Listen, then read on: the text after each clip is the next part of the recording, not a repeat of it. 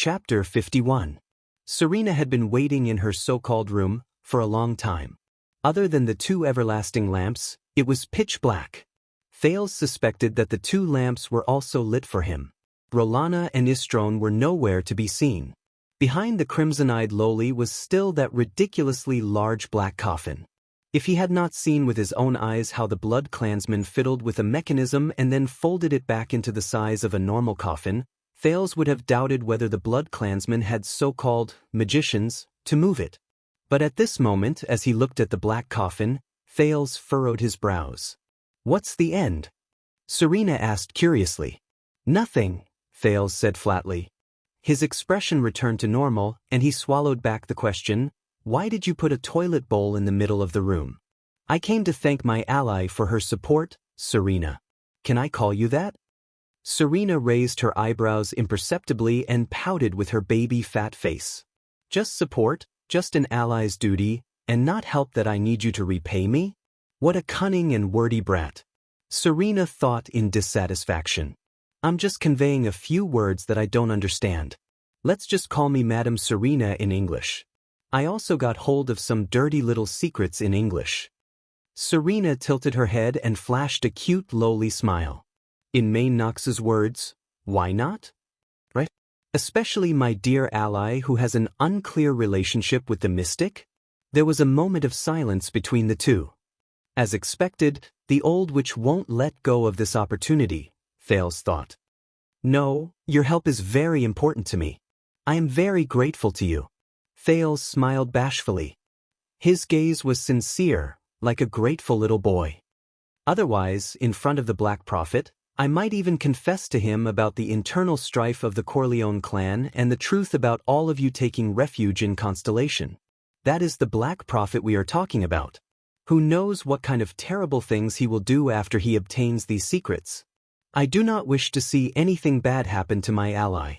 I hope you feel the same way, Serena." Serena's gaze instantly turned cold. "You're not willing to lose out at all, are you, my ally?"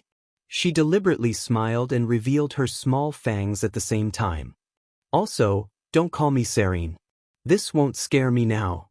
Thales watched in amusement as Serena, who looked like she was 5 or 6 years old, curled her lips in front of him. "I thought allies should trust each other, not threaten each other back and forth." Thales' smile grew brighter. He took a step forward. "Our interests are aligned, my dear Serene. Since our interests are aligned, please call me Madam Serena. Please show more sincerity. For example, my subordinates and I need more blood, fresh blood." Serena's red pupils were focused. She took a step forward and looked at Thales. "Sure enough, a dog can't change its ways, cough cough." Thales took a deep breath and took a step forward. He looked straight into the pair of red eyes and tried his best to chase the image of the mummy out of his mind. He smiled and said, "To bind our mutual interests even more tightly. Serene." Thales took a deep breath and took a step forward. He looked straight into the pair of red eyes and tried his best to chase the image of the mummy out of his mind. "Celine? Rude mortal." Serena thought in slight annoyance. "When I take back the throne from that B***, She looked at Thales' relaxed smile. "Oof, so you're saying?" Serena chuckled. Her small lips curled up slightly. "You finally made up your mind to propose to me?" Thales felt his worldview shake. With an expression as if he had just eaten each *tea, he helplessly looked at the 400-year-old witch who was smiling smugly. "You win." Thales sighed. Under Serena's sparkling gaze, he rolled up his left sleeve and extended his exposed wrist in front of the red-eyed lowly. "My fresh blood. This is what we agreed on in the alliance," he said flatly. Serena's expression changed, but it immediately turned into a smile. "I believe in your sincerity now, my dear ally." I thought he would keep going back on his word. The Archduchess closed her eyes and took a deep breath. The curve of her lips grew wider. "This boy isn't that annoying after all. Remember, 1/8 of a pint, Serene."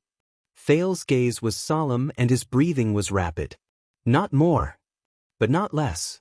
Serena opened her eyes. Ignoring Thales' question about how he addressed her, she smiled strangely. I will control the amount of blood. The lowly's face was intoxicated and fanatical. At this moment, the anxious Thales felt that the person in front of him was an archduchess of the Blood clan who was 400 to 500 years old. Blood? Can't you use another word? Thales looked at Serena, who had turned into a gourmet. He gulped with difficulty. The shadow of being a mummy lingered in his mind. Hey, can your gaze be gentler? I'm a little scared of your expression. It's giving me goosebumps. You give me a hint, sister. Don't bite me with such a big mouth. Ouch, ouch, ouch. Thales' panicked voice came from the room. Yodel's mask trembled. He was about to move when he was stopped by the old butler of the Blood clan. This is the alliance between them, Chris said coldly. He stared at the masked protector in front of him without showing any weakness. In front of the Blood clan's fangs, humans would always be the weaker party. Even if that cub was the heir to the second most powerful country in the Western Peninsula. But as the blood-sucking continued, it seems wrong? Thales' voice came from the black coffin again. Your mouth looks quite small. Why is it so powerful? Hey, don't be too intense at the beginning. There needs to be a transition. Ouch, my teeth. You're hurting me. Slow down, one bite at a time. Light. Just be gentle. You don't use your tongue everywhere. I won't be able to take it. Chris' expression became more and more unpleasant. Alright, maintain this pace. Take small bites. I know you can't control yourself, but you have to hold it in and stay rational. Serena, be good. For my health, don't be so fast. Chris' face turned from pale to livid. Damned mortal. Is that brat doing this on purpose? He looked at Yodel, who was opposite him, fiercely. Yodel's hand, which was raised in the air, paused for a moment. Chris' face twitched as he saw Yodel turn his hands outwards and make a gesture that indicated that he had no choice. Yes, the masked protector said hoarsely and helplessly, this is their alliance. Yodel stood at the door with ease and put his hands behind his back again. Before Chris flew into a rage and rushed into the room, Serena finally sucked enough blood. Satisfied, she let go of the nervous Thales and licked her bright red lips. Thank you for your hospitality, the red-eyed lowly said sweetly. You're welcome. Thales, whose face was ashen, sat on the floor with a displeased expression. He caressed the two small holes on his wrist and opened and closed his mouth. Donate a bag of blood and save a life. He felt that she had secretly sucked a lot of blood. Don't worry, that child is stronger than we thought. Gilbert walked down the hall on the first floor and looked at Gines, who was in a daze. At this moment, the sound of a horse galloping came from outside Mindy's hall. Gilbert's expression changed. It was a messenger on horseback. Looks like it will be an eventful night. Gines snapped out of her daze and looked at the messenger with a complicated gaze. She respectfully handed over a 9-pointed star seal's wax scroll. Gilbert broke the wax and opened the scroll. The more he read, the darker his expression became. Something big has happened. Gilbert put down the scroll and frowned deeply. His Majesty has urgently summoned us to the palace. Of course, you are, after all, his most trusted attendant and former foreign affairs minister. Gines sighed and turned around nonchalantly to walk upstairs. As for me, forget it. I would rather stay here and look after that child. No. Gilbert turned to Gines. His expression was more solemn than ever. He faced Gines, lifted the top edge of the scroll, and shook it gently. Kessel Jadestar's signature and the 9-pointed star seal were revealed at the bottom of the paper. His Majesty has urgently summoned all of us to Renaissance Palace. Chapter 52. When Thales was asked out of Mindy's hall by Gilbert and Gines with serious expressions, he did not know what had happened. What is it? For the first time in over 20 days, Thales stepped out of the cedar wood door of Mindy's hall. He looked puzzled as he looked at the familiar dark-colored carriage. Gilbert will explain it to you. Gines' serious look made him nervous. She swung the horsewhip in her hand and leaped onto the driver's seat lightly. She answered briefly, all you need to do is to get on the carriage immediately. Thales turned his head in confusion. The middle-aged noble took out a boarding stool out of nowhere and placed it gently on the ground. Please, young sir. Madame Gines does not like to sit in the carriage. I am sorry, but you will have to endure an old man like me sharing the carriage with you. Gilbert's attempt at humor completely failed. Even the two horses could sense that he was preoccupied and intentionally avoided him. What happened? With uneasiness and apprehension, Thales stepped on the boarding stool and the carriage pedal. He turned around to look at the guards of Mindy's hall and saw that they had no intention of leaving with him. As if sensing Thales' gaze, the swordsmen, with Cora in the lead, bowed their heads to show respect. They will not leave with us. One carriage, it will be more discreet, Gilbert said flatly. Thales looked at the extremely serious expressions on the two men's faces and suppressed his desire to get to the bottom of the matter. He only asked, "After we leave this time, will we still return?" "It depends on His Majesty's will." Gilbert's tone was a little solemn. "Forgive me for being rude, but we must leave as soon as possible." "Things are actually so serious?" Thales did not say anything else and simply sat in the carriage. Gilbert, who followed closely behind, gently closed the carriage door. Inside the dark carriage, there was still the same dark red sofa from 20 days ago. The glass adorned with crystal drops, the carriage decorated with the 9-pointed star emblem, and the slightly glowing paint. Gine's horsewhip was light and rhythmic, but the speed of the carriage was much faster than the last time Gilbert drove it. Of course, it was also much bumpier. As the carriage jolted up and down, Gilbert watched Mindy's hall gradually disappear outside the window under the moonlight. He looked at Thales solemnly. "Time is tight. I will only speak about the main points." Aside from the conversation in the secret chamber, Thales had never seen Gilbert so serious. This made him anxious. Extet's diplomatic group is scheduled to visit Constellation around the new year. The middle-aged noble looked at Thales seriously. Thales narrowed his eyes and tried hard to recall the history of the continent over the past 20 days. Extet. Raikuru Extet, the human hero of the Battle of Eradication, established the country in Northland.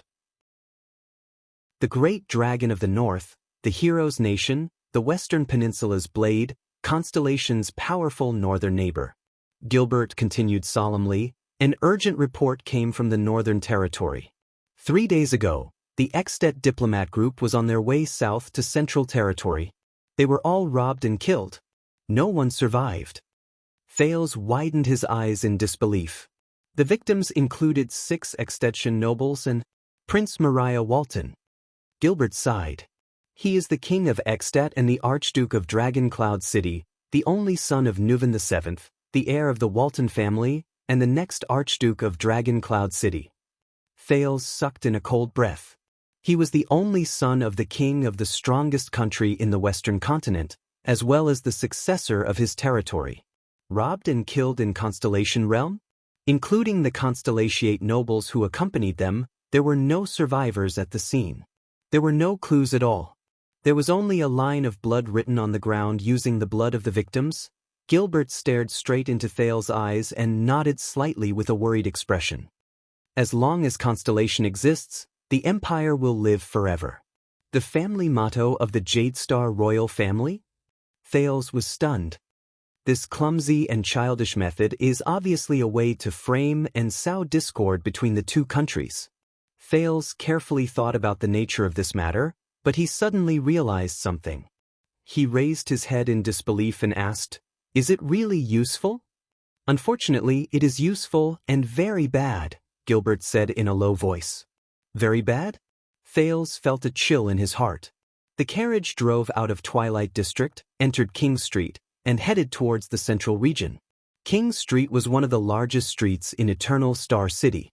The flow of people was second only to Star Plaza, which served as the transportation hub to the north of the central region, where merchants and shops from various countries gathered, as well as the Grand Bazaar to the side of the Western City Gate where the lower-class citizens gathered.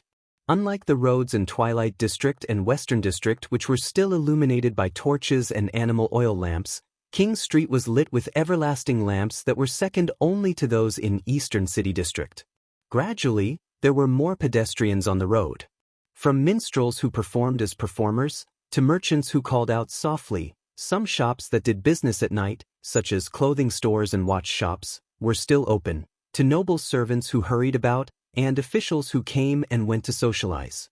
There were even real nobles who passed by in carriages or on foot. Here, their carriages were inconspicuous. King Street was located at the junction between Twilight District and the Central Region.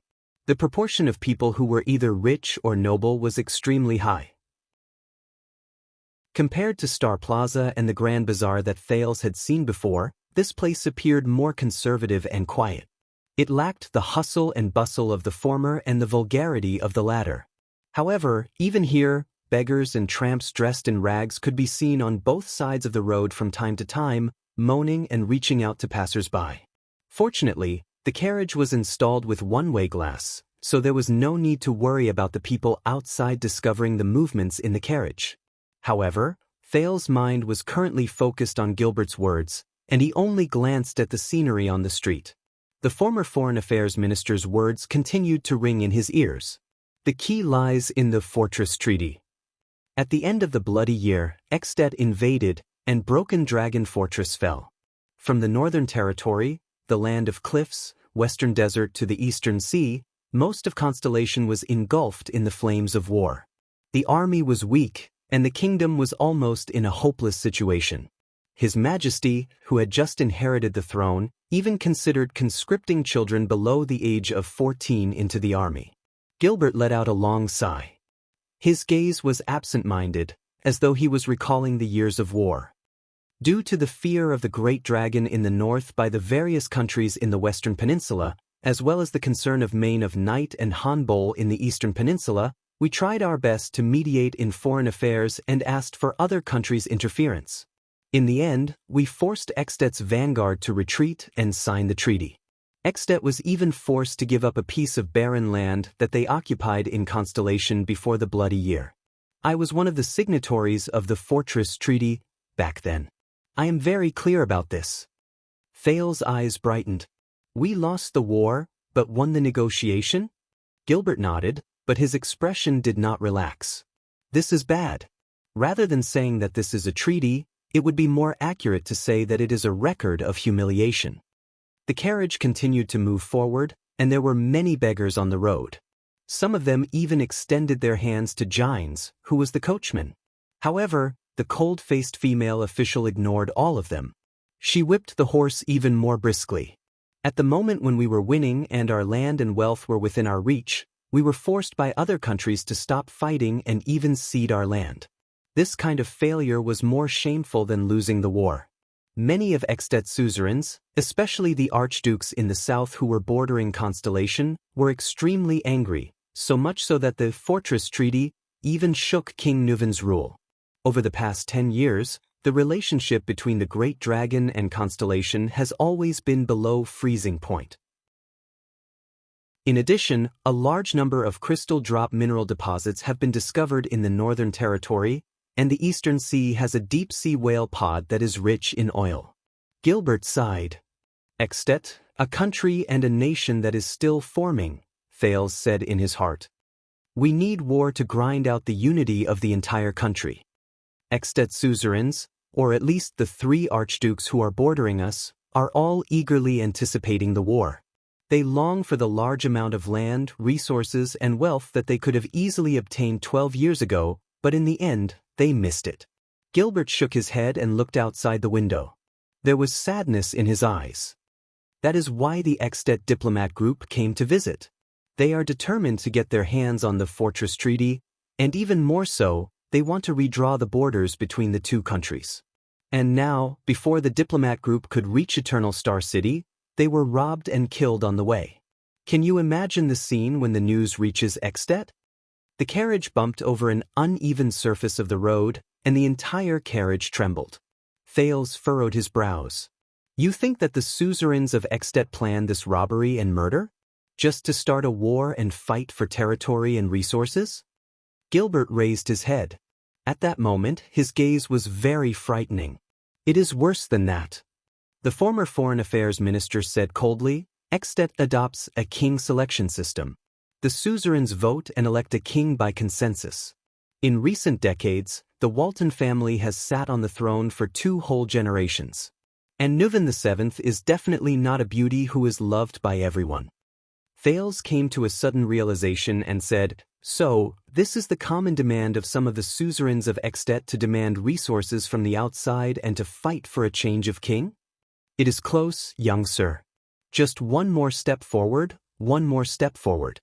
Gilbert carefully guided the kingdom's only Jade Star bloodline. He said calmly, "During the period of time from the assassination of the diplomat group to the aftermath, the pressure of this matter will be entirely on King Kessel's shoulders. How to decide, how to respond, whether to fight or to make peace, how to use the method, whether to be tough or soft, whether to be honorable or humiliated, all the responsibilities will be borne by His Majesty. From now on, all the nobles of Constellation will have their eyes firmly fixed on Renaissance Palace." "What do you mean?" Thales asked, puzzled. No matter how much of a genius he was not in the context of the rules of the nobles. He could not understand the meaning of this matter. At that moment, Gilbert's gaze suddenly became complicated and profound. Thales could not understand it.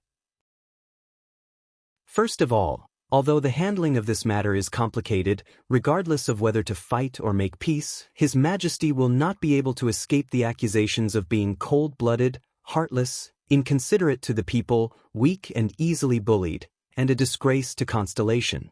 This will greatly affect His Majesty and the Jade Star royal family's reputation and authority in the kingdom." Thales' pupils shrank abruptly. He began to understand what worse than this meant. Secondly, to handle this matter, regardless of whether it is military mobilization or national decision-making, it requires power that far exceeds that of the territories directly under the royal family. It requires the cooperation of all of Constellation and the suzerains. This means that His Majesty must obtain the full support of the suzerains, especially the 6 great clans and the 13 distinguished families. This is definitely not without a price. Thales' heart trembled. For example, the next candidate for the Supreme King of Constellation? Thirdly, there are pros and cons to war. Not only does it bring about a crisis, it also brings about a reshuffling of power in Constellation. After the baptism of war, the weak will be eliminated, the old will lose their positions, the strong will be reborn, and the living will become stronger. Some of the suzerains will face their doom, while the others will be reborn. Under Gilbert's burning gaze, Thales sat in the carriage in a daze, feeling the bumps and tremors.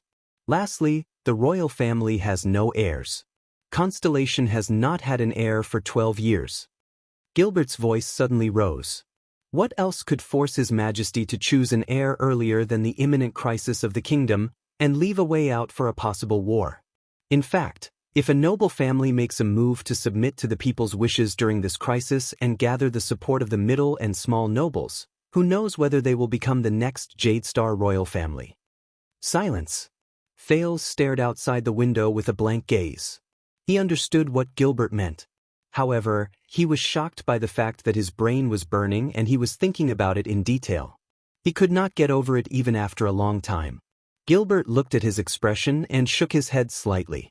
Hopefully, this cruel and bloody game, which has been going on for thousands of years, will not scare this smart and talented young man away. After a long while, Thales spoke in a dumbfounded manner.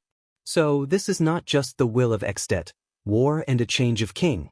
This is also the wish of many people in Constellation, to fight for the throne of the royal family. Thales added his final conclusion with great difficulty. Thales added the final conclusion with great difficulty.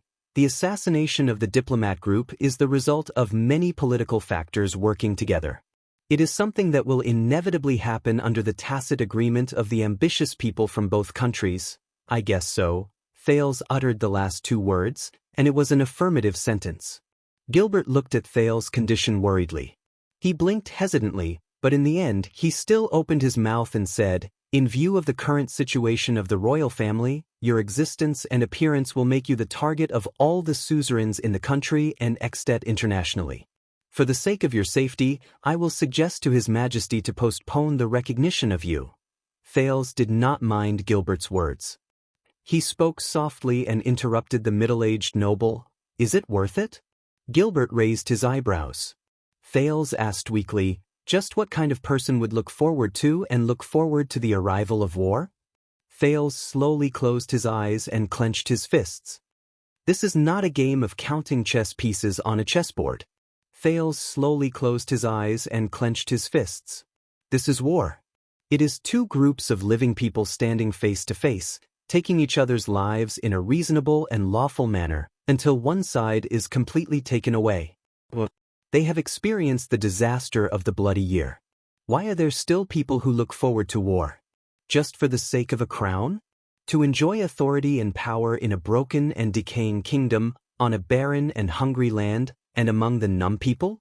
Then, they will rule for more than 20 years in a difficult, miserable, fearful, and paranoid manner, and then impose the same misfortune on their descendants? Is it worth it? Gilbert wanted to answer, but he was momentarily speechless. Thales, who did not have an answer, shook his head with a dejected expression. However, this was probably history. The history of human behavior. There was another period of silence in the carriage. The carriage drove away from the bustling King Street.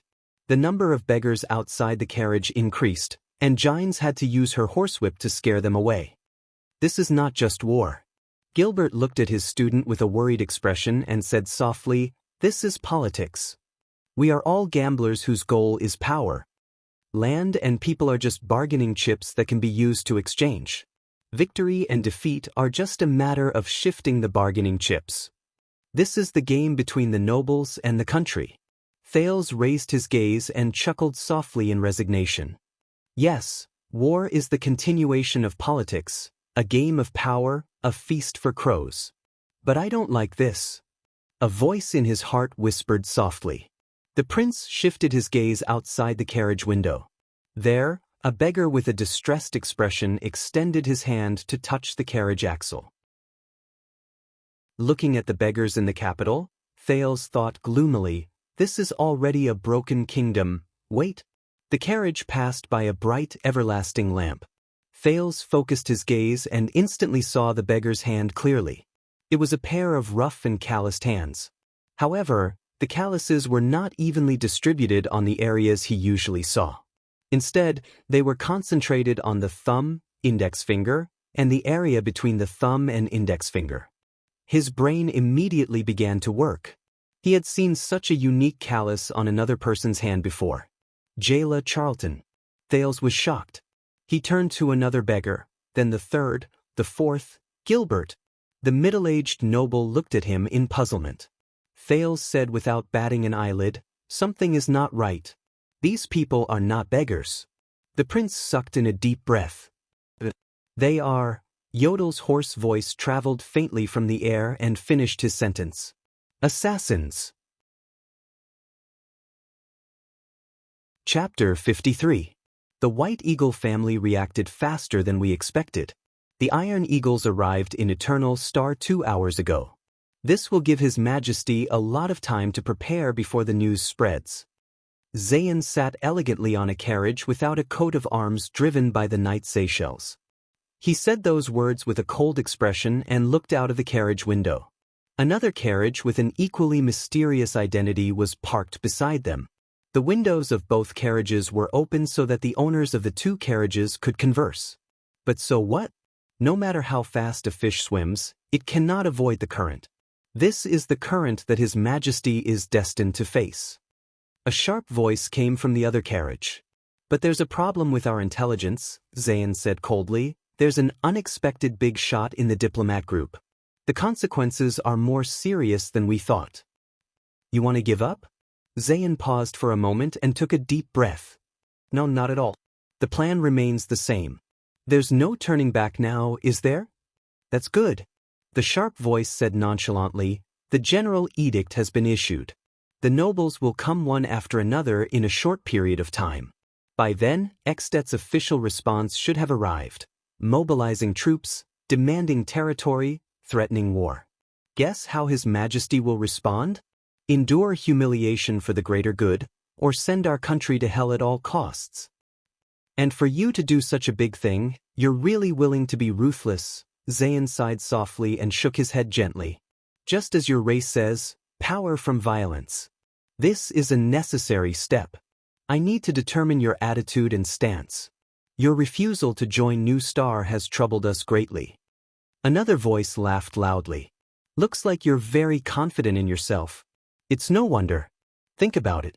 The young, elegant, and outstanding master of Jade City, Guardian Duke of South Coast, Zayn Covendier, was made heir by His Majesty. What a beautiful scene! We are willing to promise on the honor of our family that your rule in Western Desert will not be shaken, and that you can even benefit from the decline of the Northern Territory, Zayn said seriously and sincerely. And it doesn't have to be me. Constellation can also become a king selection system, right?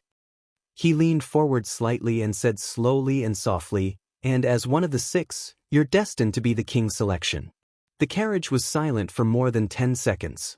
All right, from now on, you have my guarantee, the shrill voice said slyly. If Constellation reaches that stage, the Fakenhas family will follow the trend. Zayn clenched his fist slightly. He suppressed the impatience in his heart. This fellow.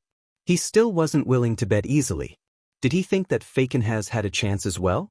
Or did he simply lean towards the other families? Cullen? Nanchester? Or the most unlikely Tabark?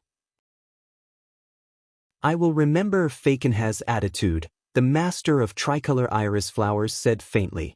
Although Zayn kept a straight face, he was very wary of the person in the other carriage. This fellow's threat level on his list was second only to the fat Guardian Duke of the Eastern Sea, and even higher than the one-eyed dragon of Nanchester. The shrill voice laughed again and continued, It's an honor. The future King Zayn. I heard that you have been disgraced by the Blood Bottle Gang's matter? Aren't you working together to control the gang? Is that old man Cullen just going to stand by and do nothing? When Zayn heard the word, His Majesty, he frowned and curled his lips without anyone noticing. Thank you for your concern. Everything is under control. Let's call it a day. I still have to rush to Renaissance Palace, and you should be in the ruins right now to personally receive His Majesty's edict. Don't worry. The shrill voice suddenly turned cold. Fakenhas is never absent. Very well, Sir Fakenhas. I look forward to seeing you again, Zayn said his last words. The shrill voice laughed and said, I also look forward to the reunion of the 19 noble families in the capital 12 years later. The 2 carriages started their respective carriages, crossed each other, and drove further and further away. Zayn lowered his head and closed his eyes, gently rubbing the bridge of his nose. Sir, Seychelles' voice came through the front window, something's wrong up ahead. Zayn opened his eyes slightly. In the distance outside the carriage, a rapid and strange sharp sound came. Seychelles let go of the horsewhip with one hand and gripped the sword at his waist. He said coldly, It seems that a carriage has been attacked by assassins. Looking at the beggars who were either lying or standing on both sides of the street, Gilbert calmly leaned forward and pulled open a small window at the front of the carriage. He hesitated for a moment, but still calmly and quietly said, Madam Gines, there's something strange around us. Through the small window, Thales clearly saw Gines' back tremble slightly. Assassins? She said slowly, Are they here for that child? For some reason, Thales heard some unstable emotions in Gines' words. He also noticed that Gilbert was looking at Gines' back worriedly. Not necessarily, the middle-aged noble said softly. Not necessarily? Thales checked the JC dagger at his waist. When he heard this, he could not help but be stunned. But even Yodel is certain that it's an assassin. Why did Gilbert tell Gines that it's not necessarily? Be ready to speed up and escape at any time. But before they really make their move, Gines, you must be steady. Never. Remember, they are not necessarily assassins. The middle-aged noble was extremely solemn. He seemed to feel that what he said to Gines was a little inappropriate, so he immediately added, Yodel, you too. Are they here for me? Thales asked with a serious expression. The situation is unclear for now. Gilbert returned to his seat and stared at the surroundings of the carriage with a sharp gaze. He said quietly, Theoretically, it is impossible for your existence and whereabouts to be leaked, but please be prepared for the worst. At least 7. Even though they were invisible, Yodel's hoarse voice strangely rang beside Thale's ears. They are skilled in hiding, well-trained, and arranged on the road to Renaissance Palace. I am ready. I can accelerate at any time. Sit tight. Jine's voice traveled into Thale's ears, adding a chill to it. Just calm down. Gilbert seemed to be a little abnormal as he said this to Jine sternly. Even Thales, who was the most inexperienced among them, could sense that something was wrong with Jine's at that moment. The carriage went around a corner and drove from the muddy ground to the brick ground. There were still 2 more streets before they reached the central district. At that moment, the expression of an old beggar who was moaning on the ground to their left suddenly changed. Using his hands and feet, he chased after one of the horses and extended his hand towards Jine's, asking for money as an alms. Crack. The horsewhip cracked and the entire carriage began to shake violently. Without any warning, the carriage began to accelerate. Gilbert's expression changed drastically. He pounced to the front of the carriage and shouted loudly without caring about Thale's reaction, "Jine's, no." But it was too late. Jine's, who was in the driver's seat, let out a furious shout. "Come on, shameless bastard." The horsewhip cracked angrily. As Jine's wrist turned rapidly, it lashed fiercely on the old beggar's body. Crack. A huge force surged and a line of blood spurted out from the beggar's body. The old beggar flew 5 meters away with blood dripping down his body. A short machete fell from his sleeves. While the shocked Thales was still trying to understand what had happened, he saw a beggar at the back of the carriage leap up abruptly. He held a dagger with both hands and roared furiously. "It's happened!" More than 10 figures pounced towards the carriage from among the beggars and tramps. Thale's expression changed drastically. There were more than 7 assassins. Unfortunately, when he counted the number of assassins, the enemies had already launched their attack. The 2 horses were the first to suffer. 2 assassins were seen rolling past the horses' abdomens. As the black horses neighed sorrowfully, blood spurted out. Under Jine's angry rebukes and the whipping, the carriage continued to move forward according to its inertia. However, the carriage immediately crashed into the fallen horses, and the entire carriage flipped to the side abruptly. Jine's leaped up with force and whipped an assassin at the side, causing him to fall to the ground. She had a crazed expression as she gritted her teeth and drew out the long sword at her waist. She turned around and stabbed the assassin behind her in the left chest. Bang. The carriage finally fell to the side on the road. The moment the carriage flipped, Thales was hugged tightly by Gilbert. As the carriage flipped, they fell to the side near the window. 3 assassins leaped onto the flipped carriage. When Thales climbed up in a daze, he felt Gilbert pressing him to the side. Crack. The one who attacked was not the assassins, but Gilbert. With a calm expression, he drew out his staff and swung his arm, completely shattering the window glass above his head. The glass shards flew into the sky. The 3 assassins instinctively raised their arms to protect their eyes. Gilbert's staff was like a venomous snake. A sharp blade popped out from the tip of the staff. With a precise thrust, an assassin fell while holding his neck. Thales hugged his head tightly as he felt the small glass shards fall around the carriage. 2 long swords were passed into the carriage and thrust towards Thales. However, they were deflected by the noble's rapier in Gilbert's left hand. With an ingenious move and strength, the 2 swords were deflected. Grip. One of the 2 blades stabbed into the sofa in Thales' left hand, while the other swept past his right arm and pierced through the air. Thales gritted his teeth as he felt a cold sensation coming from his right arm. One of the assassins saw the scene in the carriage. He immediately said in surprise, "No." However, before the assassin could finish speaking, he was interrupted. Yodel appeared behind the 2 assassins like a ghost. His gray short sword slashed horizontally across the back of their necks. The 2 assassins, who were dressed in rags, immediately fell limp. "Send him away!" Gilbert roared furiously. He blocked the glass shards that filled the sky, pressed on the carriage and flipped out of the carriage. Yodel grabbed Thales' belt and fished him out of the carriage. As Jine's roared furiously, Thales saw the situation around him clearly. Under the illumination of the everlasting lamp, 7 or 8 assassins dressed as beggars charged towards the overturned carriage with long shadows behind them. The unrelated passers-by ran and fled amidst screams and cries for help. The street was instantly in chaos. Gilbert kicked a broken piece of the carriage towards the assassin closest to him. He then thrust his swords forward and forced the assassin on the left to retreat. Yodel's figure flashed and he slit the throat of an assassin who was charging towards him. He then carried Thales in his arms.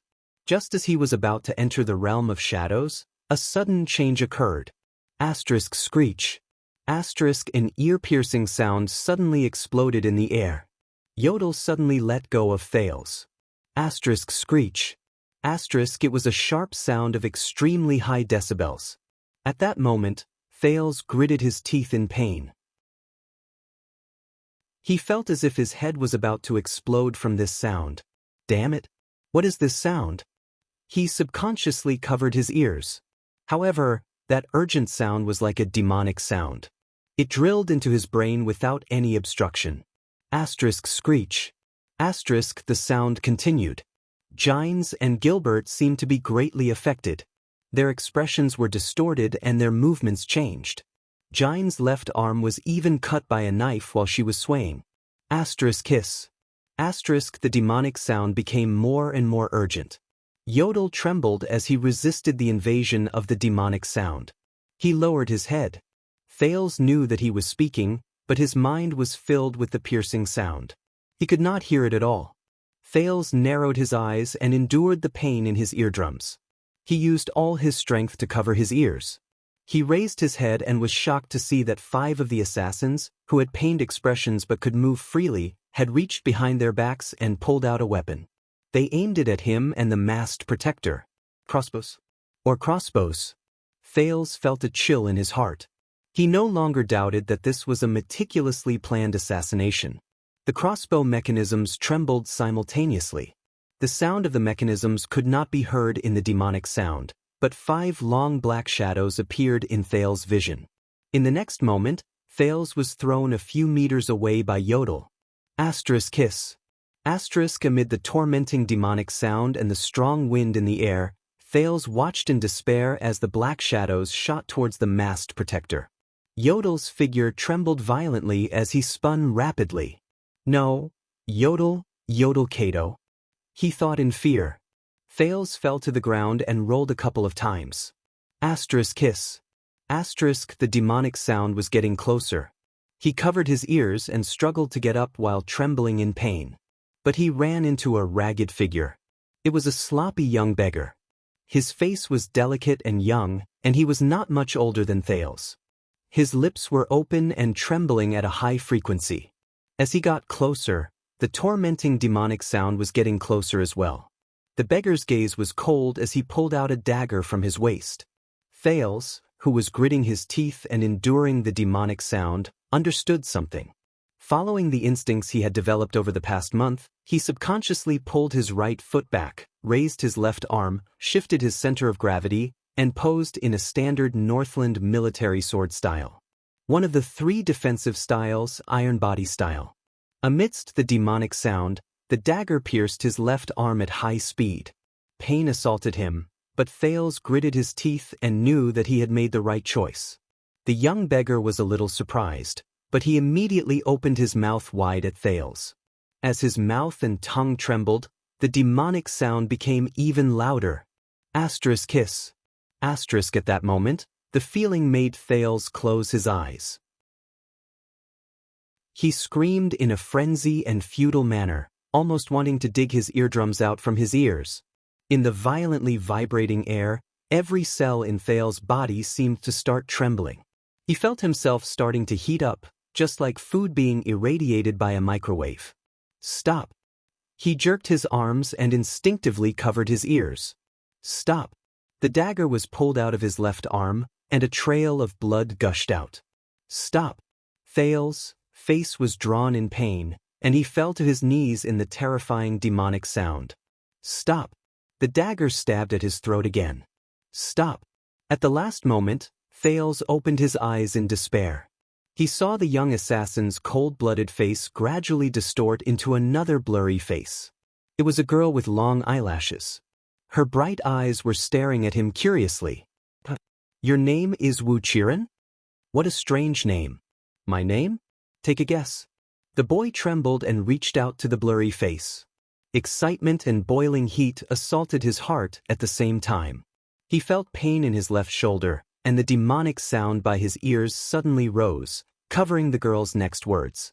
He only saw her blurry lips open and close. "Stop," he mumbled subconsciously. "Stop. I can't hear her. Stop." He reached out and grabbed something, as if he had grabbed something out of thin air. "Stop," he mumbled. The demonic sound really stopped. His mind was no longer in a mess. His eardrums no longer hurt. The scene in front of him returned to normal. Thales trembled and opened his eyes. The dagger that was aimed at his throat was now stuck in his left shoulder. The owner of the dagger, the young assassin, grabbed the hilt of the dagger and knelt down weakly. The young assassin fell into Thales' arms, face to face. The corners of his mouth twitched, and his body trembled. Thales looked at him in confusion. The young assassin's face gradually turned pale. He looked into Thales' eyes, and his gaze was also filled with confusion and puzzlement. But Thales could read this message from his gaze. Thales panted heavily, endured the pain in his shoulder, and looked at him in shock and bewilderment. The boy also wanted to know why there was a murderous psionic assassin just a moment ago. This is? Thales supported the young man, panted, and lowered his head. In the space created by their bodies and arms, the boy raised his warm right hand. He trembled and looked at the warm and moist thing in his hand. It was an irregular red sphere. There were many tubes in it. It seemed to be vibrating. Thales focused his gaze. He saw it clearly. His gray pupils shrank abruptly. In Thales' previous life, he did not do well in his high school biology class. When he went to university and became a postgraduate, his biochemical knowledge improved by leaps and bounds. But this did not stop him from recognizing what the thing in his hand was. It was a blazing heart that was still pulsating unceasingly. It was bright red and had a hint of liquid in it, heart. The blood vessels between its two chambers could not absorb blood, and they twitched forcefully. Thales subconsciously looked at his chest, and then at the young assassin's chest. But their chests were intact, without a single drop of blood. Asterisk thump. Thump. Asterisk. The beating of the heart became slower and slower. It became slower and slower. Thales was stunned for a few seconds before he trembled violently. The fresh, bloody heart slid from his hand to the young assassin's knees. The young assassin's breathing became weaker and weaker. With a pale face, he seemed to realize his fate. "Lucy," he moaned beside Thales' ear, listless and powerless. These were his last words. Until he stopped moving. The sounds of fighting finally returned to Thales' ears. The trembling prince extended his right hand, which was covered in warm blood, and pulled out the dagger from his left shoulder while enduring the pain. He threw it away without looking and scrambled away from the young assassin. The young assassin's corpse fell face down powerlessly, pressing down on that heart. His own heart. Did I lose control again? Thales shuddered and thought of Yodel, who was surrounded and killed by arrows. He subconsciously turned his head, but there was nothing beside the carriage other than the assassin's corpse. Thales' ear, which was still in pain, moved. Another assassin landed beside him. The moment the demonic sound disappeared, the assassins noticed the abnormality in this corner. With Gilbert and Gines holding them back, they finally managed to free up some manpower and quickly came to help. The assassin who came to help looked at the young man lying on the ground in shock, then at Thales. Without hesitation, he swung his right hand and a hidden blade appeared under his wrist. Thales extended his hand towards JC, thinking about the possibilities of defense and escape. Or, he glanced at the young assassin's corpse. With that power, at this moment, Thales' entire body erupted with intense pain from inside out. Thales clenched his teeth and suddenly fell limp. It was as if someone was tearing his soul apart. But the assassin did not care about his movements. He only coldly thrust his hidden blade at him. But at this moment, Thales did not even care about the danger to his life. He had never experienced such pain.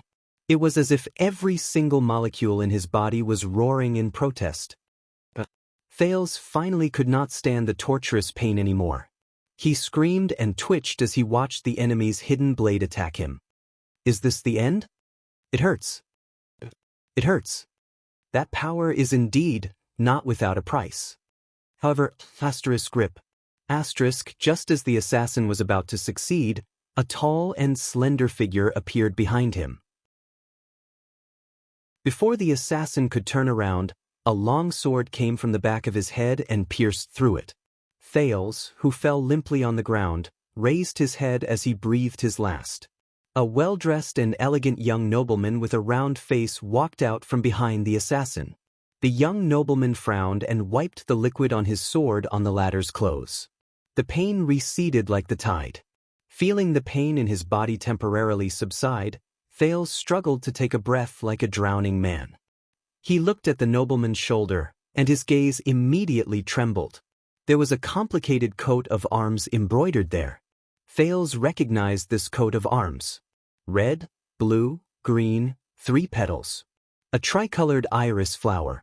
In the distance, the fanatical Seychelles knight waved his saber and stood beside Gilbert, who was lying limply on the ground.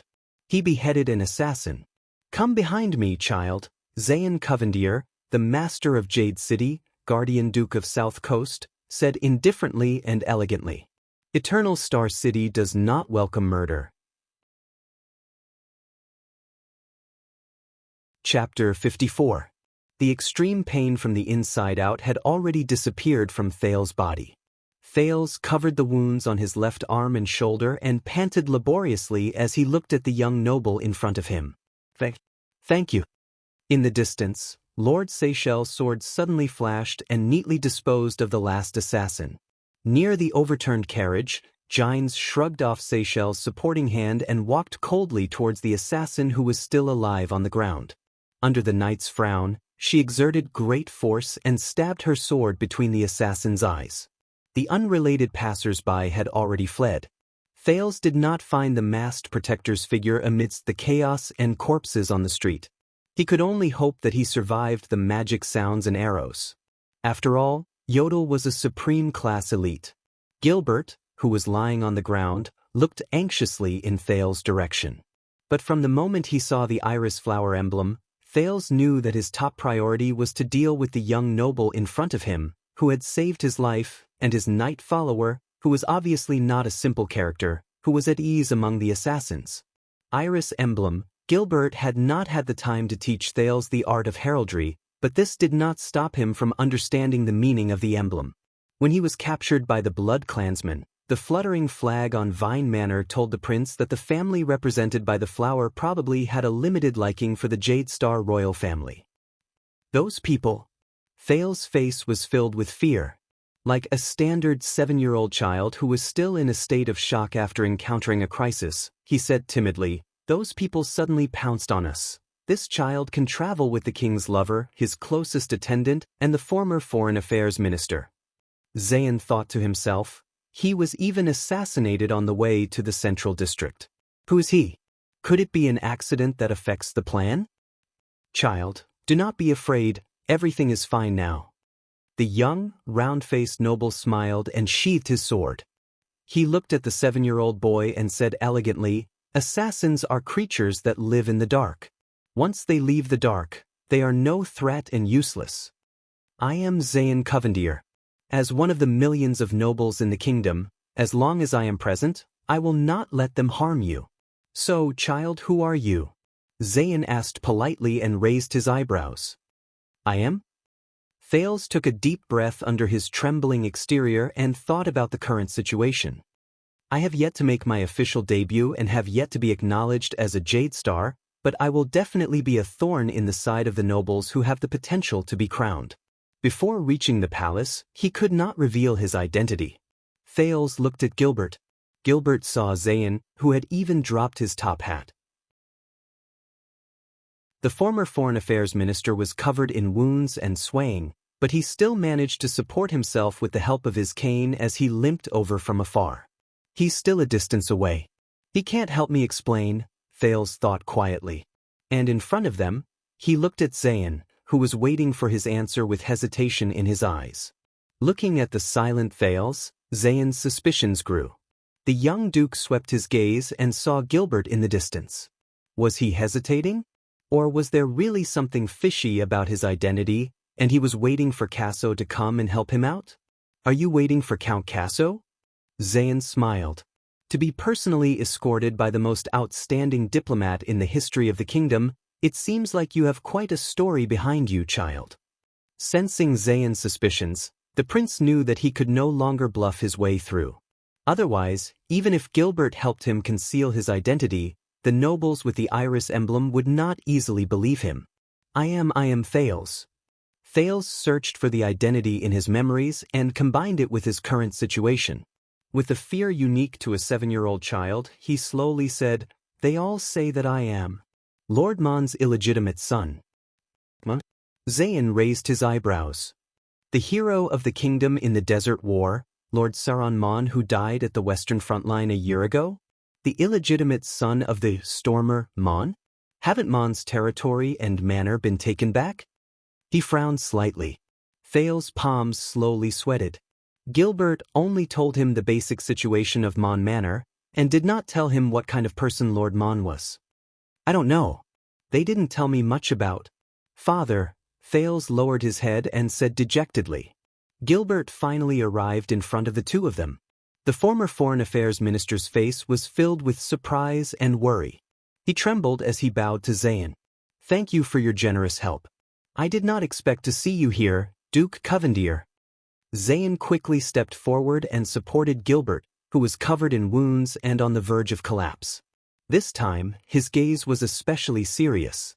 Count Casso, I would rather meet you on another occasion and talk over a cup of wine, he said sincerely, than lend a hand in a despicable assassination. Count Gilbert Casso. Zayn silently recalled this person's identity. The cunning fox of Constellation. This was how the various countries led by Extet addressed Count Casso after the Fortress Treaty. At that time, he was still Viscount Casso, who had just inherited his father's title. It was enough to prove this person's wisdom and means. 12 years ago, it was he who acted as Constellation's negotiator and maneuvered through the various countries' negotiation tables. He almost single-handedly defeated the great dragon of the North's ambition to invade the South. He was also the first noble in Constellation's history to be promoted from a viscount to a count just based on his diplomatic achievements. When the news of the victory in the negotiations spread, almost all of Constellation was celebrating wildly, celebrating the final end of the bloody year. If it was not for political reasons, he, who was highly sought after in the political arena back then, would almost certainly be the next Prime Minister of King Kessel. How would it be Cullen's turn? He is a rare talent in Constellation. If there comes a day when Zayn thought to himself, he will be a powerful helper. He immediately put on a stern and serious expression. I will instruct the police station that no matter the reason for this despicable assassination, it cannot be forgiven. The mastermind must pay the price. Just like him, Gilbert was also speculating about this young duke in front of him. He was one of the 6 great clans, the Covendier family, who had just been promoted for 2 years. 2 years ago, when the old duke passed away in that regrettable family tragedy, everyone thought that the declining Covendier family and the wealthy South Coast Hill would be torn apart in the endless civil strife.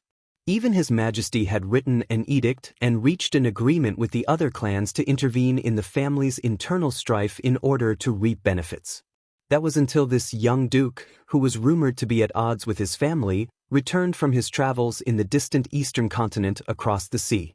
Facing pressure from his 3 powerful cousins, Zayn reunited tricolor iris flowers and South Coast under the surprised gazes of all the nobles, becoming one of the noblest and wealthiest families in Constellation. Sir Covendier, Gilbert chose his words carefully, I will remember your righteous deeds, but before that I must. At this moment, Thales suddenly spoke up and interrupted their respective thoughts. Sarcasm. In their eyes, the 7-year-old Thales lowered his head dejectedly and said reluctantly, I do not want to inherit Mon Manor anymore. The exhausted Gilbert's gaze shifted. Thales, he is reminding me, he thought to himself. I am just an illegitimate child who has not even seen my father's face a few times. I do not have any rights to begin with, and... Thales raised his head while trembling, his eyes filled with tears of fear. I do not want to experience what happened just now again. I just want to be that Thales without a surname again. Child, I understand your feelings. Being caught in the whirlpool of inheritance is never a pleasant memory. Thank you very much, Your Grace. Gilbert sighed. With Zayan's support, his eyes lit up. But this is His Majesty's order. We have to rush to Renaissance Palace immediately, Your Grace.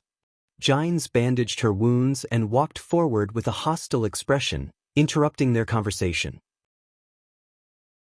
She did not dare to look at Thales and Gilbert, and only insisted on leaving in a rude and unreasonable manner.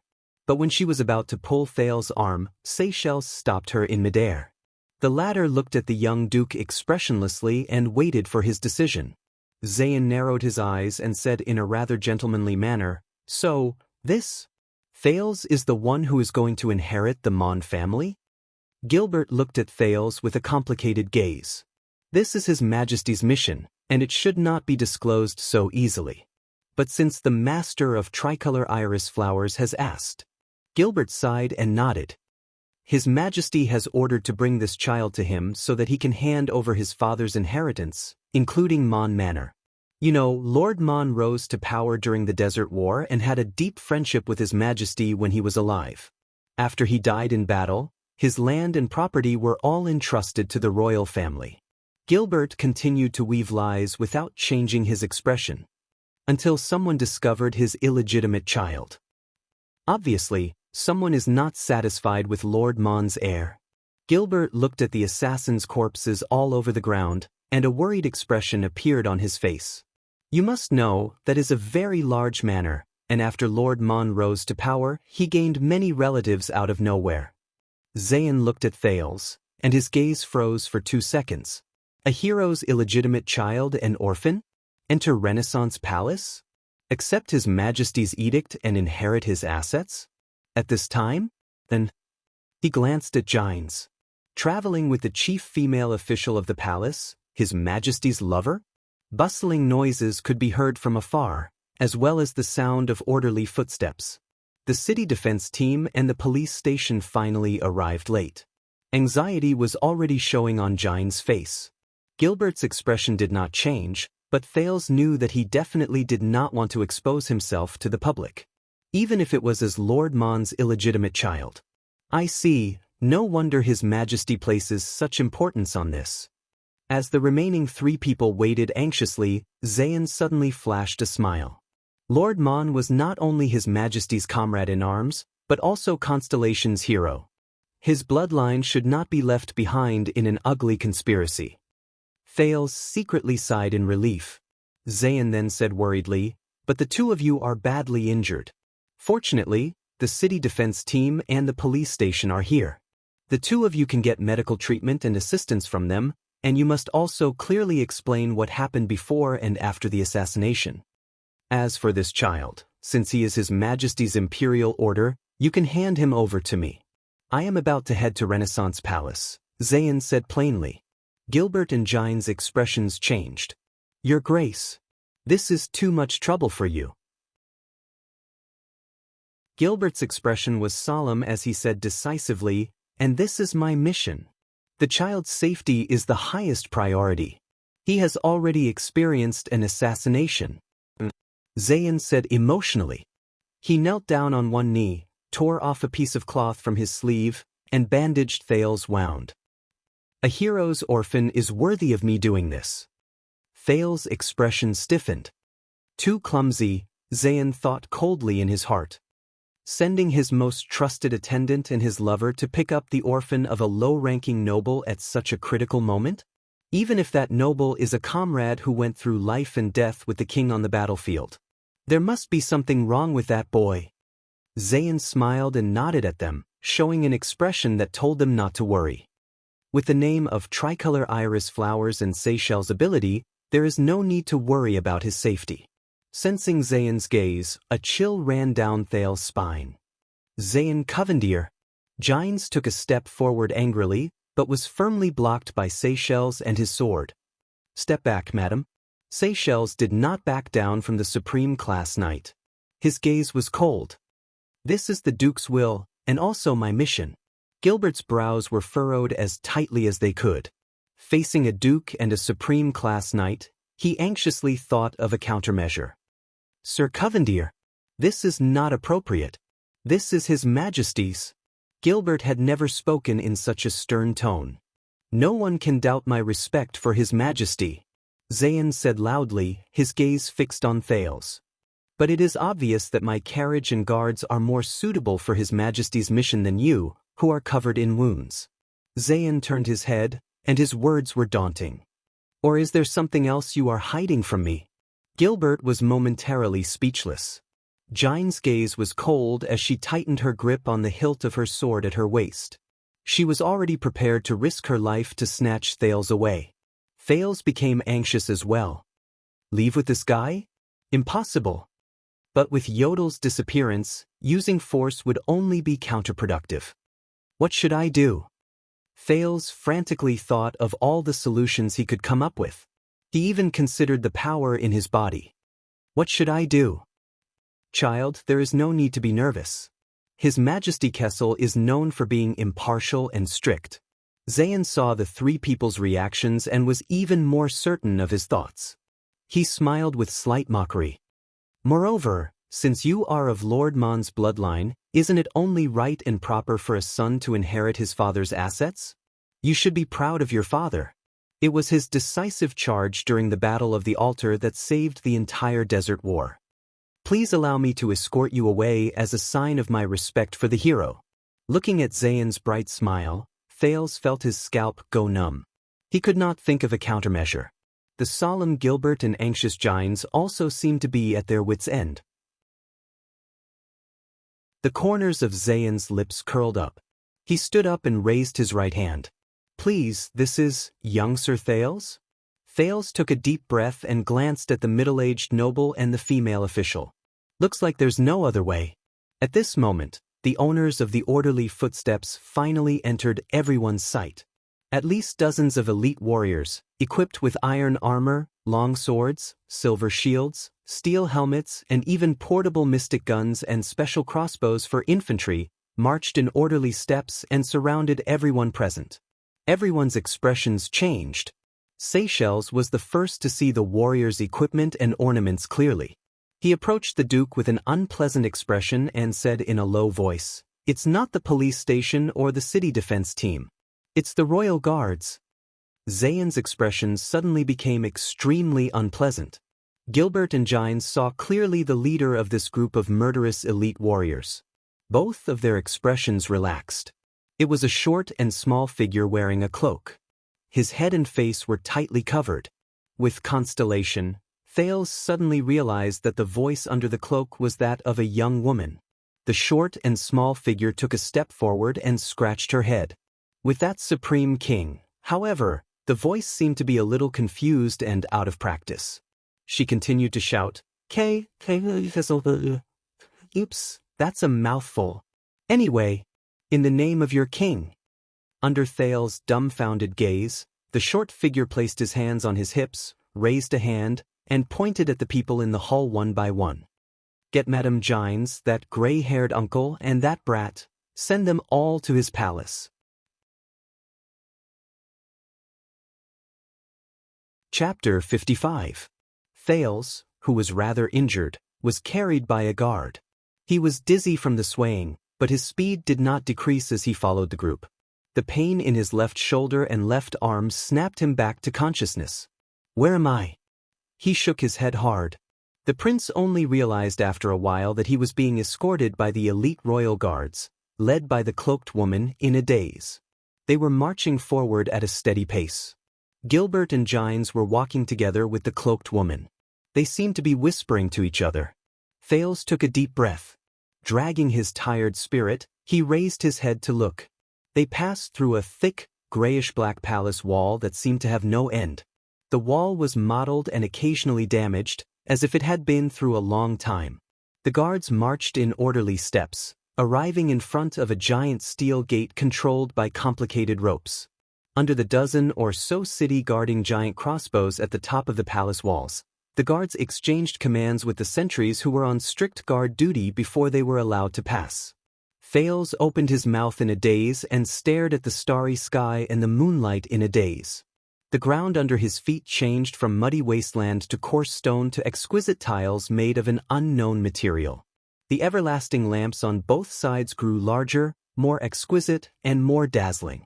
When a magnificent pyramid-like building, which looked like a huge slope, rose from the ground and appeared before his eyes, he saw the royal guard standing guard every 10 steps, teams of patrolling soldiers, and the servants who came and went nodding at them to greet them. Thales suddenly came to a realization.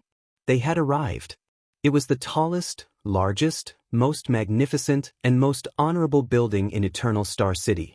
Thales relaxed and lowered his head again. When he woke up again, it was already the morning of the next day. Thales found himself wearing a set of coarse pajamas and lying on a cushioned stone bed. He was slightly stunned. He moved his bandaged left hand and left shoulder. When he felt that he was fine, he nimbly jumped off the stone bed and stepped on the ground, which was also made of cold stone. The cold temperature and coarse touch came from the soles of his feet. Thales furrowed his eyebrows.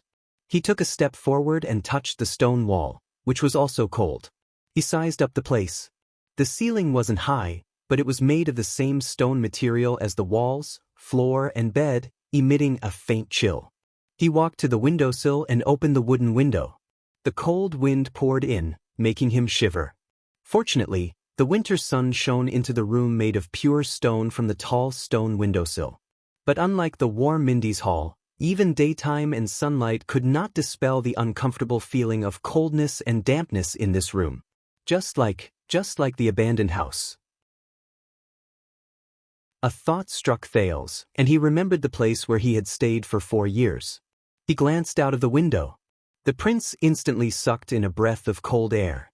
The moment he stuck his head out, he saw a crowd as small as ants, a carriage the size of a fingernail, a house the size of a chessboard, and a street with fine lines.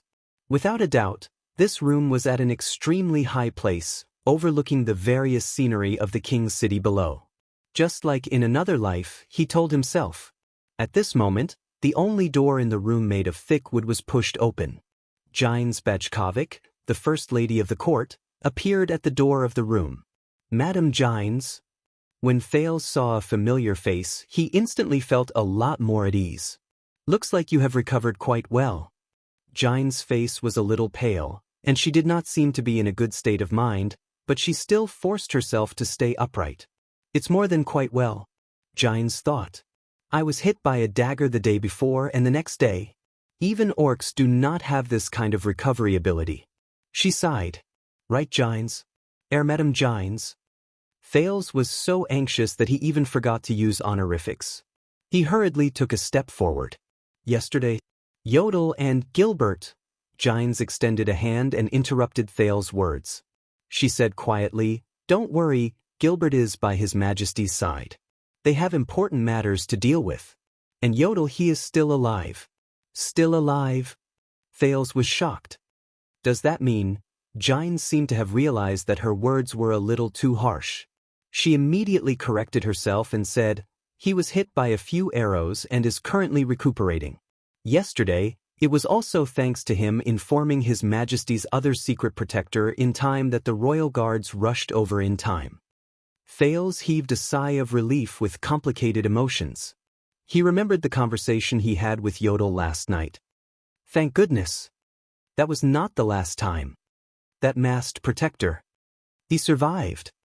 Thales immediately shifted his attention back to Xianxia's words. Another secret protector? Thales remembered the young woman who wore a cloak. He saved this piece of information. Before he could digest it, his mind jumped to another matter. Also, those assassins, and that Duke Covendier. Xianxia's gaze became stern. This made Thales remember the days when he trained hard. She said, "That is not a problem you should be concerned about. Everything has been taken care of. Those problems will not be problems very soon. Also, you have to believe in your father." My father? Thales recalled this unfamiliar term with great difficulty. It was not that he did not care, but ever since he came to Mindy's Hall from Red Street Market, he had only met his father in name once, not to mention his strange attitude towards him. "I have asked the servants to prepare hot water and breakfast. Tidy yourself up first. We still have important things to do." Gines looked at him sternly. "Servants?" Thales was stunned for a moment. He quickly turned his head around and looked at the room that looked more like a coffin than a bedroom. "So we are," Gines nodded tiredly. "Yes, you are in the largest and most important building in Eternal Star City.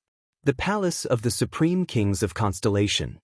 Gines uttered 3 words expressionlessly. "Renaissance Palace."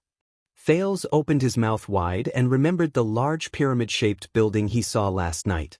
No wonder it's so high up. He then furrowed his brows and looked at everything around him. The mottled walls, the dull color, the dim lighting, the cold temperature, the hard stone slabs, the rough ground, the narrow room. Compared to Mindy's Hall, this place was like a slum. Gines saw through Thales' gaze. "But, not used to it?" She crossed her arms and looked at Thales' expression with interest. "No, it's not that." Thales quickly waved his hands and shook his head. He wanted to say something, but in the end he only sighed and lowered his head. In truth, he wanted to say that this was the best night he had slept in over 20 days. The hard and cold bed and the rough and uneven floor allowed Thales to regain the sense of security that the soft bed and quilt in Mindy's Hall could not give him. So, Thales sadly realized that the best sleep he had was during the 4 years when he was a child beggar in the harsh and terrible abandoned house. But obviously, Gines treated his truthful words as stubbornness. She smiled dejectedly. "I know what you are thinking. That's right. The palace of the Supreme King is not as glorious, luxurious, exquisite, and magnificent as I imagined." Gines walked to the window and focused her gaze on the countless citizens of the kingdom under the tall Renaissance palace.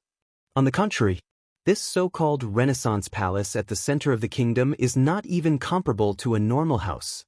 Thales watched in a daze as the arrogant, domineering, and unyielding female official, Gines Bajkovic, sighed desolately in the next moment. "Very narrow. Very high. Very cold." Gines turned around and looked at Thales with a complicated expression. "And very dark." Thales followed behind Gines Bajkovic and stepped on the hard and rough stone floor that was unique to Renaissance Palace. They walked past the similarly narrow, cold, and dark rooms. The guards and servants they met on the way lowered their heads and bowed to Gines when they saw her. The lighting in the interior of this semi-pyramid-shaped palace was so bad that they had to use lamps to illuminate some of the more difficult corners during the day.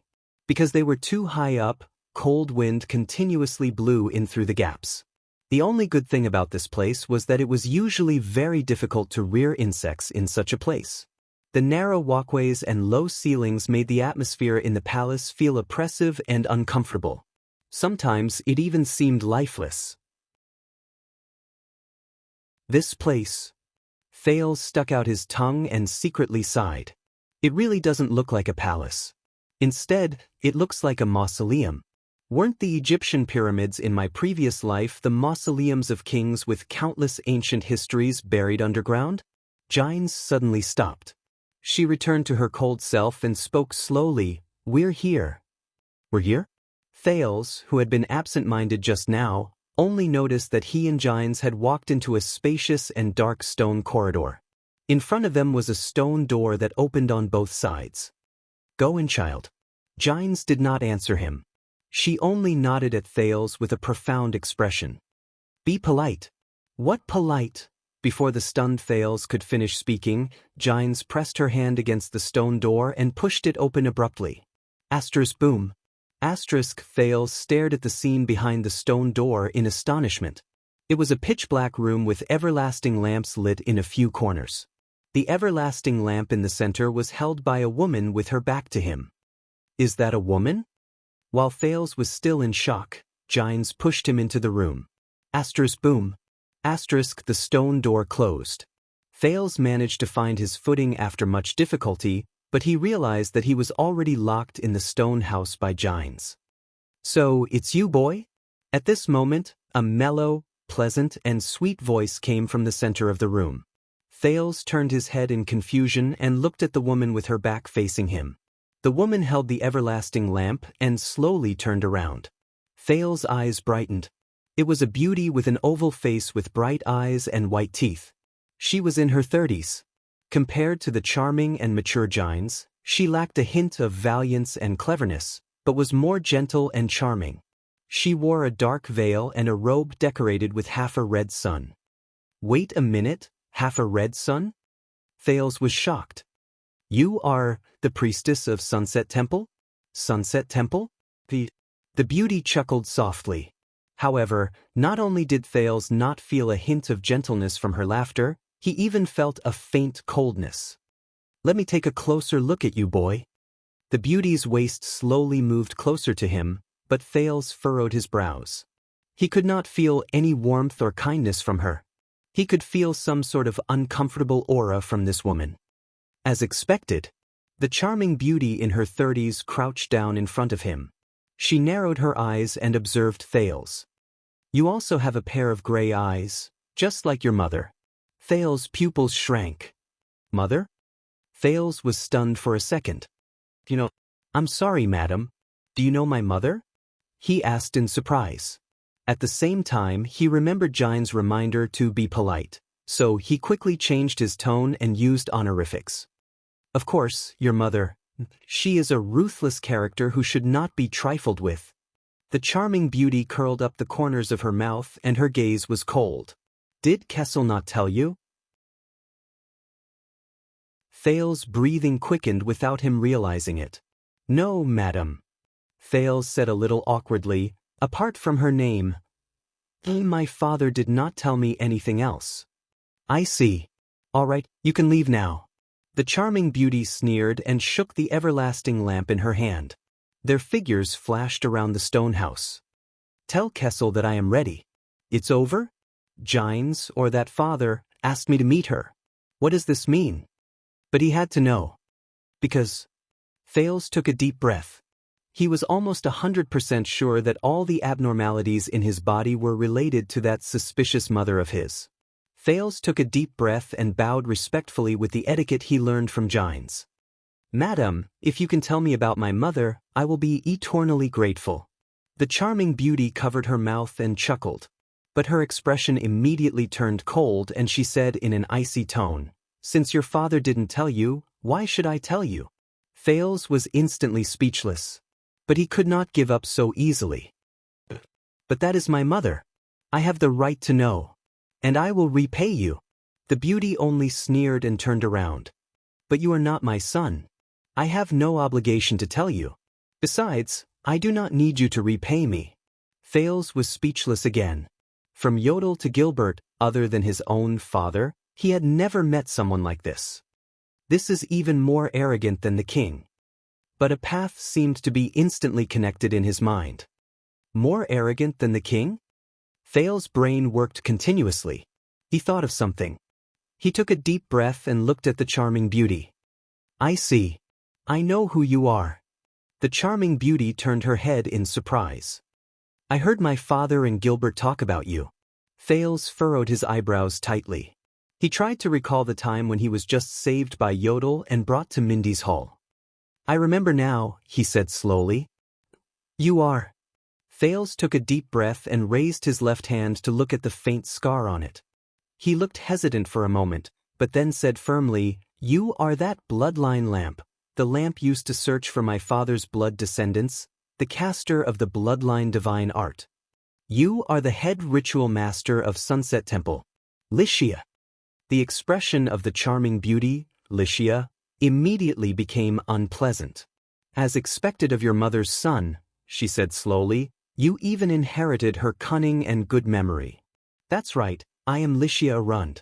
the head ritual master of Sunset Temple, the only spokesperson of the Sunset Goddess in the world, and also the person who will prove your identity as a member of the royal family.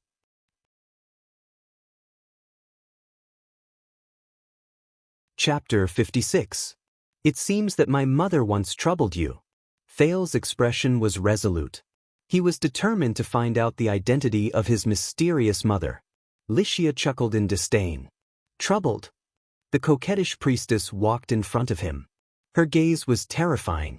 More than that, she was a nightmare. Nightmare? Thales recalled Kessel V's coldness and disregard towards him. He could not help but be stunned. You should leave, bloodline of the kingdom. Xianxia looked down at Thales coldly. I have seen you. Your mission is complete. Thales snapped out of his daze. He gritted his teeth and took a step forward. Varanjarana. Upon hearing this name, Xianxia suddenly paused. The color in her eyes changed. Thales took a deep breath and continued, This is my mother's name. I do not know what this name means to you. But no matter what kind of person she is, I need to know. Xianxia lowered her head slightly and narrowed her eyes. In a split second, Thales was shocked to find that all the everlasting lamps in the room had become brighter. They lit up the dark stone house. The originally quiet and gentle flames in the lamps even started to crackle. Is this divine art? He clenched his left hand tightly. Xianxia looked at Thales' gray eyes. Her frown deepened. Finally, she flung her sleeves in disgust. You are really a continuation of that nightmare. Let me give you a piece of advice. Don't ask about your damned mother. I will not tell you anything. Thales stared at Xianxia in a daze. But he still suppressed his displeasure and hurriedly said, But you have already told me. You told a son that his mother was a nightmare. Thales raised his head and stared at Xianxia's cold, black eyes without showing any signs of weakness. I am curious. Whose nightmare is she? Father's? Thales gritted his teeth and asked, Or your nightmare? Xianxia's eyes suddenly shone with a fierce light. It was not a description. It was a real golden light. It was so bright that Thales could not open his eyes. Thales was so shocked that he took a step back. He raised his left hand to shield his eyes and touched JC's dagger with his right hand. He felt very uncomfortable under that golden light. Is this the power of the so-called sunset goddess? Watch your words, mortal. Xianxia's eyes were shining so brightly that even her pupils and expression could not be seen clearly. She had a dignified expression on her face, but she spoke in an incomparably calm tone. In this mortal world, no one knows better than me how hateful your mother is. Thales stared at her blankly. She is a cold, cruel, cunning, and crazy bitch who is obsessed with power and strength. Every move she makes has an ugly motive that she can't tell anyone. Remember my words, completely forget her, or you'll regret it one day. Thales absent-mindedly went up and down a few flights of stairs. He followed Gines down a path in Renaissance Palace that he did not know which floor it was. He could not let go of Xianxia's words for a long time. Cold, cruel, sinister and cunning? Crazy obsession with power and strength? What kind of person was his mother? The more Thales thought about it, the more suspicious he became, especially when it came to the abnormalities in his body. Thales gritted his teeth. Gines looked at Thales and shook her head slightly. Don't take it to heart. Gines pursed her lips nonchalantly. It's normal that Xianxia doesn't like you. That woman has always been stubborn and can't let go of anything. Thales raised his head curiously and heard the female official say flatly, Before she became the ritual master, she had a marriage contract with your father. Thales was shocked when he heard this. Marriage contract? Due to many reasons, they couldn't get married. Gines snorted in disdain. Xianxia, that woman who couldn't live without a man, ran to Sunset Temple in a fit of anger and served the goddess for the rest of her life. So, she doesn't like me, the king's lover. The prince, who had just heard a huge piece of gossip, opened his mouth wide in shock. But so what? At that moment, Gines returned to her capable and astute self. The first-class female official curled up the corners of her lips slightly. Why do you have to let other people's gazes decide your fate, even if those are the gazes of the gods? At this moment, Jines stopped in front of a larger stone house and gently pushed the door open. We're here. As usual, you can go in alone. As she looked at the stone house, Jines' original capable and confident expression disappeared. She sighed dejectedly. Only you can go in here, the female official said faintly. Ms. Thales was puzzled. He finally noticed that there was something wrong with Jines, who stood in front of the door. However, Jines pushed him into the stone house again without any explanation. Eternal Star City, West City Gate. Wait a minute. Is that the Caribbean family's carriages in front? May I ask if Count Caribbean himself is here? Uncle? Uncle, is that you? A group of knights holding single-winged raven flags rushed over from the city gate, looking travel-worn. They caught up to a carriage that was escorted by a dozen knights. The coat of arms of 2 towers and a longsword were engraved on the carriage door. The leader of the knights holding the single-winged raven flags was a male noble in his 30s. He sped up on his horse and arrived in front of the carriage. He watched as a dignified old noble with white hair at his temples alighted from the carriage. Derek? It's you, the young and promising Count of Wingfort from the Chroma family. You actually rode a horse here? The old noble said gently. The young Count of Wingfort, Derek Chroma, flashed a smile. It would take at least 2 days and 2 nights for a carriage to travel from Wingfort to here. I wouldn't make it in time. I might as well ride a horse here. On my way here, I met the carriages of the Bosdorf family and the Lasha family. They should arrive in a while. This way, the people from the west of the 13 distinguished families will all be here. As for you, Uncle, it's been a long time. How are Cousin Cohen and Aunt, Kesha and Gina? Cohen has been restless ever since he returned from the battlefield. I arranged for him to work as a police officer in the capital. When he thought of his old classmate Snitch, Count Caribbean heaved a deep sigh. As for your aunt, she is still the same. She worries about Cohen's marriage every day. That pair of little demons at home are overjoyed. Every day, they urge their mother to hold a ball in the name of helping their brother find a wife, the old noble said faintly. What? The young Chroma was stunned for a moment. He immediately smiled and said, Aunt has always been like this. When I came of age, she almost brought half of the girls from Walla Hill with her. Chroma immediately took a step forward and said in a low voice, So, that matter is true. King Nuvan's only son died in Constellation? The Count of Walla Hill, Turami Caribbean, looked at his wife and nephew and sighed softly. It seems to be true. I just met Count Samunto of the Arund family. I heard that Extet's messenger is already on his way. And their army is gathering. Right now, the ones who are the most anxious should be the Duke of the Northern Territory and the families under him. Chroma sighed. He leaned forward and said with a solemn expression, Will they fight? Count Caribbean glanced at his wife and nephew and said slowly, If there is no miracle, you should ask, how will the fight turn out? Start stocking up on food and prepare for the recruitment of soldiers in the territory. As he spoke, he stepped down from the carriage. He spread his arms and hugged Lord Lorbeck Dara, the head of the Western City Police Station, who came to welcome him. Long time no see, old classmate. Ha, you have gained so much weight. This is the Count of Wingfort and also my wife's nephew, Derek Chroma. He is one of the 19 territorial vassals who are qualified to receive His Majesty's General Edict. So it is the legendary Chroma, the single-winged savior of the 13 distinguished families. And you must be the horse slayer, Lord Lorbeck Dara, who rose to fame in the fortress tragedy 12 years ago? Sigh, that damned battle. After Caribbean introduced Lorbeck and Chroma to each other, a melodious bell suddenly rang from afar. Asterisk dong. Asterisk, the bell rang was heavy and long, and it traveled far away.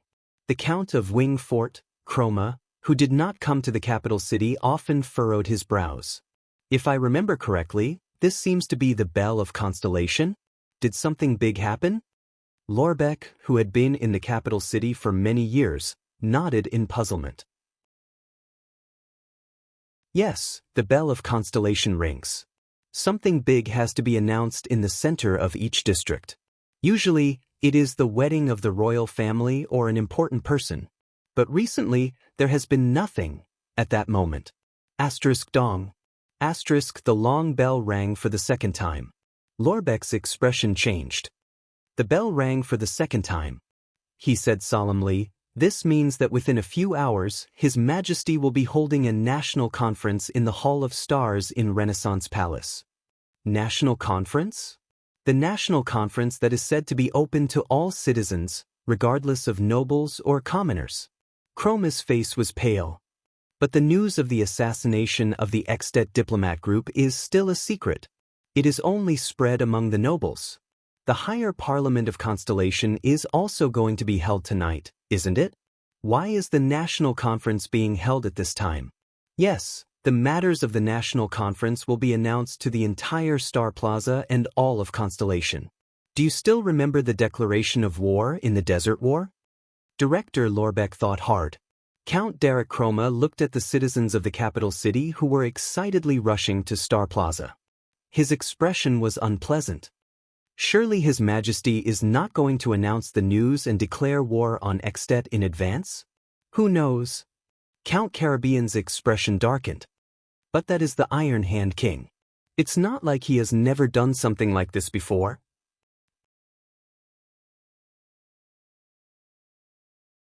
Chapter 57. The stone chamber was very big, so big that it still seemed spacious even when there were more than 20 huge stone pillars in the room. However, there were no windows. There were only a few large black holes in the ceiling that served as air vents. It was terrifyingly cold. Thales stared blankly at the scene in front of him. A sturdy figure draped in a starry blue cloak stood in front of a stone pillar with his back facing Thales. The side of the stone pillar that the sturdy figure was facing had a stone cave dug out. Inside the cave were 2 large stone jars and 6 small stone jars. "Your grandfather, 80 Jade Star, is buried here," the figure said in a solemn and dignified voice. To be honest, I did not like being in the same room with him. The way he looked at me was always full of disappointment and accusation. After my mother passed away, I tried to avoid him even more. Thales was not too unfamiliar with this voice, but he was not too familiar with it either. "Come here." Thales took a deep breath and adjusted his emotions. He walked towards his father in name, the Supreme King of Constellation, Kessel Jadestar. The Iron Hand King, Kessel V, wore a crown with 9 stars. He held an everlasting lamp in his right hand and a scepter inlaid with crystals in his left hand. He turned his head and glanced at Thales. This sharp gaze made Thales feel a little breathless. Starting from the second king, John I, every Supreme King and Queen of Constellation will be buried in this stone chamber after they pass away and are cremated. Kessel's voice was very deep. It was as if he was afraid of waking something up. Kessel extended his hand and placed it on the large stone jar on the left. There was a name carved on it. King of Eternal Rule, King, ADL. K. Jadestar, 595 to 660. Kessel looked at the second large stone jar on the right. There was another name on it. "This is my mother. She passed away when I was 15.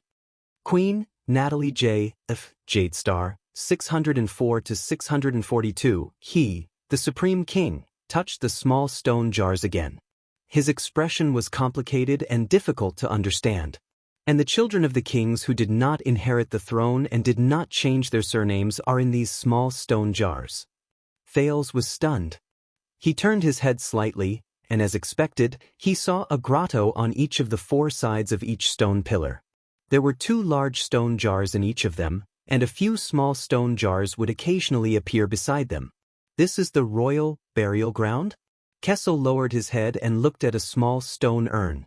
Thales also looked at it. "Starlight God of War, Liberator of Zodra, Duke of Star Lake, John L. K. Jadestar, 613 to 660.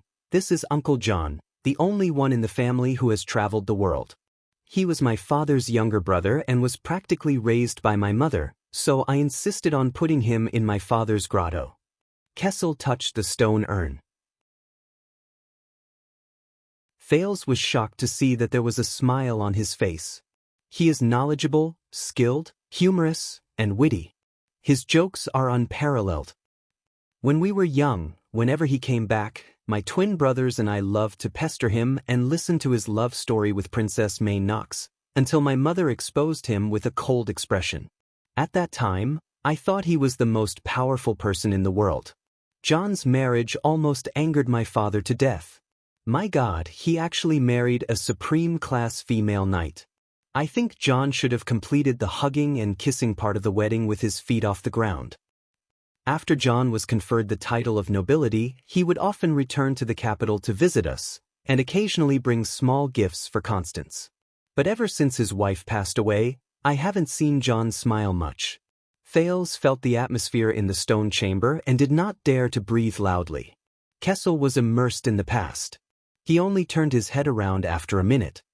This is Meteor's brother. Kessel looked at another stone jar and frowned slightly. The one who should have inherited the throne. Thales heard a familiar name and quickly looked at the stone jar.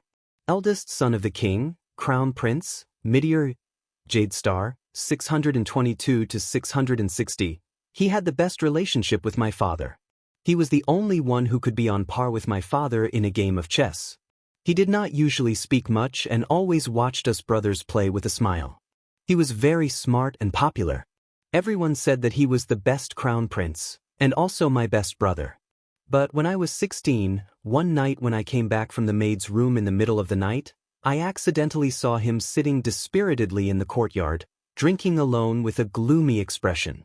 At that time, I only found it strange that he also had times when he was depressed. Now, I finally understand him. Thales looked at the stone jar and thought about the rumors about Meteor Jade Star. Is this the person Gine's rescuer, Gilbert's admirer, and Yodel wants me to be better than him? The next stone jar. Sword of Reversing Light, Second Prince, Horus M.E. Jade Star, 623 to 660. This is Horus. The Tower of Eradication still has the record of his fastest sword speed when he was a student. From what I heard last time, no one has been able to break it. Kessel flicked the stone jar and snorted. He was the only supreme class elite in the family. He even had an awe-inspiring nickname. My father often lamented that after the Oathkeeper, Meteor IV, and the enemy of the wolves, Prince Kira, the Jade Star royal family finally had a third supreme class elite. His relationship with brother Meteor was very poor. When he played chess with Meteor, he always liked to use his power of eradication to send his opponent's chess pieces flying in the dark. But even so, he could not win against the smiling brother Meteor. He often told us that if he had not been born a year later than Meteor, he would have been the one to become the crown prince. A month before his death, he received an invitation from the Scions of the Tower of Eradication. If he had passed, he would have become one of the 8 Scions of the Tower of Eradication. This is Bancroft and Herman, my twin elder brothers. Kessel looked at the 2 stone jars that were placed side by side. His gaze was complicated.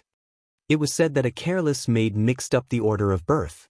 My father could not stand the 2 doctors arguing about which baby had a bigger head, so my mother simply tossed a gold coin and used Tormund I's portrait to decide that Bancroft was the 3rd prince and Herman was the 4th. That gold coin is now placed in my mother's stone jar together with Meteor's first full marks political homework, Horus's first swordsman trophy, and the baby wrapping cloth that Constance and I wore when we were born. Thales took a step closer and saw the 2 small stone jars clearly. The 3rd prince, Bancroft and Jade Star, 624 to 660.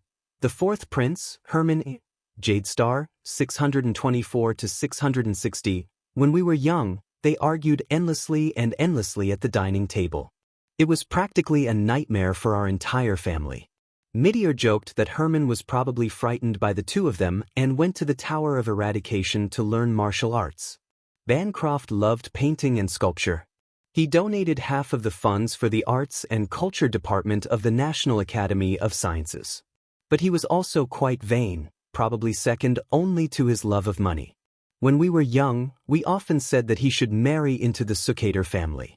The dowry alone would be enough for him to eat for the rest of his life. In the end, when he went to the Southern Isles, he proposed with a sketch and really married a lady Sucator. And Herman was the most handsome among the 5 brothers. He was also good at music and good at writing poems. Both commoners and nobles liked him more. Every time he went out on the streets, he would attract screams and flowers. Because of this, my father appointed him as the first choice to lead Constellation's diplomatic mission to the Sacred Tree Kingdom. It was a pity that he did not marry an elf. Otherwise, my father might have passed the throne to him to strengthen the elven bloodline that has existed since Midir IV. Kessel held his scepter and looked at the light in the everlasting lamp. The 5 of us used to be so close. I still remember when we were young, we fought with the 3 princes from the main Equinox dynasty in the palace. Horus was in charge of offense, Midir was in charge of defense, mainly to protect me, and the twins were in charge of flanking. But after we grew up, everything changed. Midir was still smiling. I had the best relationship with him, but I always felt that he was becoming more and more unhappy. Ever since Horus returned from the Tower of Eradication, he was filled with a murderous aura. He always wanted to show off in front of my father. I still remember him scolding me for 5 minutes at the Imperial Conference about my visit to Red Street Market.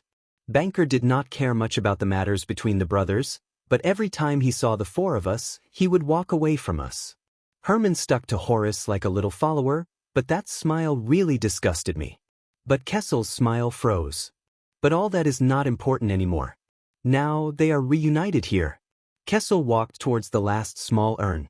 Thales lowered his head and gently clenched his fists. Eldest daughter of the king, Constance Enyedstar, 642 to 660. This is Constance, our little sister. Kessel lowered his head. His voice was heavy, as if he did not want to say more. She is the only consensus among the 5 of us. We are willing to sacrifice everything to protect her happiness and smile. Thales sighed. He closed his eyes gently and imagined his aunt, the Princess Royal, who had died at the age of 18. The Jade Star family was born to shoulder the fate of Constellation, Kessel said faintly. Thales opened his eyes and listened to Kessel's heavy breathing. He thought about the purpose of the king's actions today. The 2 of them did not speak for a long time in the empty stone chamber. Thud. The king suddenly slammed his scepter on the ground. It startled Thales. I do not know how much you know about us, nor do I know what kind of imagination you have regarding the title of Jade Star. Kessel V's voice was low and stern, but there was not a hint of fatherly emotion in it. But that is definitely not an easy title. It represents glory, history, power, and most importantly, sacrifice. Thales was speechless. He did not know what to say. It seemed like whatever he said would not be right. Are you ready? Kessel finally turned his head. His sky-blue pupils were sharp and oppressive as he stared straight at Thales. From the moment I am crowned with the title of Jade Star, I will fight for Constellation, die for Constellation, and Kessel stared at the 6 small stone jars. His gaze dimmed. Born for Constellation. Thales' breathing froze for a moment before it quickened. Fight for Constellation. Die for Constellation. Born for Constellation? This sequence, Thales thought anxiously, so becoming a Jade Star and living is far more difficult than fighting and dying? The king's gaze was fixed on him. I am waiting for your answer, the king said slowly, enunciating each word clearly. It was not to be doubted or disobeyed. Thales gulped. He could not stand the current atmosphere. The prince forced a smile and said, shouting about dying for a certain country or something, it really sounds like you are in a war. But Kessel continued to stare at him with a burning gaze. All right. Thales took 3 deep breaths, opened his eyes and said dejectedly, no. Kessel furrowed his brows slightly. Before leaving Red Street Market, everything I did was to struggle, to survive in this damned world, the prince said disappointedly. I did not think about everything before my eyes at all. The royal family, conspiracies, heir, everything. He said sincerely, I was not prepared to play these games at all. People die at the slightest provocation, but I can still talk and laugh as if nothing happened. I am more used to a dilapidated house, a hard bed, and curling up in a corner when it is cold and hungry. I work hard for myself and my friend's survival, not to drink and eat in a luxurious room while I concoct conspiracies, deprive lives, and provoke or deal with wars. I am also not prepared to become Thales Jade Star. The prince exhaled and lowered his head. Everything is a coincidence. I am not prepared for anything. Asda's figure seemed to appear again before his eyes and smiled at him. Yes, this is a coincidence. There was a long silence. Kessel stared at Thales. But the originally dignified and inhuman king suddenly revealed a complicated and profound expression that the prince had never seen before. Working hard for myself and my friend's survival. This is probably the entire mission of a Jade Star. It is fine. Emotions seemed to flow in the king's eyes as he slowly said, I was also not prepared in the past. Thales raised his head in surprise and saw Kessel the Fifth enunciate each word in a forceful voice, with a mocking and hateful tone. And fate will help you prepare. He flung his cloak and strode away. Thales followed Kessel to the side of the stone pillar. It was also a stone cave, but it was empty. There were no large stone jars. There were only 2 small stone jars. This will be my burial ground. Kessel stooped down expressionlessly and caressed the 2 stone jars. He said calmly, this will be my burial ground. But there are already 2 stone jars. Thales' brain stopped working for a fraction of a second. He remembered Gilbert's words about the bloody year and looked at the 2 small stone jars. King's eldest daughter, Lydia, star 656 to 660. I still remember when Lydia was just born. I carried her in my arms and was even more bewildered than she was. After she grew up a little, she ran around everywhere and refused to be quiet. King's eldest son, Luther K. Late star 659 to 660. Kessel put down the everlasting lamp and hid the expression in his eyes in the shadows. Only his lips moved and the corners of his lips curled up slightly. Luther is very obedient and quiet. He never cries or throws a tantrum. This is bad because we do not know when he is hungry. These 2 children have always caused Kia and Gines to worry about them. I have always been happy to be free. The Supreme King of Constellation placed his hand on Thales' shoulder. Thales was shocked. Fortunately, Kessel's words were chilling. They no longer have to worry about the children. Thales listened to Kessel's words in horror. Because they will always be here. They will not cry or run around. Boys. The king suddenly tightened his grip and gripped Thales' shoulder tightly. His injured left shoulder was still in pain, but Thales endured it and did not speak. Look, this is what fate has prepared for me. Looking at the 2 small stone jars, Thales gritted his teeth and clenched his fists lightly. These are my sister and brother? At this moment, outside the stone room where the kings of Constellation were buried, a long and heavy bell suddenly rang. King Kessel Jade Star let go of Thales. Gilbert and Gines are waiting for you outside the door. The king stood up and regained his dignified and oppressive aura. With a cold expression, he said, they will prepare everything for you. Just like how fate has already prepared everything for you. Thank you for the 588 Chidian coins reward from my beloved minister Don't Go. Thank you for the 100 Chidian coins reward from Book Wasteland 1.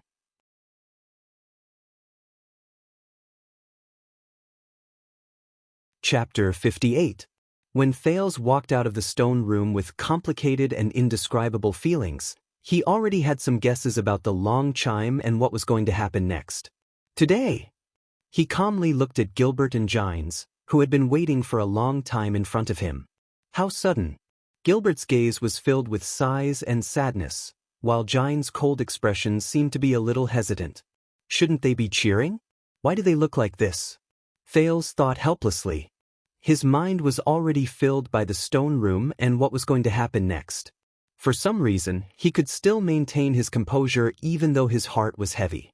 Is this what it means to not show one's emotions on one's face? Gilbert said bitterly, please forgive me, this was not my intention. Extet's emergency envoy will arrive in Eternal Star tonight. Whether it is a declaration of war or a compromise at this time, His Majesty, Gilbert furrowed his brows tightly. He wanted to say something but stopped himself. However, he still sighed deeply and kept his mouth shut. Don't waste any more time. The national conference will start at 3 in the afternoon. His Majesty wants us to send him to the waiting room before 1. Gines interrupted Gilbert with an indecipherable expression. The former Foreign Affairs Minister and the first-grade female official had already changed into dark and solemn formal attire. Behind them were 8 plain-looking female servants holding 8 full trays. They were lined up orderly and quietly on both sides of the corridor. Dong. The bell rang for the second time. Gines walked forward with a complicated expression and led the troubled Thales into another room.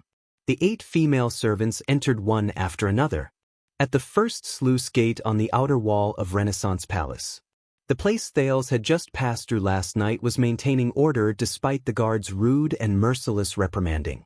The nobles, the people of all walks of life, and those with reputable positions all had different expressions on their faces. The crowd formed a long line and fought for a place to enter Renaissance Palace. In front of Renaissance Palace, at the first heavy and mottled sluice gate, under the strict inspection of nervous guards, the qualified participants were allowed to enter one by one. I am the Vice President of the Iron Smelting Guild. I am qualified to listen in. What? The Iron Smelting Guild has 25 vice presidents? Sigh, you don't understand. They are just there to make up the numbers. I am the only one who is special. Let me tell you, look at my black hair and black eyes. Do you understand? My family's craftsmanship was inherited from the Far East, the Dawn dynasty. Before the Battle of Eradication. All right. A gentleman uses his mouth, not his fists. I won't go in, okay? I am Eros Kata, a fabric merchant specially licensed by the royal family. I can go in. Look.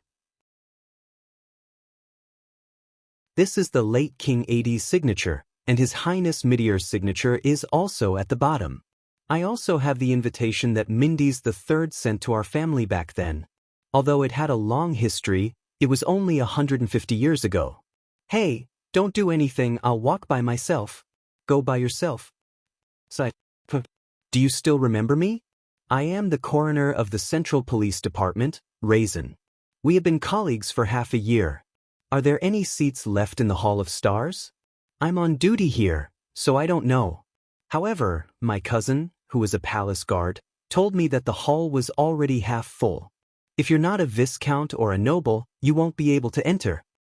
So, we can only go to the Star Plaza and listen to the guards passing down the decisions of the big shots? That's right. Forget it. 4 people of our identity, even if we enter the Hall of Stars, we will only sit at the bottom and the outermost level and listen to the big shots on the top and the innermost level in silence. It is impossible for us to interrupt at all. Oh my God, that's the single-winged crow and the twin-tower longsword flag. Chroma and the Caribbean family's carriages. Get out of the way. You won't have a good time if you offend them. So what if they're nobles? Nobles also have to abide by the basic law. No, it's the Constellation Treaty. What a joke. They're not ordinary nobles, they're high-ranking vassals who were appointed by the royal family, have over 1,000 private soldiers, vast territories, and countless vassals. As a coroner, you need to improve your posture. Do you know about the 13 distinguished families? They talk and laugh with the royal family and the 6 distinguished families. How do you know so much? I'm ashamed. I used to teach the family's 3rd son martial arts in the manner of the Kisen family in Eastern City District. Ignoring the pushing and shoving from the crowd around them, Count Derek Chroma's cavalry and Count Turami Caribbean's carriage weaved through the crowd and arrived at Renaissance Palace half an hour after the bell rang for the second time. As 2 of the 13 high-ranking vassals known as the 13 distinguished families, who were second only to the royal family and the 6 great clans in the country, Derek Chroma and the old Caribbean count passed through the crowd effortlessly with just the emblems and flags of the single-winged crow and the sword of the Twin Towers. They passed through the first palace wall and the palace gate under the respectful gazes of the guards and the officials at the palace gate. There weren't so many people before the national conference. Director Lorbeck sighed softly in the carriage. During the national conference during the Desert War, only the heads of the various industries, rich merchants, and those stinky, prestigious scholars attended. Only 2 of the 6 great families were present, and only 5 of the 13 distinguished families were present. But it was enough for His Majesty to win the war support he wanted. The 19 nobles had no choice but to obey the National Conference's decision. Caribbeans stared solemnly at the growing crowd outside the carriage window. The few nobles who refused to carry out the decision were besieged by the angry citizens. They even suffered in various industries. Even though they were just vassals of the great families, this was not a good sign. The young Count of Wingfort, Derek Chroma, rode close to the carriage window. His expression was unpleasant. "Sirs, we should hurry up. Even though the 19 nobles have their own designated seats for the conference and won't be driven to the Star Plaza below the palace to listen to the conference, we might have to fight with those nouveau riche nobles and commoners for a while." Northwest of Renaissance Palace, Star Plaza, diagonally below the Hall of Stars, was currently bustling with noise. The Virtuous King's Initiative, known as the National Conference for All Citizens, was the only national conference where commoners and minor nobles could listen to the supreme power struggle of Constellation. It was about to begin in the afternoon. Every topic, every discussion, and every decision in the conference would be conveyed to the entire Star Plaza by someone specially assigned to inform all the citizens of the capital. Jenned frowned as he looked at the bustling crowd in the plaza. He and his city defense team had just been seconded from Eastern City District in the morning to maintain order in Star Plaza together with the people from the police station. God have mercy on us. How is this possible? The Star Plaza could accommodate tens of thousands of people. Even Duke John's Starlight Brigade in the past could not maintain such order with just over 1,000 people. The people's gazes were all focused on the conference venue above their heads. It was the hall that faced the Star Plaza, the Hall of Stars. The crowd pushed and shoved against each other. Indifferently, under the loud berating of the thousands of guards in the plaza and the giant city-guarding crossbows on the walls of Renaissance Palace that were on standby, the people passed back and forth the news of the king's sudden national conference. "I guess it's because of the Red Street Market explosion a month ago. Tiske, could it be that the Blood Bottle Gang was beaten up so badly by the Blackstreet Brotherhood that they became so anxious that they started to go crazy? How can a small gang fight alarm the big shots up there? Where did you get this news from? What do you mean by orderly? What Blood Bottle Gang? What Blackstreet Brotherhood? How can there be gangs in the capital? We are a civilized society. Our lives now are so blissful. Why do you want to spread these words that will destroy the environment? Huh? You look shifty-eyed. You must be a spy from a foreign power, right? You can't go wrong if you listen to me. The Baron Bone people must have rebelled again. The ones behind this must be the merchants from Camus Union who are greedier than vampires. They seized my family's merchant group last month. They want to collect tithe. Do you believe it? 50% out of 10. Damn those Baron Bone bastards. Why is the legendary Wing so soft-hearted? You should learn from His Majesty and capture them all like the orcs and bury them alive at the desert god's altar. Do not insult the legendary Wing. He is so handsome, but he is an existence who can unify the Western Peninsula with just his face. My aunt is a maid in a viscount's house in Morningstar District. She told me that something happened to Exted in the north. Oh, why hasn't their diplomat group arrived yet? How is that possible? The Fortress Treaty is valid for 20 years. Besides, we have the Fortress Flower guarding Broken Dragon Fortress. We also have a Rund in the Northern Territory, as well as powerful families like Zamunto and Fries. How can it be like 12 years ago? Don't forget that the kingdom's wrath is still in the capital. He alone, with that bow, can destroy 200,000 extensions. Extet doesn't even have 200,000 soldiers, right? Anyway, that's what I mean. I think it's most likely Sarah Dukedom in the southwest. A relative of mine who came to seek refuge with me said that evil witches have been spreading a plague there recently. The neighboring Enlenzo Dukedom and Norton Dukedom have sealed their borders. Wait, Did the plague spread to Constellation? Did the nobles in the southwest not come? What about the Tabark family? What about Caribbean and Lasia? Did they all die from the plague? So, the price of herbs will rise? I have to hurry and stock up.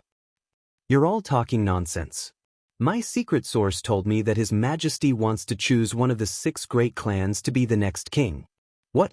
What about the Jade Star royal family? Our family has the royal family's furniture franchise. What else can we do? Can you even force His Majesty to give birth to another son? I think Duke Covendier is a good choice. Last year, he came to the Grand Bazaar for an inspection and even held my hand. With a duke like this, our country will never have to worry about not doing well. But I think the young lady from the Tabark family is also not bad. Let's learn from Alumbia Kingdom. Think about it, a beautiful young queen. Oh my God, my heart is about to melt. Stop joking around. That's a countryside like Alumbia. Our great constellation is the successor of the empire. How can we let a woman be the king? I'm not discriminating against women, but we have to acknowledge the objective differences. Young man, stop making wild guesses. I'm concerned about politics. I think you're a keyboard. Ahem, no, a verbal warrior. You have to believe in the country, believe in His Majesty, believe in the Imperial Conference. How can they not know something that even you know? Thales stood up slowly and looked at the young noble in the mirror, who was dressed luxuriously and had a cold expression. His hair was no longer messy. Instead, it was neatly trimmed and combed into a simple but pleasing style, making him look spirited and handsome. Gines did not even care about his expression and pinned a slightly reflective crystal earring on his left ear. The thickened, dark blue, sparkling crystal long-sleeve jacket with a white lining, pleated sleeves buttoned with crystal drop buttons, and specially processed tassel shoulder pads made his originally thin and weak figure look tall and straight. He raised his hands. His pure white leather gloves were tight and shiny. His every move seemed to be more convincing. The black, tight-fitting aristocratic trousers with a belt buckle in the shape of a star, and the expensive leather boots that made him 2 inches taller made him look like a noble when he walked. The 9-pointed star emblem that represented the Jade Star family was embroidered on Thales' back. There was also a gold and silver 9-pointed star pin on his chest, which shone under the light. The maid sprayed some men's perfume on him. It was almost undetectable, but it made his aura more similar to that of the upper class. Thales laughed bitterly and sighed. Fashionable adornments, elegant mannerisms, established etiquette, and limited knowledge. These are the best tools to separate and categorize people of different social classes. This is the circle of nobles. This damned, evil cultural capital. Even Gines and Gilbert, who were watching from the side, could not help but nod slightly. It's about time. Gines sighed and said in a bitter tone, Kessel, His Majesty hopes that you will go in as soon as possible. Thales knew that their emotions were a little off, but since they had already come to this, he cleared all thoughts in his mind and slowly left with Gilbert and Gines. I need to confirm some things with you. Thales raised his head and looked at Gilbert. His Majesty originally planned to give you a name that is more in line with the Jade Star tradition, such as John and Midier, or Kessel and Torment. After all, the name Thales is used by the commoners. It is the first time it has appeared in the royal family's genealogy. It will also allow people with intentions to investigate your past. Thales turned his head back and walked forward step by step. Without changing his expression, he said, Thales. What? Just call me Thales. I will not change my name. Those are the past. I will not forget them at all. I cannot give up on them at all. Thales looked at the endless corridor and clenched his fists. He did not care about Gilbert's hesitant gaze. I will obey your will. Under Gines' murderous gaze, Gilbert sighed. It was a very long corridor. Thales did not bat an eyelid. He took a few dozen steps forward and stopped. Before his eyes was a large black door. The Hall of Stars is right in front. You will go to a hidden room at the innermost level. Do not be nervous. When the time is right, I will open the door. You just have to follow my instructions, Gilbert said with his head lowered. However, he immediately looked to the side of the door. The middle-aged noble looked puzzled. Ida? You should be protecting His Majesty at this time. Thales looked forward and saw a petite figure leaning against the side of the door. It's her. Thales recognized her.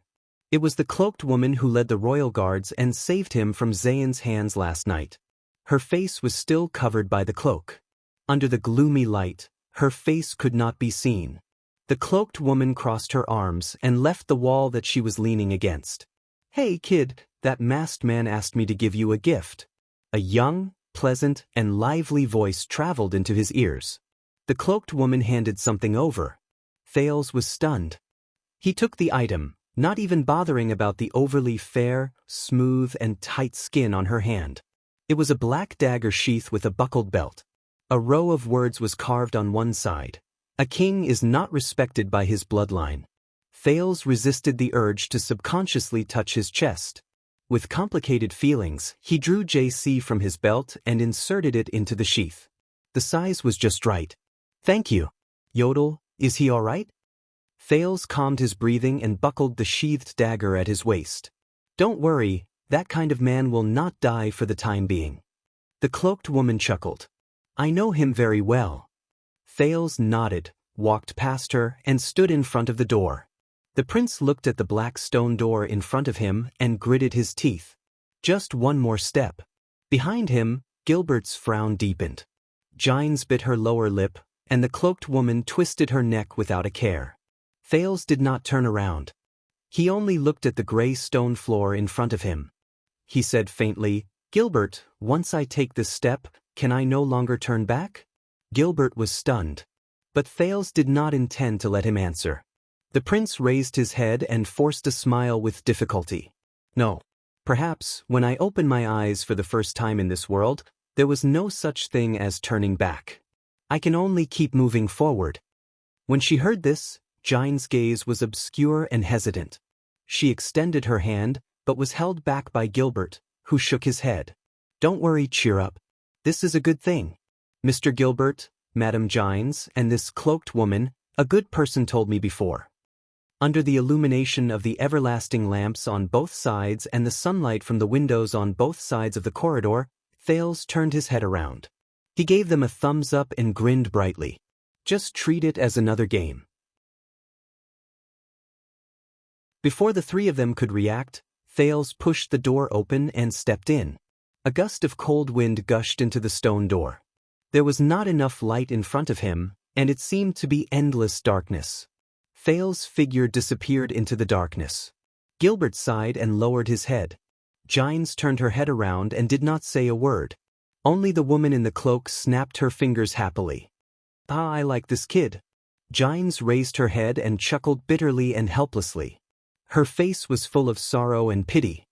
Yes, this boy is just a child. How can he bear such a heavy burden and future? There was a moment of silence. Then, a hoarse voice suddenly rose. He can. The cloaked woman tilted her chin. He recovers really quickly. Gilbert and Gines looked behind them in surprise. There, the masked protector's figure appeared in the air. However, the strange thing was that Yodel's figure was erratic and extremely blurry, as if he was covered by a veil made of air. He can bear that kind of responsibility, the blurry Yodel said with determination. I understand him. He has a quality that all the people in this world, all the gods, all the demons, and even all the mystics do not have. There was another moment of silence. Gilbert shook his head and snorted softly. He raised his hat slightly to show his respect. Forgive me for taking my leave. There are still 2 hours left in the national conference. It is time to see His Majesty, Madame Gines. Gines nodded and left with Gilbert. As the sound of footsteps echoed, their figures disappeared into the distance of the corridor. Only the masked protector and the cloaked woman were left. 3 blue vine grass arrows pierced through your chest. It has only been one night. It is impossible for you to stand up. The cloaked woman looked at the blurry Yodel and sighed deeply. You made a deal with that mask again? I have warned you many times. The collapse of the ancient elven kingdom is not unrelated to that mask. As for you, what did you pay this time? Yodel did not respond. He only remained silent and touched the purple mask on his face. Yodel's figure gradually disappeared, and only his hoarse voice remained. No matter what I pay, it cannot be compared to 1/10,000th of what that child will pay. All the good names are taken by others too. If I have time, I will update during the day. If not, I will update at night. However, there have been many things recently, but I will try my best to fix my update time. Thank you for your support. The climax is almost here. All kinds of requests for my collection and recommendation.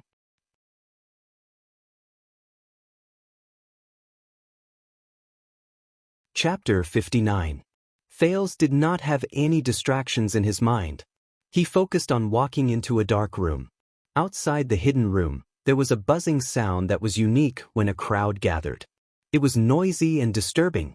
This reminded him of the football team he once supported in his previous life. It was probably the same feeling when he first entered the stadium. Amidst the buzzing sound outside the hidden room, a young and cheerful male voice suddenly came. Hey old man. Director Lorbeck. I'm here. Hey mister, you look a little familiar. Your Chroma family's cousin Derek. God, I haven't seen you for so many years. How did you end up like this? Kesha and Gina will definitely cry. Thales suddenly reacted. He took a few steps forward and looked outside through the one-way glass in the hidden room. Indeed, diagonally below him was the entire Hall of Stars. The Hall of Stars was a semi-open-air oval hall. It was at least a dozen meters tall and could accommodate at least 1,000 people. There were no walls in the direction of Star Plaza. There was only a protruding balcony, which made the hall look like an irregular wide cylinder with one side cut diagonally from the top to the bottom. Or rather, it looked like a half-covered, oval trash shovel. When he thought of this, Thales could not help but smile. At that moment, the hall was already half filled with people. They were either sitting or standing. There were at least a few hundred of them. The closer it was to the center, the sparser the crowd. They were dressed in expensive clothes, quiet and composed, and basically all had seats. These were the nobles. In the center of the hall was a spacious round platform. Around it were 7 stone seats of different sizes. The unique stone seat was the throne, and the 6 seats around it belonged to the 6 guardian dukes. Surrounding the 6 stone seats were another 13 stone seats, which belonged to the 13 distinguished families. They formed a semicircle. The 6 stone seats were still empty, but the 13 stone seats were already occupied. They were all men between the ages of 20 to 60. They wore different emblems and had different expressions. Behind each seat stood a few attendants with tense expressions. The voice he heard just now came from the 13 stone seats. Behind one of the stone seats stood a handsome blond man dressed in an astral blue police uniform. He was handsome and had a defined face. Compared to the feminine mystic Asda and the pretty boy, Istron, he appeared more energetic and masculine. However, this handsome man was viciously hit on the head with his cane by an exasperated middle-aged noble with grizzled hair who was walking towards him. The middle-aged noble's clothes were embroidered with the symbol of 2 towers and a long sword. Cohen Caribbean, where is your noble upbringing?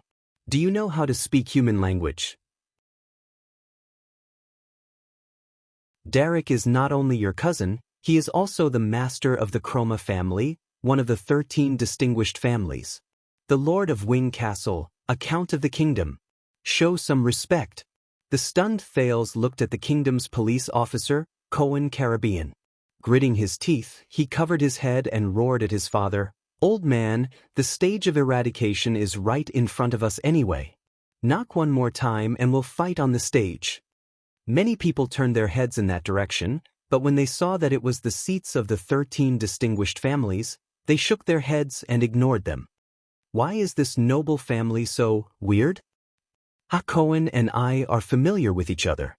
This is the best way to show our closeness. Derek, who was standing at the side, seemed to know about his uncle and cousin's daily life. He quickly waved his hand to smooth things over. On the other side, Lorbeck was busy holding back the old Count Caribbean, who was about to swing his staff angrily a second time. By the way, Cohen, although you are the eldest son of the Caribbean family, your father is not here yet. How did you get in? Lord Lorbeck Dara, the head of the Western City Police Department, quickly changed the topic. I'm not too sure either. Cohen scratched his head and frowned. I just recovered from the injuries I received in Red Street Market a few days ago. Old man, put down your cane. We'll talk about this when we get home. I received the order to be on duty. When I arrived at the gates of Renaissance Palace, the city defense team and the police saw that I was one of them, so they let me in. When the palace guards heard that I was Caribbean, they led me into the Hall of Stars. His father, the suzerain of Walla, the old Count Caribbean, was stunned when he heard this. The old Count did not ask any more questions. He and Count Derek Chroma sat down on 2 stone seats respectively. A few attendants, knights, Cohen, and Lorbeck stood behind him. Fales listened to their conversation and roughly guessed that these 2 families were members of the 13 distinguished families. At this moment, the noisy crowd suddenly fell silent. Fales shifted his gaze in another direction. In the distance, 2 unforgettable figures walked into the Hall of Stars on the blue star-patterned carpet, escorted by 2 groups of attendants. The people on the road naturally made way for them. They either bowed to greet them or whispered to each other. Among the 2 figures, a plump and noble-looking old man smiled honestly and occasionally responded to the people on both sides. A sword and a shield were embroidered on his back, intersecting against the background of the red sun.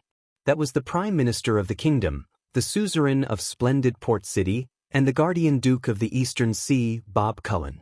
Beside him was a middle-aged noble dressed in martial attire and exuding a murderous aura.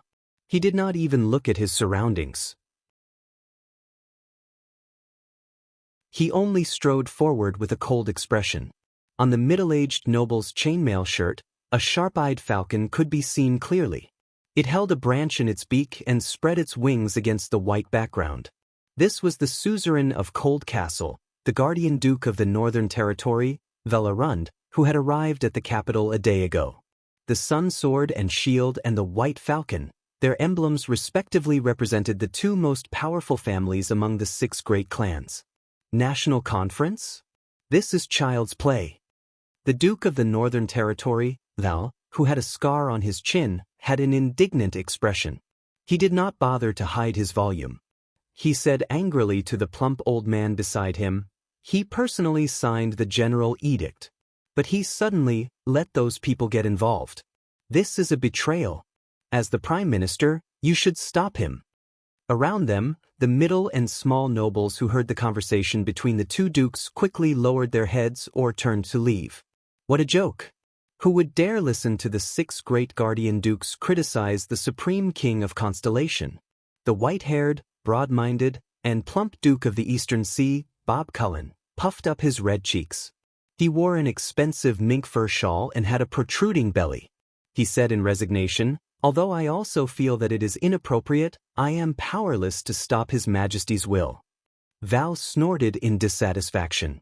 He was very dissatisfied with the Prime Minister's evasions. The fat old man who rode on the fence and swayed with the wind, how did he become known as the Sword of the Bay when he was young? They walked past the 13 stone seats. Every noble sitting there stood up and bowed to show their respect. Even the old Caribbean and the young Chroma were no exception. Even if he is the king we swore to serve, he cannot humiliate us like this. Val landed on the ground and flung his cloak down. He tossed it to the attendant behind him, who was obviously a warrior. Then he sat down on the seat with a flourish. This was a man with a scar on his chin who had gone through the vicissitudes of life. The white eagle on his chest exuded a chilling aura. Dressed in a chainmail military uniform, he propped up his left hand in a grand manner. His entire body exuded a sharp and unapproachable aura unique to Northlanders. He did not hide his disgust towards the king. I really want to knock that bastard's front teeth out. Just like 40 years ago. Cohen whispered behind his father's seat, even if he is the Duke of the Northern Territory? How can he speak of His Majesty like this without hiding it? Count Caribbean replied in a low voice, if you grew up with His Majesty and almost married your sister to him, you would be able to speak of His Majesty like this. Be careful with your words. The guards will soon start passing down the message. At that time, every word from the 20 stone seats will be passed down to Star Plaza. The old Duke Cullen watched and sighed softly. With the help of his attendant, he sat on one of the 6 stone seats. After all, he is our king. We can only hope that our remonstrations will be effective. These Northlanders. It has been 50 years, and they have not improved at all. The old Duke shook his head in his heart. At this moment, there was an uproar in the crowd. The noise formed by the gathering of whispers grew louder and louder. Gilbert's familiar voice rang out. In the name of the Supreme King of Constellation, Kessel Jadestar, subjects of the kingdom, pay your respects to His Majesty. Thales raised his eyebrows. A group of people walked in from the other side door of the Hall of Stars. Like a rolling wave, the crowd knelt down on one knee and only stood up after the king was far away. The robust Kessel V still held onto his scepter with one hand. His expression was cold and dignified as he stepped into the Hall of Stars. 8 members of the royal guards guarded closely behind him. The king instantly became the center of attention. Even though he was kneeling on one knee, the whispers in the crowd did not decrease. Instead, it became more intense. The Duke of Eastern Sea patted his plump face and said with a smile, "His Majesty is here. Why don't you raise your suggestion to him in person?" "Humph." The Duke of the Northern Territory snorted in disdain, as if he will listen to me as long as I speak. King Kessel strode towards the stone seat.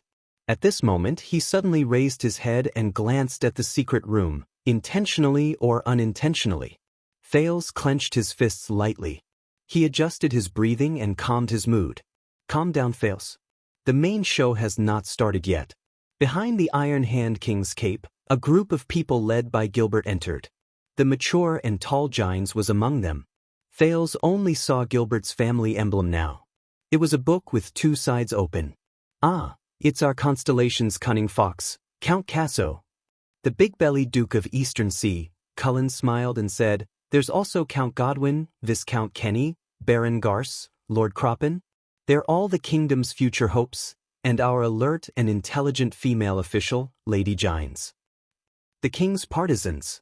Val shook his head in disgust from the stone seat. "I hope they understand soon that the best way to support the king is to think of ways to prevent their king from doing crazy things, and not to attack the 19 nobles who are the kingdom's arms. As for that *Tisch, every second she's in the palace is an insult to the Arund family. King." At this moment, an even louder cheer surged into the Hall of Stars from the open air outside. The hall was instantly filled with deafening cheers that came from afar. Many of the nobles' expressions changed. Many of the commoners with status whispered excitedly to each other, some even cheered along. Thales came to a realization. These are the cheers of the people in Star Plaza. Duke Cullen pursed his lips. "I'm guessing that the guards have already begun to pass the message down to the plaza?" Val turned his head, his face ashen. Kessel arrived in front of the 13 stone seats and looked at his vassals. The 13 distinguished families got up early and lined up in front of him. One by one, they knelt down on one knee to prove their loyalty. Kessel expressionlessly extended his right hand and passed it to the first noble with a pentagram as his emblem, allowing him to kiss the ring on it. "Burn Talone, you are the first," the king said flatly. "You are still the first. You are always the first. Blood is thicker than water, Your Majesty. The Talone family is a branch of the Jadestar family, just like how the pentagram will always be a part of the 9-pointed star." That nobleman in his prime lowered his head respectfully.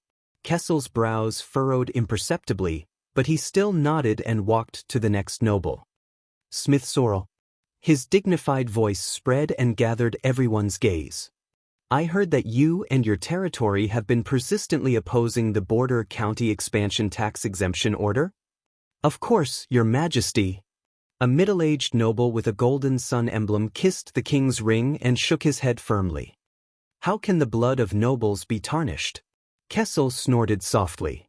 "Louis Bosdorf." The king extended his hand to a noble who had a black lion on his chest, baring its fangs and brandishing its claws. Will the warlike black lion still fight for the pride? The noble kissed the king's ring, smiled, and answered cunningly, I swear to fight to the death, your majesty. As long as the lion remains wise and brave, it will remember the pride. Kessel nodded and continued to walk forward. Turami Caribbean. Kessel walked up to Count Caribbean and showed a nostalgic expression. I remember that you were once a member of the Starlight Brigade and risked your life for John. I risked my life for my hometown, Count Caribbean said solemnly and kissed His Majesty's ring. Everything is for the stability of Constellation.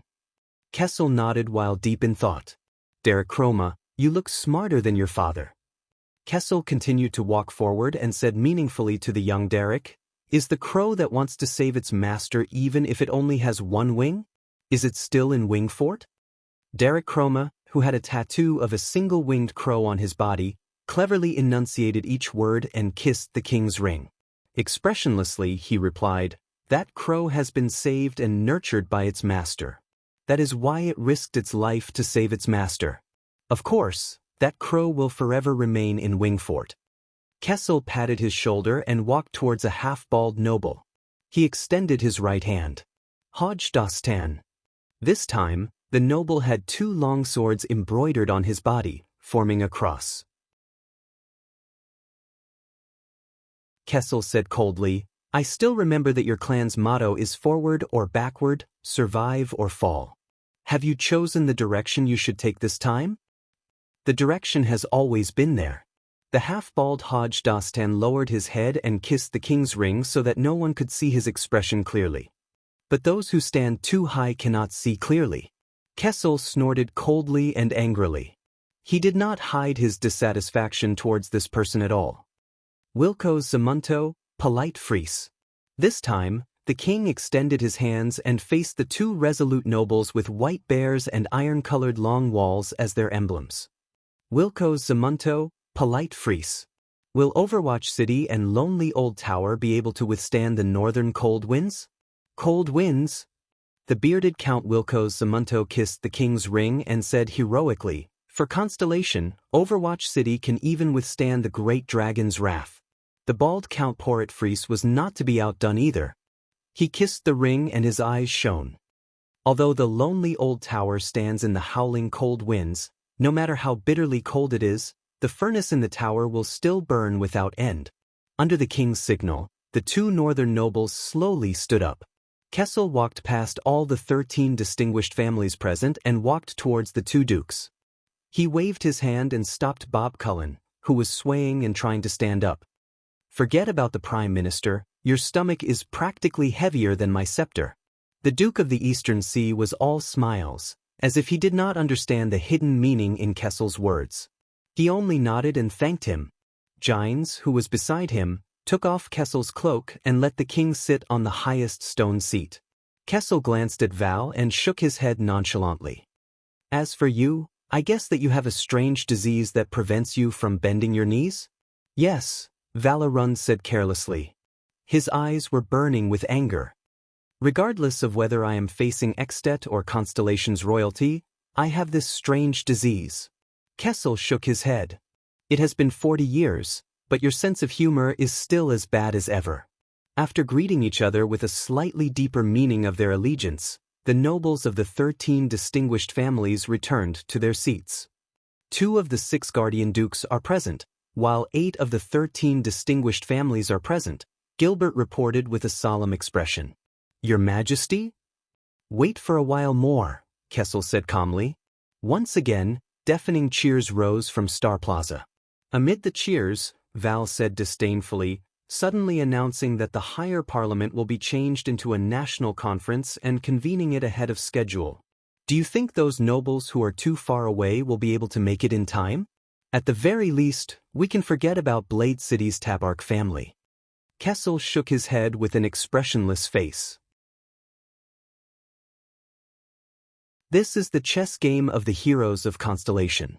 The players have long been determined, and the game has long begun. Looks like that crown has not only turned you into a king, It has also turned you into a third-rate bard. Val said indignantly, gritting his teeth. Only the Duke of Eastern Sea smiled and tried to smooth things over. Thales, who was in the secret room, felt his heart clench. He saw an old man in a black robe, holding a cane, standing at the very end of the king's supporters group. The people around him tried their best to avoid this old man. Only a young man in a white robe, who was similarly dressed in a simple white robe, followed behind him. That is, Murat Hansen. Why is he here? Beside Cohen, Lord Lorbeck looked at the figure in the black robe and frowned. I feel cold all over when I see that poisonous snake. He is the kingdom's chief of intelligence and attends the imperial conference. Of course he has to come. Cohen also frowned, obviously not too fond of this person.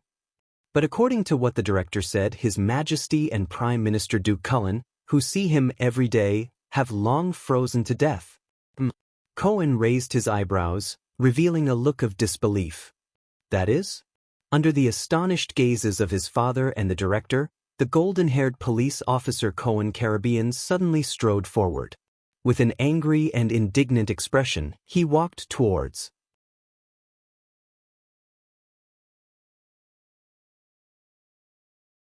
Chapter 60. Under the watchful eyes of the crowd, Cohen strode towards the young man behind the Black Prophet. Raphael. The nobles around the 13 stone seats all turned to look at him. Cohen held back his emotions and called out to the young man, Raphael Lindbergh. The young man in the white robe also saw Cohen striding towards him. He flashed a frivolous smile, whispered something in Murat's ear, then walked towards Cohen. You've been missing for 3 whole years. Even the king and the 2 dukes on the high seats noticed Cohen's anger. Cohen! The young man's voice was brisk and bright, just like his appearance. He opened his arms towards Cohen. You're still so energetic. Cohen unceremoniously slapped the young man's arm away. Why did you leave without saying goodbye?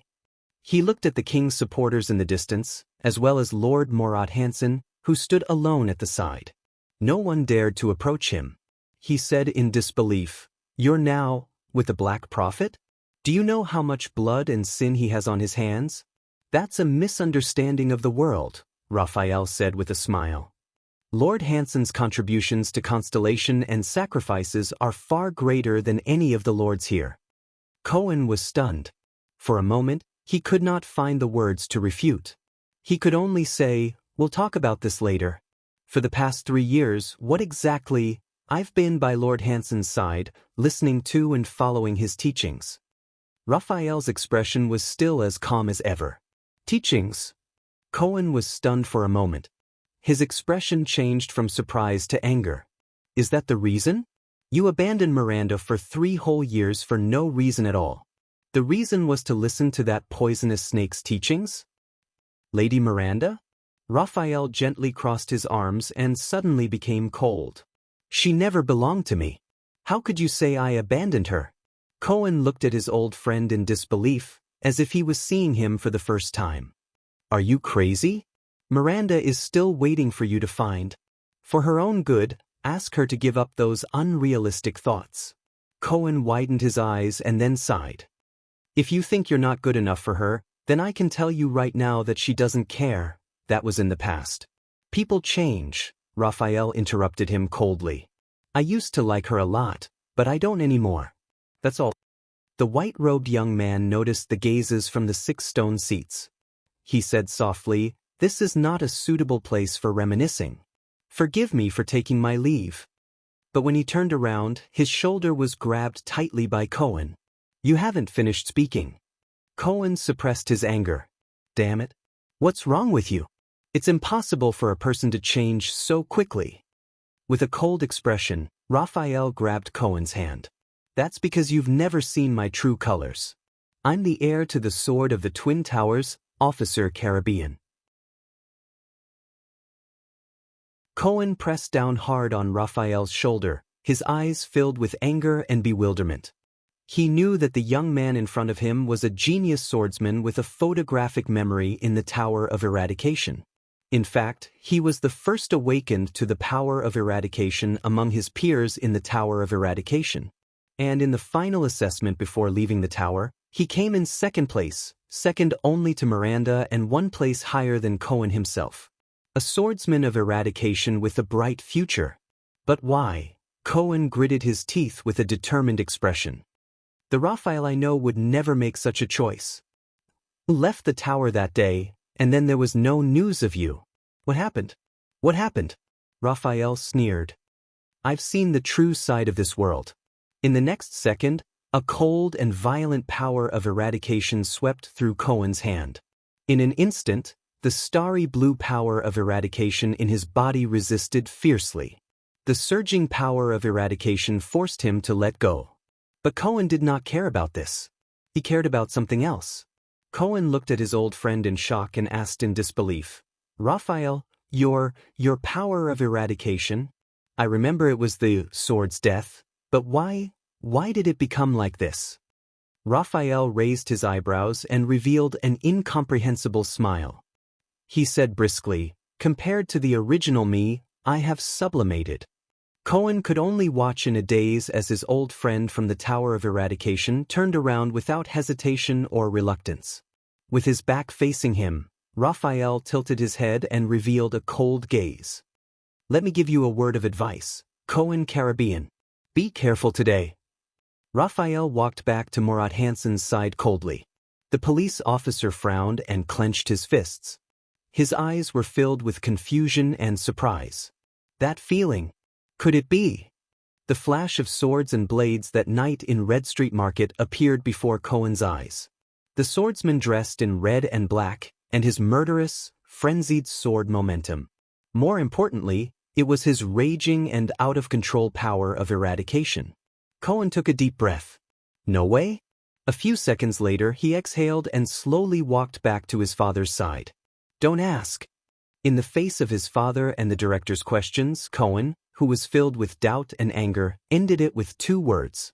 When the 13 distinguished families, the Javia family with the sunshot bow as their emblem, the Almond family with the dark blue wave as their emblem, and the Lasha family with the 4-winged lizard arrived, there was another commotion in the crowd. But it could not be compared to the commotion caused by the Covendier family's arrival. This time, there was more enthusiasm. In the dark room, Thales's eyes were very sharp. He saw the person who caused the commotion in the crowd. The well-mannered and amiable suzerain of Jade City, the guardian duke of South Coast, Zayn Covendier, accompanied by a solemn old man, nodded and smiled at the people around him as he slowly walked over. As he approached the 13 stone seats, many nobles stood up and bowed to pay their respects. Zayn patiently returned their greetings one by one.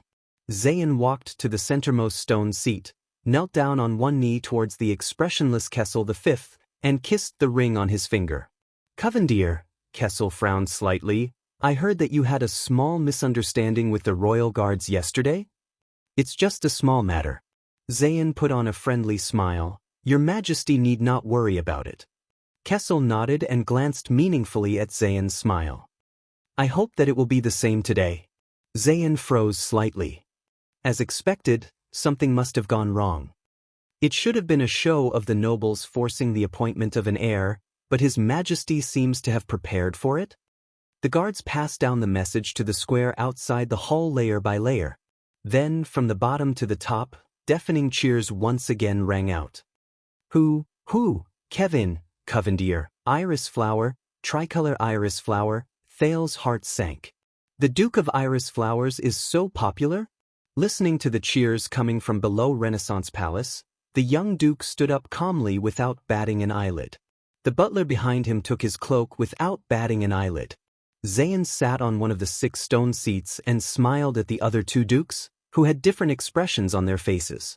The smiling Duke Bob Cullen raised his hand and introduced the cold-faced Iron Eagle. Val, this is young Zayn. But the Duke of the Northern Territory, who was coldly sizing up Zayn, nonchalantly interrupted the fat Duke's words. Iris Flowers, you are the youngest Duke of Constellation? Duke Cullen, who was interrupted, did not take it to heart and smiled, rubbing his belly. Zayn was stunned. He felt that the other party's gaze was as sharp as a sword and could not be looked at directly. This is Iron Eagle Val? It's just like the rumors say, but I wonder, when Extet's vanguard points straight at the Northern Territory. Nice to meet you, Master of the White Eagle, Duke Arund. Zayn chuckled and bowed with his hand on his chest. The youngest Duke, forgive me for being undeserving of the title. As far as I know, the Master of the Tabark family is much younger than me. But Val's expression did not change, and he said in a tone that allowed no rebuttal, "It's all right. Since you're sitting on that seat, it means that you have the right to participate in this game." At this moment, a discordant, shrill voice pierced through the crowd and interrupted almost half of the hall. "What a pity!" Thales heard a shrill and abrupt voice coming from another side door, piercing through the crowd. "Every time I step into this city, this so-called capital," the crowd dispersed. The nobles' gazes were rather complicated, containing both hatred and excitement. "I can smell the unique scent of city people. That stench of pampered life is simply nauseating." On the carpet, the owner of the shrill voice limped towards the nobles, accompanied by his entourage. "It's like an old man who's about to die of old age but still enjoys his position without doing any work, and a pretty boy who's still wet behind the ears. He can actually sit on the thrones of the 6 great dukes." As soon as these words came out, many nobles immediately burst into an uproar. On the 6 great stone seats, Zayn's expression stiffened slightly, while the plump Duke Cullen laughed out loud. Val Arund narrowed his eyes and clenched his fists. Thales was surprised to find that the person walking towards him was a middle-aged man with sparse hair. He had a haggard and bloodless face, and even his lips were sunken in, making it seem as if he was missing the upper row of teeth. Only a pair of intelligent and sharp eyes proved that this was a living person. One of his feet was obviously crippled, and he relied on a crutch for support as he stepped on the starry blue carpet step by step towards the 6 great stone seats. Val Arund clenched his fists and said with an unfriendly expression, "I haven't seen you for many years, damn old bones." Cyril. On the throne, Kessel V actually revealed a hint of a playful smile. "You're here, very good. Otherwise, the title of most unpopular person in this meeting will be snatched away by our Duke Arund."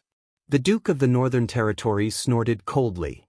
"Ah, this haggard middle-aged man, the suzerain of the ruins, the guardian Duke of Western Desert, Cyril Faken, has let out a long and sinister laugh and limped towards the king.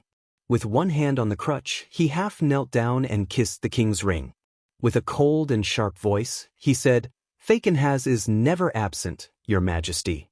The 3 dukes present had different expressions, but none of them made a sound. Thales frowned. The moment Cyril bent his back and lowered his head, a terrifying skull pattern appeared on the scarlet cloak behind him, and there were actually 4 eye holes on the skull. Faken, the wealthy family with the 4-eyed skull as their emblem, had always been mysterious. They were at the front lines of the battle against the Baron Bone tribe and the orcs in Western Desert. "It's 3 o'clock. 4 of the 6 dukes are here, and 11 of the 13 nobles are here. Your Majesty, it's time." Gilbert looked around the entire hall and nodded solemnly towards Kessel. Kessel nodded slightly and did not speak. He flipped the scepter in his hand in the air and smashed it hard on the ground. Thud. For some reason, in Thales' eyes, this smashing sound actually spread throughout the entire hall, as if a heavy hammer had been struck in everyone's hearts. The voices in the hall gradually became softer. "Everyone, it's time." With the ingenious design of the Hall of Stars, Kessel's deep and dignified voice spread clearly and unmistakably. "Constellation, year 672 of the calendar of eradication, National Conference. It shall begin now." The noisy Hall of Stars immediately quietened down. Everyone's gazes were directed towards the center. There, the king, 4 dukes, and 11 counts were in a strange silence, until the guards transmitted the king's words out of the hall. Hence, under Renaissance Palace, the cheers and commotion in Star Plaza exploded once again. However, it was completely different from what the citizens of the capital had imagined. The National Conference was started by a noble who questioned the National Conference itself, as well as the 13 distinguished families' mutual attacks against each other. Sorrel, what do you mean by this? Burnt Alone, a noble in his prime from the pentagram star, asked furiously. Are you questioning His Majesty's authority to convene the national conference? I am not questioning His Majesty's authority. He is the king, of course he can do whatever he wants. The person who questioned the legitimacy of the national conference, Smith Sorrel, who had a golden sun as his emblem, replied rudely, what I am questioning is whether he maintains the most basic respect for us, the 19 noble families. King Kessel stroked his own scepter and did not say a word, as if he did not hear what Smith said. Sorrel snorted coldly and continued, what we have received is Constellation's general edict. It is the place where the wise nobles gather together in the higher parliament to control Constellation's future. Not this messy, crappy national conference where anyone can come and go. There was a wave of protest from the civilians who were listening at the periphery, but it was immediately suppressed by the nobles' voices in the center of the hall and the angry glares of the guards. It is not without reason. Louis Bosdorf of the Black Lion stroked his stubbled chin and said thoughtfully, in this situation, no matter what we discuss, there will not be a good result, not to mention that important matter. It is more appropriate for the higher parliament. We should immediately move to the small meeting room. Bosdorf, do you mean that we should disperse and have a small meeting of 19 people? Count Simunto, the Count of the North, who had a white bear as his emblem, the Castellan of Overwatch City, said coldly, things have already come to this, and you are still dwelling on this matter. Did your mother not give you a brain? In the hall, the crowd burst into an uproar because of this undisguised insult and attack. Even Duke Cullen and Zayn, who were sitting on the 6 stone seats, frowned. Only the Duke of the Northern Territory sneered. My mother has a very good memory. She should not have forgotten this. Bosdorf was not provoked at all. He chuckled and replied, but Count Simunto, but his words were interrupted by another noble of the Northern Territory. Shut up, Black Lion. We are not really concerned about your mother or whether you have a brain. The suzerain of the lonely old tower, Fries, who had the iron-colored long wall as his emblem, knocked on the stone seat again and again. With an ashen face, he said coldly, we came to the south to deal with that important matter. We are concerned about Constellation's safety. And you southerners, you sons of B** cheese, are still concerned about whether the invitation you received was written with the correct title? Constellation's safety? Hodge Dostan, the nobleman with crossed swords, interrupted. He shook his head. Don't be arrogant. All of you are only concerned about your own safety. But I do not want to blame you for this, because I am not nobler than all of you. He leaned forward and swept his sharp gaze across every noble. But this is not about the title of the invitation. It is about whether His Majesty is using the national conference to kidnap the will of the people and coerce the suzerains. This concerns the safety of all of us, not just the northern noblemen. The audience burst into an uproar again. There were even people shouting, "Scram! Selfish noblemen!" But Dostan was still in the midst of the chaos. With a ferocious expression, he shouted loudly, "Don't forget about the Desert War. Don't forget how you were forced to conscript the people of your territories just to avenge the royal family." It was only then that Kessel V furrowed his brows. But he had to admit that his words were very convincing. Thales also began to think about the purpose of this national conference. We can talk about the procedure later, but that matter is imminent. Count Talon propped his hands up and furrowed his brows. We must make a decision on how to deal with that matter today. Decision? How do we make a decision? Count Sorrel punched the stone seat and widened his eyes. Under the watchful eyes of the public. Under broad daylight. In front of so many civilians and even the eyes and ears of the enemy, we cannot even mention what that matter is. How do we discuss it? Simple. Black Lion Bosdorf smiled and said, "Everyone knows what is going on. Tell us, what price are you willing to pay in order to solve that matter?" At this moment, a sharp and shrill laughter came from the 6 archdukes. That matter? I say, after talking for so long, why are all of you still hiding it? What are you all afraid of? Of Ekstedt? Of the king? Of us dukes? Or are you afraid of this hall, afraid of the civilians in the plaza below? Everyone's expressions changed. They looked at the haggard Cyril Falkenhays. The guardian duke of Western Desert, whose family crest was the four-eyed skull, smiled terrifyingly. Let's be frank. Extet's diplomat group and their prince were killed in Constellation. Everyone was shocked at the same time.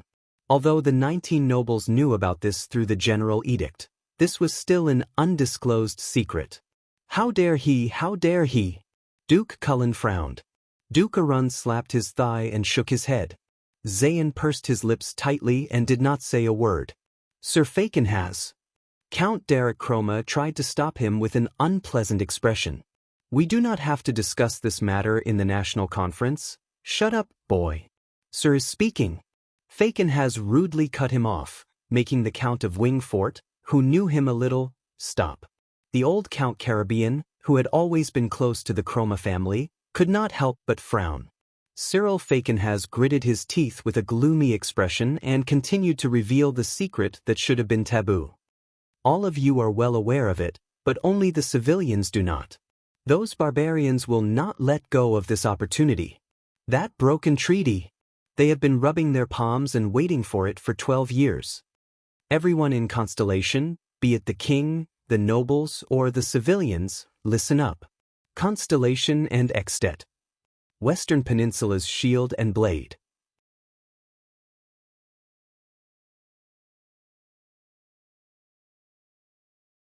Chapter 61. The commoners and minor nobles in the Hall of Stars immediately became restless in fear. The guards could not help but berate them loudly. You really have the guts to say that, Cyril? Val, the Duke of the Northern Territory, gave Cyril a profound look. Thanks to you, no one should be talking about returning to the closed, small meeting room now, right? The appointed counts on the stone seats responded in silence. It will happen sooner or later. Duke Falkenhays' gaze was dark. Even as he laughed, his shrill voice was still audible.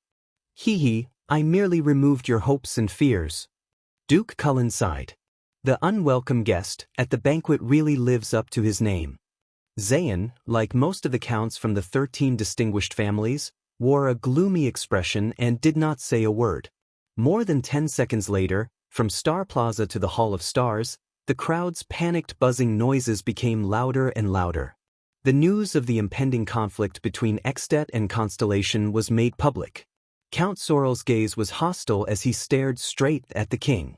Your Majesty, you have achieved the effect you wanted by announcing this impending disaster to the people. The question is, how do you want to end this now? Kessel V, whose face was as cold as ice, did not speak. He only glanced at Sorrel, who was still stubborn. That's easy. Count Talon stared at Sorrel bluntly. Do you want to fight or negotiate? If you want to fight, everyone will return to their respective territories and sound the conscription horn. We still have a chance to negotiate. We have allies. Just like 12 years ago, we can ask them to mediate. Zayn slowly raised his head and looked at the suzerains.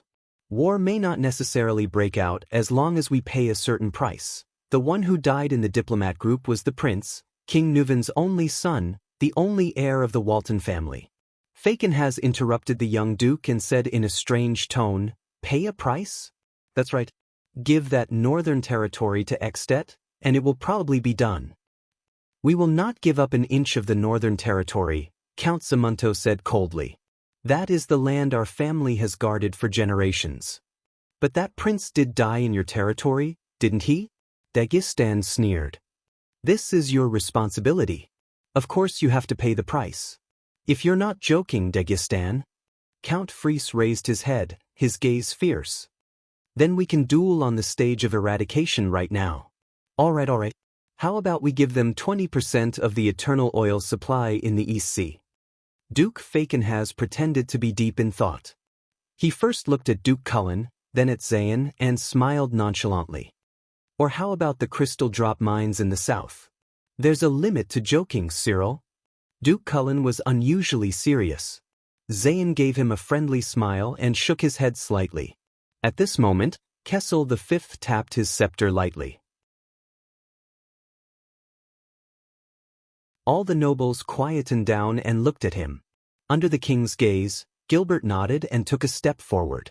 According to the channels of the Secret Intelligence Department, Dragon Cloud City already knew about the prince's death in Constellation yesterday. He frowned and said, and the Archduke of Black Sand region was even faster than their king. 2 days ago, he began to recruit soldiers and mobilize the army. The other 2 archdukes in the south of Extet were half a day slower than him, but they were almost the same. The hall immediately burst into an uproar. Silence! Gilbert said loudly and sternly. Amidst the complex emotions in the hall, the Supreme King said in a deep and sonorous voice, if the 2 countries go to war, the royal family and the Talon family will do everything they can to support the Northern Territory. Count Talon nodded with determination. The king looked at the Duke of the Northern Territory with a calm expression. Val, how many soldiers and supplies can you provide? How many soldiers? Are you joking? Val Arund replied solemnly, I have already gathered all the vassals, 15,000 infantrymen, 1,000 archers, 500 heavy cavalry, and even a small number of mystic guns. They will reinforce Broken Dragon Fortress in the shortest time possible and listen to Lady Sonia Cecier's orders. That is our territory. Once war breaks out, even the women and children will take up arms. As for supplies, it will depend on how much land we can defend. The 2 counts, Zamunto and Fries, nodded firmly in agreement. The 3,500 people from Overwatch City will fight to the death. The lonely old tower only has 2,000 infantrymen, but we will fight to the last man. We can withstand the pressure from the 3 archdukes of Extet, but if it is the entire Extet. The Duke of the Northern Territory straightened his back and swept his piercing gaze across every noble. We need the power of all of Constellation. Cohen, who was standing behind the old Count Caribbean, scratched his head and whispered in puzzlement. Isn't this a national conference that is open to all the people? Why is the deployment of the military forces revealed just like that? The old Count Caribbean closed his eyes gently and let out a barely noticeable sigh. Can't you see? He lowered his voice and told his son with an exhausted expression. The northern noble's attitude is a show for Extet. Do you believe that Duke Arund can gather 10,000 people? Constellation has yet to recover from the bloody year. I suspect that it would be good if the suzerains could even gather a third of their military forces. Cohen was instantly stunned. He looked at the top of the hall in disbelief, at the pattern of 2 stars the size of a silver cross. As the descendant of the Empire and the shield of the Western Peninsula, has Constellation become so weak? Kessel V nodded slightly, then turned to the frightening Cyril. What about the suzerains of the Western Desert? Cyril Fakenhas tilted his head back and closed his eyes. The ruins can only send 1,000 infantrymen. The Baron Bone tribe has been in a commotion recently. As for the mystic guns, we don't even have enough for ourselves. The young Count Derek Chroma muttered, Wing Fort is not known for its vanguard, but we can send our best 100 Raven Whistle Light Cavaliers. Osdorf also frowned. Brave Soul's fort has been in a state of unrest recently. An orc is being worshipped as a leader. He is gathering the forces of various clans. The Black Lion family can only send 200 people. The stingy decision of the Western Desert nobles caused the nobles present to start whispering among themselves. Cohen frowned. He had served at the front lines of the Western Desert during the purge after the Desert War. But as far as he knew, the military strength of the Western Desert was definitely not that weak. Val stared coldly at Fakenhas. You were quite proactive when you revealed the secret just now. When it comes to recruiting troops, Another wave of cheers traveled to the Hall of Stars from Star Plaza. This time, it was an excited cheer, and there was no lack of fanatical voices. Sigh. Count Talon stroked his pentagram brooch and sighed. I'm willing to bet that the guards have just passed down the message regarding the military strength of the Northern Territory. They haven't had the time to pass it down to the Western Desert yet. Kessel V remained calm and collected. He turned to Cullen and asked, "What is the attitude of the Sun Sword and Shield family and the entire Eastern Sea Hill?" "Your Majesty, Most of the people of Eastern Sea depend on the sea for their livelihood. We do not have enough military strength, but we can fork out money and summon mercenaries to battle. The plump Duke grinned.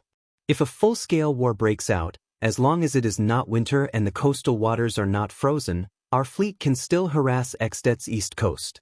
On the stone seats beside the Duke of Eastern Sea, Count Noah Hawea and Count Clark Almond exchanged glances and nodded in unison. Duke Fakenhas said darkly, "Thank you for reminding us. It is December now, and winter has arrived." Kessel V knocked on his stone seat and asked meaningfully, "So there are no people, only money?" I remember during the Desert War, the Prime Minister told me that there was no money, but there were people. It was just that it was a little far to transport troops from Eastern Sea to Western Desert. 5 years ago, people didn't know how to go out and earn money, so there were people. But now, people have all gone out to earn money, so there are no people who have money, Duke Cullen answered with a straight face and a smile.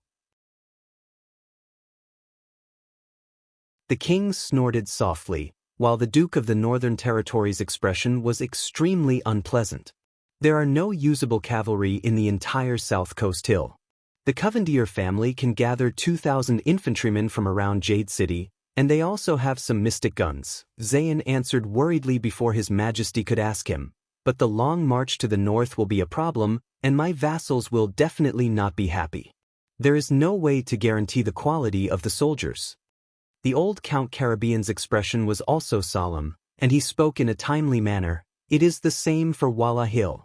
Even with the vassals, I am not confident that I can even recruit 300 soldiers. Behind the Count, Cohen lowered his head and sighed softly.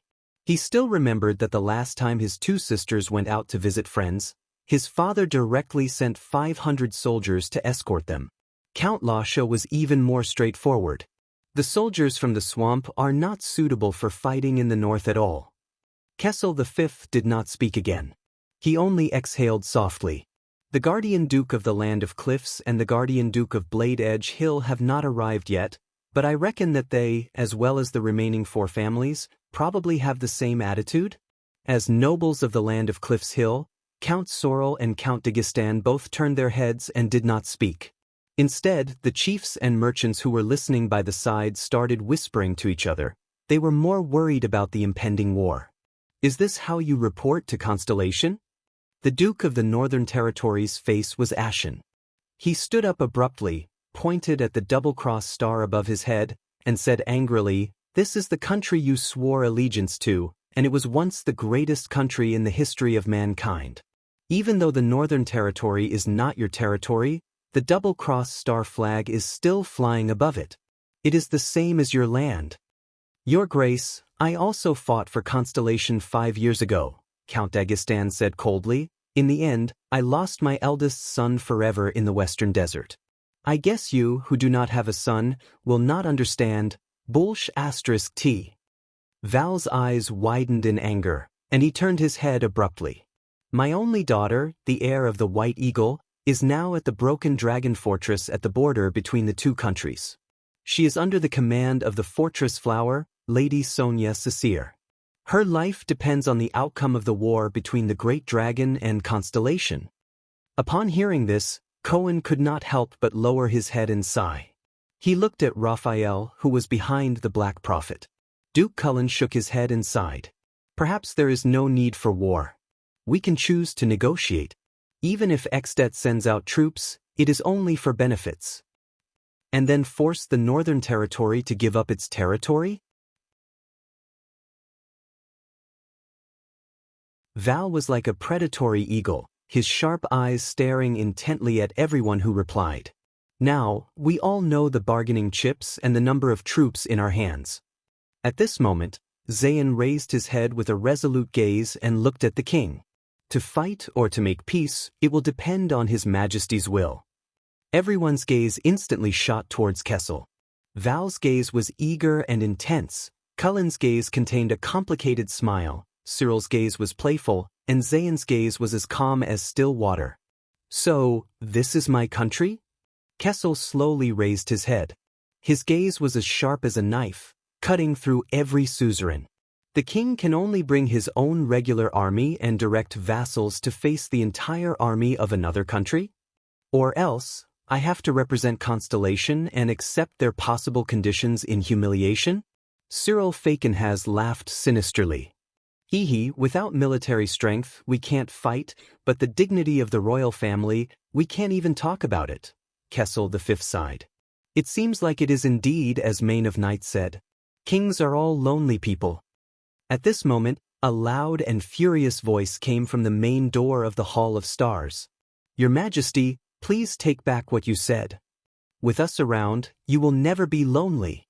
As the nobles of Constellation, the descendants of the Empire, how can we retreat even the slightest bit?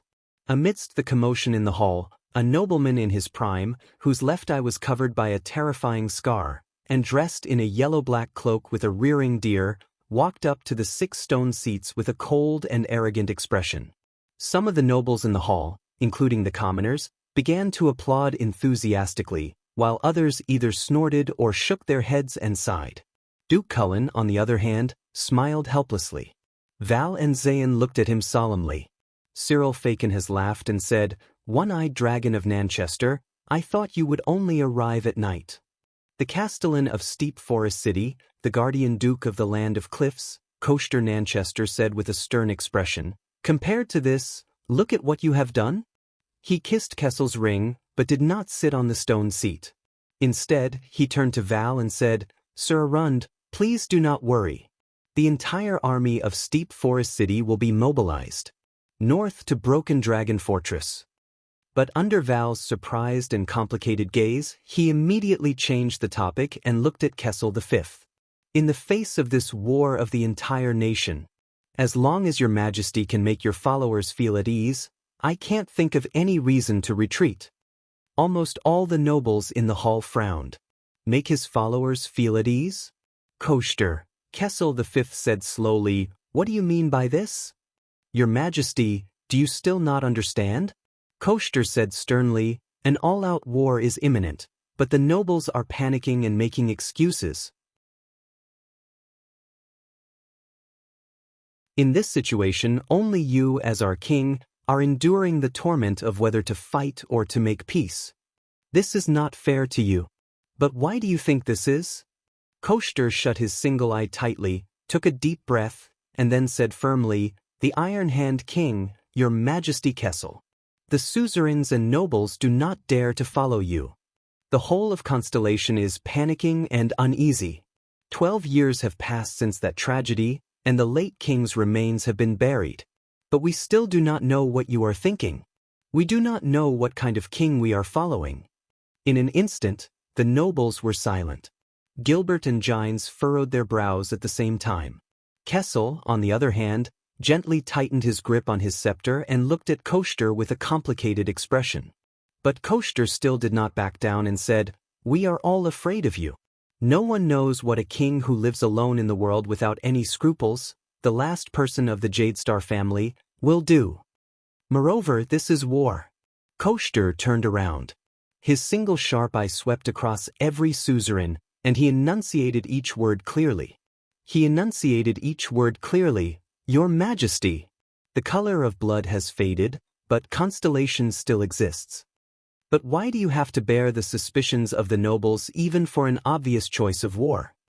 Kessel V's gaze became colder and colder. The 4 dukes avoided his gaze at the same time. Coaster pointed at the double-crossed stars at the top of the hall and said loudly, Your Majesty, for the interests of Constellation, for the dignity of the Jadestar royal family, we cannot hesitate in this crisis. Therefore, Your Majesty, please put the heavy burden of Constellation on our shoulders. Whether it is war or peace, let all of us bear the price of this decision. If Constellation is stable, the future is bright, and the royal family is not cut off. I think no one will back down in the face of such a national war. At this moment, many people had already sensed something. Marat Hansen lowered his head and silently curled up the corners of his mouth. It's coming. So fast. Zayn pinched the bridge of his nose and closed his eyes. It's coming. I hope it goes well. Cullen, on the other hand, watched Coaster's performance with a smile. It's coming. Interesting. Val stared blankly at the guardian duke of the land of cliffs, gritting his teeth. This is their goal? Both Guy and I are prey? The counts whispered to each other on their stone seats. Some were worried, while others nodded frequently. Only many civilians who were listening were still whispering in confusion. But everything in the Hall of Stars was still going on. Your Majesty, you will soon be 48 years old. On the eve of the war between the dragon and Constellation. Under the watchful eyes of the crowd, Koshter flung off his cloak and waved his arm at the nobles in the hall with a cold and stern expression. Please choose the heir of the kingdom among us nobles.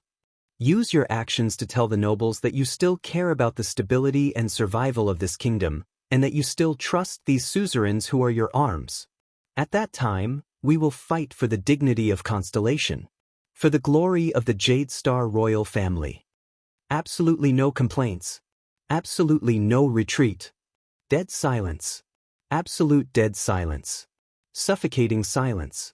No one dared to be the first to speak after these words, until a sharp and presumptuous laughter broke the deathly silence. Ah, Duke Faken has opened his mouth wide. Under everyone's shocked and bewildered gazes, he laughed maniacally. His scattered teeth made him look especially terrifying. What is that saying from the far east again? Spread out the map, and the dagger will be revealed.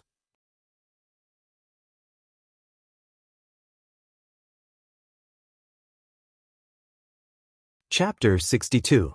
Thales calmly watched the nobles quarrel openly and covertly, and lowered his head gloomily. Power, procedures, war, military strength, and the throne. He sighed softly. Is this the future I have to face? He suddenly felt that the unknown and strange world that had piqued his endless curiosity had become a little boring. Cyril. Duke Cullen glared at Fakenhaz in dissatisfaction. Do you have to be so straightforward every time? In Star Plaza, a deafening roar came from afar. It was noisy, mixed with anger and fanaticism, and could not be heard clearly. In the Hall of Stars, the civilians and minor nobles who were listening immediately erupted in a flood of protests. Shameless suzerain. This is usurpation. But we need an heir. If something happens to the king at the front line, die, traitor. Jade Star is our king, that is a sacred oath. This is all for Constellation. We must stand together and fight against Extet. The dukes exchanged glances in silence, while the counts whispered among themselves. Silence. Silence. Gilbert tried his best to maintain order, but to little effect. Until the eyes of the Supreme King of Constellation, Kessel V shone brightly. He gripped the mysterious scepter that shone with starlight and stood up from the throne. He shouted angrily in a dignified voice, "Heir?" The Hall of Stars fell silent in an instant. Everyone stared at the king's robust figure. This is a good time. Of all times, when Constellation is in trouble, and we must work together to fight against the enemy. The king rested his hands on his scepter and stared sharply at Koshter Nanchester in front of him. The one-eyed dragon slowly raised his hand to his chest and knelt down on one knee before the king. Forgive me, Your Majesty, but this is a test, Koshter said steadily and seriously, making others feel the sincerity in his words. I believe that the originally weak and scattered power of Constellation will once again gather as one in the confrontation between the dragon and Constellation. Everyone knows that the first speaker who forces the appointment of an heir will be blamed by the public. But am I doing this for myself, so that Nanchester can ascend the throne? Koshter raised his head, the gaze in his single eye clear. Your Majesty, you can exclude Nanchester from the list of candidates. Everything is for Constellation. Please appoint an heir, or at least decide on the method of choosing an heir. That way, Constellation will definitely return to the peak of the Western Peninsula, and even the glory of the Empire will be reborn. Kessel slowly walked up to him and sneered. Koshter, sometimes even I can't tell if your sense of righteousness is sincere or not. But it is beneficial to Constellation, the one-eyed dragon duke replied calmly. What is sincerity or hypocrisy? I have also imagined this situation before, but it was during the higher conference, and it did not have to be so ugly. Count Daguistan's voice rang out. He stood up steadily, walked behind Koshter, and knelt down on one knee as well. But your majesty, your national conference has turned this legitimate admonition into a conflict in public. It's as if you are forcing the king to abdicate. But we all have enough legitimate reasons. Count Sorel walked up from behind, knelt on one knee, and said solemnly, "For the revival of this once great country, which is now riddled with holes." Just by changing the king? Gilbert was so angry that his face contorted. Constellation can become an empire if all of you wear the crown? It's not that simple. Count Bosdorf also walked forward gloomily and knelt down firmly. It's to turn the king, who was originally high and mighty and could do whatever he wanted, into one of us, think what we think, and do what we do. The king and the nobles were originally one, separated due to the difference in power. Now we are one again. Zayn lowered his head deeply and said sorrowfully, "Covendier has followed Jadestar since the Battle of Eradication. His words and vow will never change. But I think that protecting Constellation's safety and future is also King Tormund I's wish. He will understand." The Duke of Tricolor Iris Flowers stood up resolutely and joined the kneeling crowd. Fakenhaz's untimely laughter rang out again. "You mean to implement a king selection system? Ha! It really is let us share His Majesty's burden. Just like Ekstedt?" Count Lasha of South Coast Hill glanced at Duke Zayn with a complicated expression and went forward to kneel. "Better than Ekstedt. We have the foundation of the empire for 1,000 years." Cohen watched in disbelief as his father, the old Count Caribbean, also silently followed Count Lasha and knelt down. Kessel V looked down coldly at these dukes and counts. One by one, they knelt down on one knee. This is not the Jadestar royal family's fault, but the crown's fault, the throne's fault, and the scepter's fault. At this moment, Duke Cullen sighed. Since the royal bloodline has been severed, for the sake of Constellation, it is not necessarily a bad thing for His Majesty to choose an heir. The two counts of Eastern Sea Hill, Javier and Amand, also silently went forward to kneel after Duke Cullen spoke. One of the king's partisans, Count Godwin, gritted his teeth and said, "This is obviously a shameful attempt to force the king to abdicate. How did you do it so boldly and righteously? Can't you see?" Count Derek Chroma calmly left his seat and knelt down. This is the general trend. Below Renaissance Palace, the noise from the crowd grew louder and louder. Asterisk thud. Asterisk Val punched the armrest of the stone throne, his gaze cold. "Sometimes, I really feel disgusted for all of you."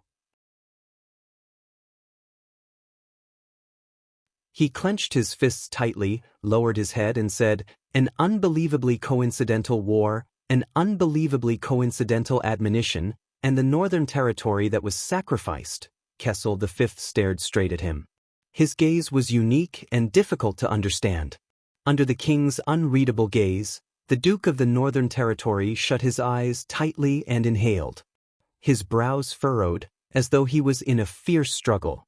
Finally, as though he had made up his mind, he opened his eyes at Kessel. But Val did not look at the king's eyes. The heroic Duke of the Northern Territory said desolately and disappointedly, "But if this can be exchanged for the Northern Territory, for the stability and safety of Constellation, Kai, perhaps you should consider it." The two counts of the Northern Territory under him both lowered their heads and remained silent. Kessel V's gaze dimmed. He turned around and no longer looked at his old friend. Seeing Val's hesitation and guilt, Duke Cyril Fakenhaz laughed shrilly again. "It seems that your Majesty's only choice is to directly choose an heir or establish a king selection system." Only Kessel V stood expressionlessly above the group of vassals. He only held a scepter tightly in his hand. Thales suddenly felt that his father was so lonely. If he did not find me, what would the situation be like today? Thales, who was watching all this, suddenly felt dizzy. It's happening again. A memory from the past appeared before his eyes. Wu Qiren sat in an extremely small classroom and reported to a professor and two students in front of him. Paji inherited Weber's German academic tradition. It revolved around power and examined the formation of feudal countries. No, not now. Thales pressed hard against his temples and suppressed the flashback of the memory. But when Thales' attention returned to the Hall of Stars, Kessel V's dignified voice finally reached his ears. It seems that if I do not appoint an heir, I will not even be able to fight a war. All right. Then I will appoint an heir. Zayan's brows furrowed slightly. That sense of unease grew stronger. Kessel V did not look at the nobles on the ground and slowly sat down. The words that Thales had been waiting for all this time finally rang. Let him meet everyone, Gilbert. It's here. Thales' mind went blank. He forcefully swallowed a mouthful of saliva. He looked at Gilbert and waved his hand. In the dark room, a secret door opened abruptly. Inside was a long flight of stairs that led to an unknown place. A flurry of discussion began in the Hall of Stars. The dukes and counts remained calm, but when they looked at each other, they could see the doubt in each other's eyes. Thales adjusted his bow tie. Thales. The prince called out the name of this world. It's time. Thales decisively stepped down the stairs. Just treat it as another game. One step. Another step. Forgive me for not understanding what you mean, Your Majesty.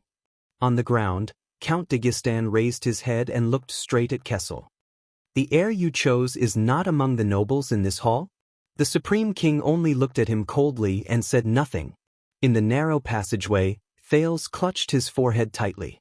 His memories flashed again. But he still gritted his teeth and walked forward with determination. When he opened his eyes, he was in the Hall of Stars. When he closed his eyes, he saw another version of himself, living in the fragments of his memories. The bond between the lord and his vassals was filled with strong personal feelings and emotions. The struggle for power gradually deteriorated. Order collapsed, and the coordination became unstable. Chaos and violence broke out periodically. The unified feudal system was eventually scattered and shattered. But the rise of the feudal system is still a valuable effort for us to try and stabilize public rule. Paji also believes that in this process, the legitimacy of power, the limits of the king's rule, the country's responsibilities and traditions, and even the importance of law have entered the field of vision of history and have been acknowledged. This is the most valuable legacy that the feudal system left to the subsequent countries. But we still have to ask, what exactly did Paji's observations and analysis miss? What exactly did he miss? Your Majesty, have you chosen your heir? The one-eyed dragon, Koster Nanchester, raised his single profound eye and looked around. It seems that the Tabark family and the two prominent families in the southwest are not here? The Supreme King still ignored him. Thales came to a side door. He could already see the civilians outside the Hall of Stars. No, not the side door. He realized that the door in front of him led to the center of the hall, the 20 stone seats. It's the main door. The guards' expressions were solemn, but some of them could not help but look at him and the badge on his body. The moment they saw it clearly, many people's breathing quickened. Some even lost their composure and leaned forward. However, a guard who seemed to be the leader sternly rebuked them. He then bowed respectfully to Thales and made way for him to enter the hall. However, just as Thales was about to take a step forward, "Go. You will be better than him." Thales raised his head abruptly. He saw that the guard had already turned and left. He could only see the back of an armored figure in the air. Yodel! Thales clenched his fists. It's you? Similarly, the civilians outside the hall had already seen the little boy outside the door. They began to whisper and gesture to each other. The flashbacks of memories faded away like the tide. The prince felt as if there was an additional force in his body, making him more energetic. Thales took 3 deep breaths. It's just another game.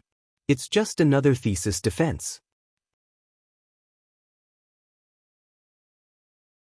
Thales got rid of all emotions, all expressions, and stepped on the starry blue patterned carpet. He began his journey. He moved forward and stepped past the ordinary civilians at the outermost area. A suburban squire dressed in a somewhat rustic manner poked a friend beside him who ran errands between the city and the countryside. Who is that?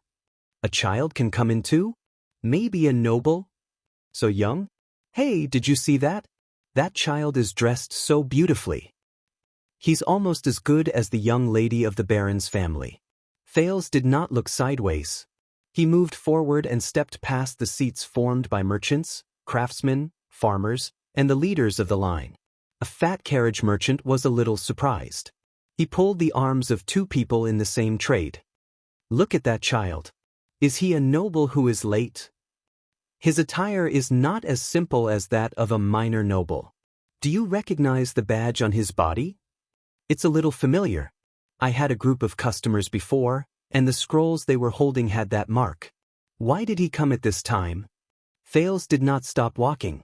He moved forward and stepped past the seats formed by honorary military soldiers and government bureaucrats. An inquisitor from a small village in the suburbs saw him. He frowned and lowered his head to whisper in the ear of another signatory from the city hall. Look at that clan emblem. Oh my God. How is that possible? I think it's impossible too. Are you sure you didn't make a mistake? I've dealt with hundreds of warrants from the king. How could I make a mistake? Thales ignored him. He moved forward and stepped past the stone seats of lords, barons, and other low-ranking nobles without any support. A baron who was smoking a pipe had a glint in his eyes. He almost bit the pipe in his mouth. He leaned forward and patted his good friend's shoulder. Could that be the nine-pointed star? What? Do you think the same as me? More or less. Then now, yes, as expected of the Iron Hand King. Thales did not care. He moved forward and stepped past the stone seats of viscounts, counts, and other middle-ranking nobles. An honorary count opened his mouth in disbelief. He did not need to inform the others.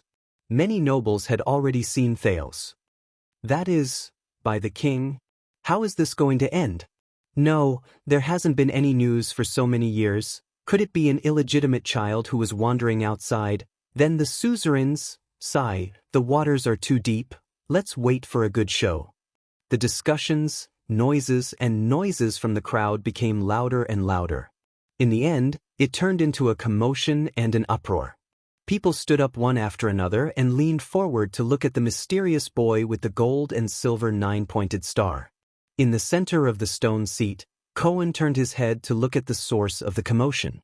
A boy dressed in noble attire with a nine-pointed star pin walked forward with a solemn expression. Cohen looked at the nine-pointed star and froze on the spot. The boy. Why does he have the Jade Star clan emblem?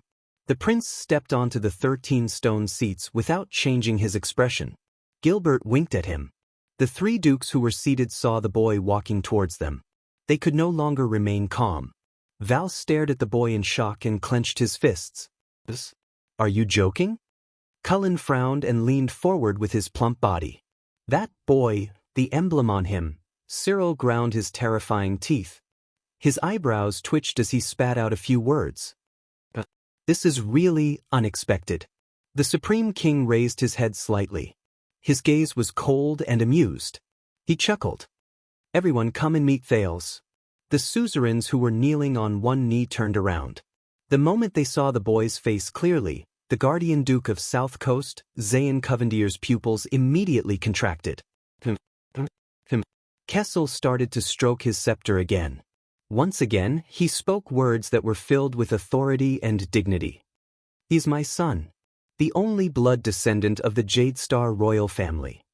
Thales placed his right hand forward and his left hand behind his back. He bowed deeply to the king. He turned to the suzerains on the ground. Good day, my lords. Thales heard himself say so.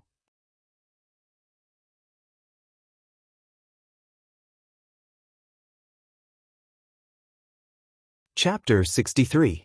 The suppressed commotion in the Hall of Stars officially turned into an uproar. Be it the commoners, officials, or nobles, everyone rushed forward, wanting to catch a glimpse of the Jade Star descendant who had not appeared for 12 years.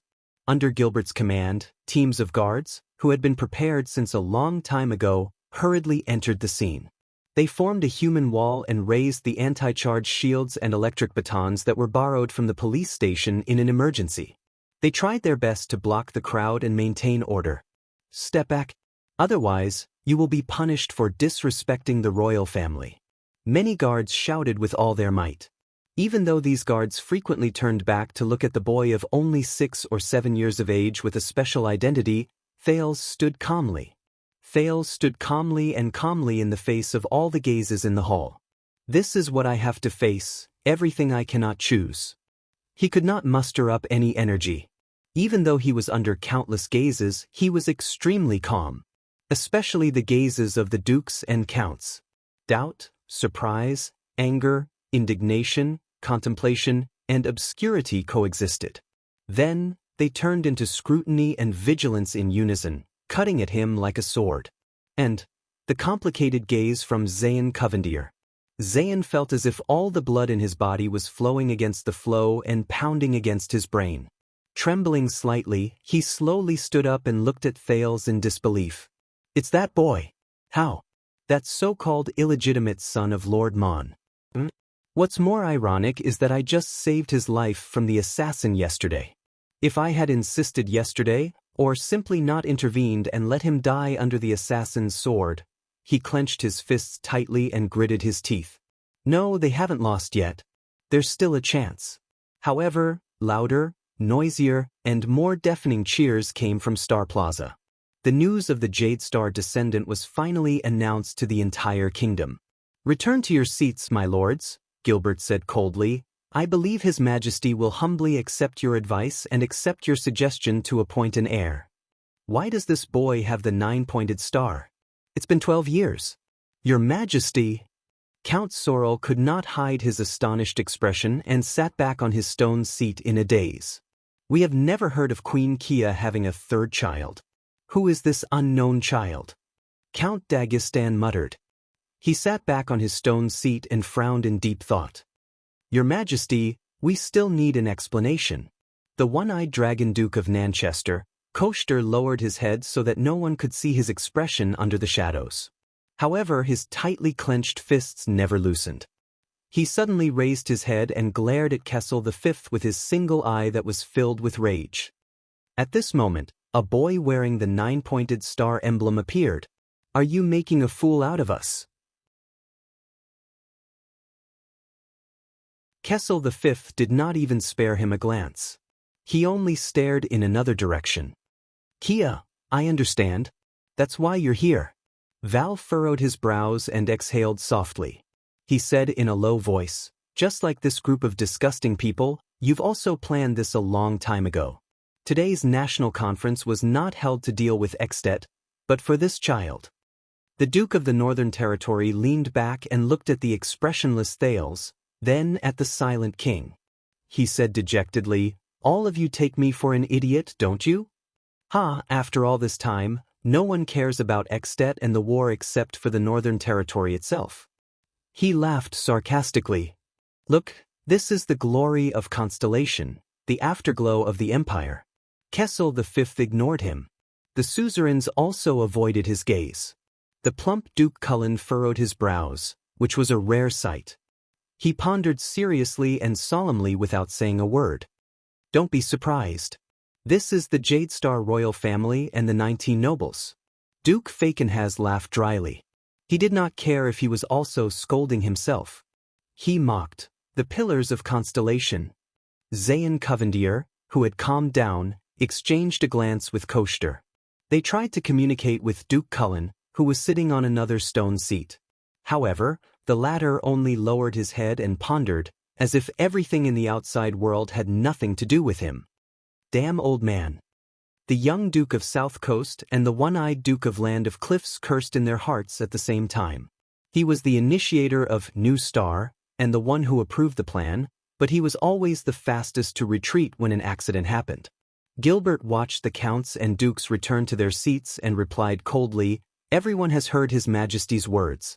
Today, at the National Conference, His Majesty will recognize this boy as his bloodline. The middle-aged noble took a step forward and tried his best to suppress his excitement. The Jade Star royal bloodline will be reborn here. Wait. The Duke of Land of Cliffs, the one-eyed dragon Koester, seemed to have just recovered from the shock of losing his composure. He loudly interrupted Gilbert. We all know that His Majesty had 2 children who unfortunately died 12 years ago, but we still do not know where this boy came from. Perhaps it will have little effect, but we must stop this no matter what. Otherwise, after planning for so long, Thales sighed and looked at Koshter. Are they the ones who, like Gilbert said, look forward to a sudden crisis to change the situation of the kingdom and seize power and benefits? He swept his gaze across Koshter, Zayan, and the counts. Thales lowered his gaze and shook his head slightly. It's like a farce in a market, but it decides war and peace, and the future of countless people in this kingdom. Count Godwin, a member of the king's party, said loudly in dissatisfaction, "Who gave you such power to interrogate His Majesty's son's identity in front of him at the national conference?" Count Lasha received Duke Zayan's gaze and slowly said, "This concerns the succession of the throne and the future of Constellation. Every noble in Constellation has power. How can this be treated as a child's play?" Fakenhas clapped his hands and laughed sinisterly. "Great, just now, the Jade Star royal family was a historical antique that was about to be swept into the trash heap. Now, everyone is concerned about the future of the kingdom." Koshter and Zayan simultaneously glanced at Fakenhas in dissatisfaction.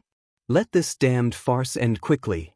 Val held his forehead and suppressed his anger. No matter what the outcome is, the Northern Territory is still facing the threat of war. Although I know that all of you do not care, and even this crisis is... Anyway, let it end quickly.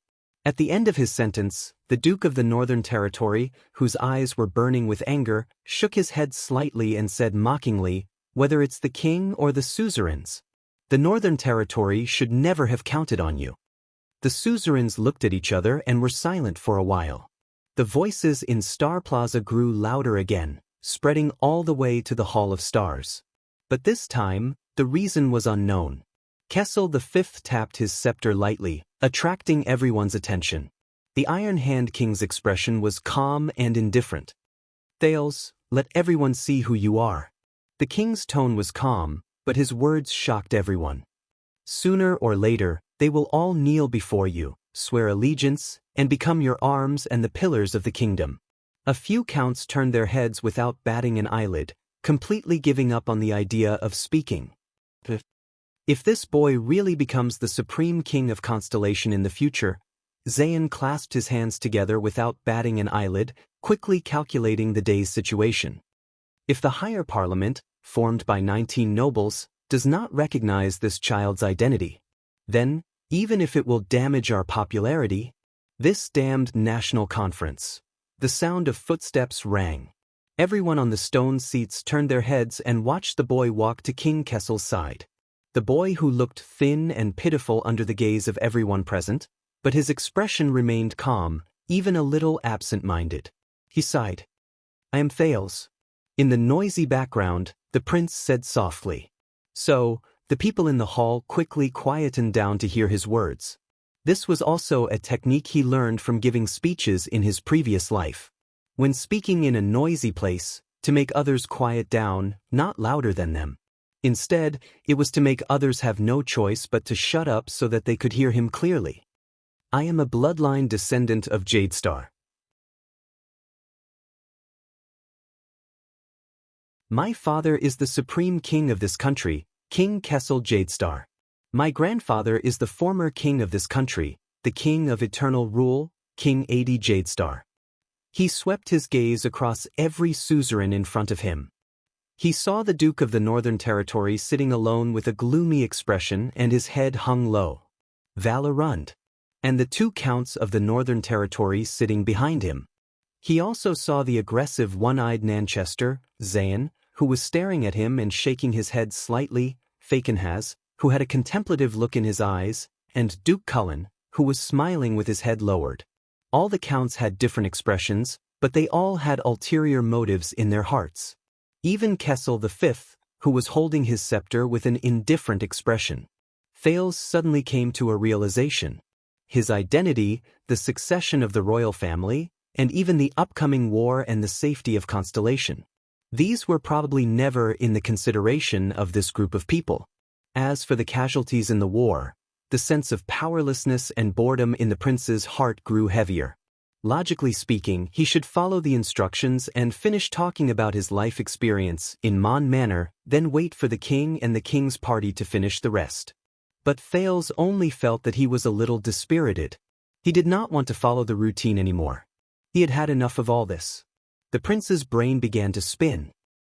The formation of a feudal country, the king and his vassals, strong personal feelings and personal color, the struggle for power, the gradual deterioration. Then he slowly opened his eyes and looked at the suzerains. The corners of his lips curled up. Everyone saw the boy close his eyes. A second later he opened his eyes and chuckled. Gilbert saw Thales sneer and the fact that he stopped talking. His heart instantly turned cold. Could it be? Although this young man often gave him quite a few surprises, it was better to have fewer surprises on such an important occasion. Thales blinked and spoke slowly. I can prove that I am of Jadestar's bloodline, but forget it. Thales swept his gaze over the nobles who were eyeing him covetously and said quietly, Anyway, even if I can prove that I am a descendant of Jadestar, all of you will still have reasons to object. Child, Koshter said coldly, do you know what you are saying? If you can't prove that you are. The guardian duke of the land of cliffs, Koshter Nanchester, Thales said coldly, isn't everyone well aware of the reason why all of you object so fiercely for Constellation and the royal family, or for your people to be able to wear that crown? This is the national conference. Everyone in the capital city is listening. Who do you think you can fool with your righteous I am doing this for Constellation? Look. The crowd in the hall immediately burst into an uproar. Gilbert began to panic. This was not what he had planned. He was about to speak, but Gines pulled him from behind. Gines stared at Thales and said in a low voice, Let him finish. He doesn't look like he has no plan. Koshter, who was sitting on the stone throne, glared at him with his single eye. However, Thales could feel that the Duke of the Land of Cliff's breathing had begun to quicken. Thales strode towards Koshter and stared fearlessly into his single eye. You entered the Hall of Stars with the slogan of supporting the Northern Territory and uniting the kingdom. However, you asked for an heir of your own kingdom as a prerequisite. Otherwise, you refused to send troops and would rather watch the Northern Territory fall. Of course, perhaps the decline of the Northern Territory is a good thing for all of you. Val, who had his head lowered all this while, raised his gaze and looked at the boy. Koshter's single eye was still fixed on Thales, like a mamba observing a snake before it launched an attack. However, Thales had not finished speaking.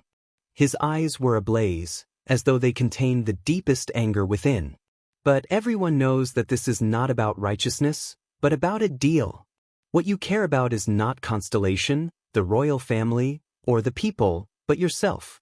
You are not a lone hero who is willing to suffer criticism for the sake of the kingdom's interests. What you want is a satisfactory heir of the kingdom, but you insist on using righteousness to cover up your desires and interests. Thales coldly concluded with the knowledge he had learned over the past 20 days. In the Far East, they call this saying what one desires to do, one must do. When translated, it means, One-eyed dragon, you are a hypocrite, and you disgust me. There was only coldness left in Koshter's single eye. The suzerains looked at each other and saw the shock in each other's eyes. Even though this was an inside story that all smart people knew, to say it in public. This was too, well, Fakenhas clapped his hands as if he wished for the world to be plunged into chaos. He laughed sinisterly and said, At least your eloquence is not bad, child. Kessel V stroked his scepter lightly, his gaze deep. A few seconds later, the crowd began to stir. There were even people shouting from the seats where the commoners and minor nobles were seated. Are you done speaking? Gritting his teeth, Koshter stood up abruptly. He walked to an inch in front of Thales and looked down at him condescendingly. With an oppressive force, he said, Damn brat, you think you can change the topic by spouting nonsense? Shut up, hypocrite. Thales suddenly raised his head and interrupted him coldly, I am not done speaking. The one standing in front of you is the Jade Star bloodline, the descendant of Tormund I. You and every generation of your ancestors have knelt down and sworn loyalty to the bloodline. Thales stared straight at the Duke of the Land of Cliffs without showing any weakness. Thales stared straight at the Duke of the Land of Cliffs and said mercilessly, "Even if you want to usurp the throne, for the sake of your ancestors, show some respect." Koshter's single eye widened as he stared incredulously at the child who was only 6 or 7 years old in front of him. The child had used the Jade Star status that he had yet to obtain to humiliate him in front of him. For a moment he even forgot to retort. A loud cheer came from the square again. The words Jade Star and Prince could be faintly heard. "This is bad. It seems that the message has been passed down," Thales sneered and repeated mercilessly, "Hypocrite Duke." Without waiting for Koshter's reaction, he turned around abruptly and swept his gaze across the suzerains. "You have a private deal, don't you?" the prince said calmly and loudly. "A group of nobles whose goal is to become the next king. They intercepted the Extet diplomat group, instigated a war, and caused the fall of the Northern Territory. Some received territories and resources, some received promises and benefits, and some—" Thales slowly turned around and looked at the young Duke of South Coast. He enunciated each word calmly and said, "Perhaps get that crown." "Is that so, Duke of Iris Flowers?" Many people turned their heads in unison and followed Thales' gaze to look at Duke Zayn Covendier. Under Thales and the crowd's gaze, Zayn felt very uncomfortable. The fact that he inadvertently saved and let go of the boy yesterday only to spoil his plan made him very angry.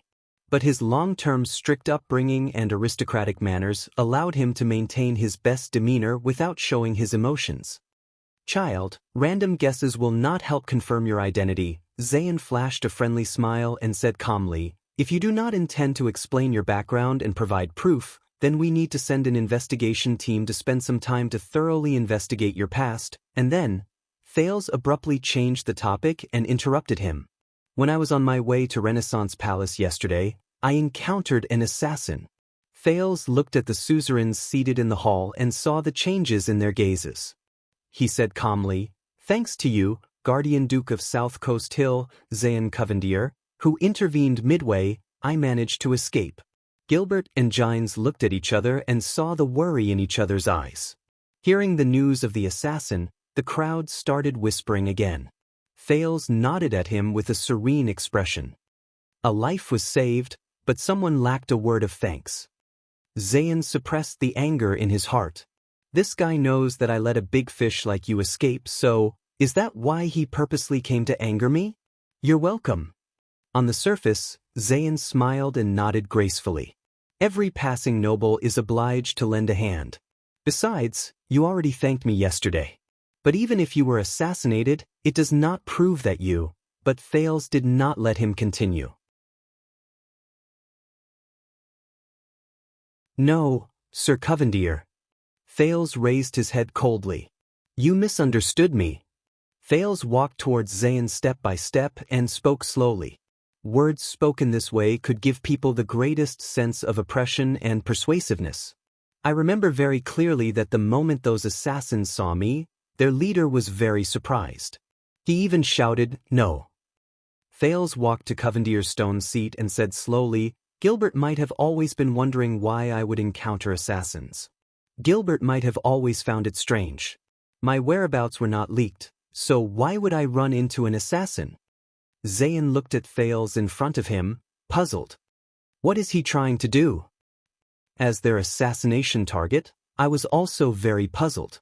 At that time, almost no one knew who I was. Even if you, who were promised that crown or related benefits, encountered me, you would not stab me without explanation. Until just now, when I saw Sir Covendier and your accomplices speaking in unison about choosing an heir, I finally understood. Thales lowered his head and sighed deeply. They were not here to kill me. They were here to kill someone else. Zayn's expression finally changed. Thales looked at Zayn's doubtful and then shocked gaze, and enunciated the rest of his words. Their target was another important figure who was also heading to Renaissance Palace and was destined to pass through that street. He was also traveling in secret, keeping a low profile, and had few guards. Zayn was so shocked that he could not speak. Yes, Duke Covendier.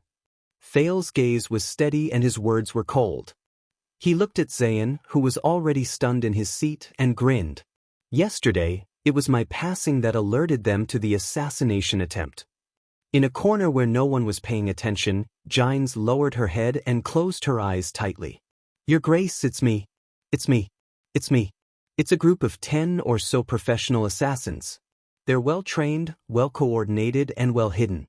They have psionic humans with them, and they're equipped with military crossbows. They're protected by supreme-class elites, and they're professional assassins. Thales narrowed his gray eyes and spoke softly. Saved your life. He placed his last chess piece. So, you owe me a word of thanks, Duke Covendier. Checkmate. Zayn seemed to have figured something out. His face gradually turned pale, and his back subconsciously leaned against the stone seat.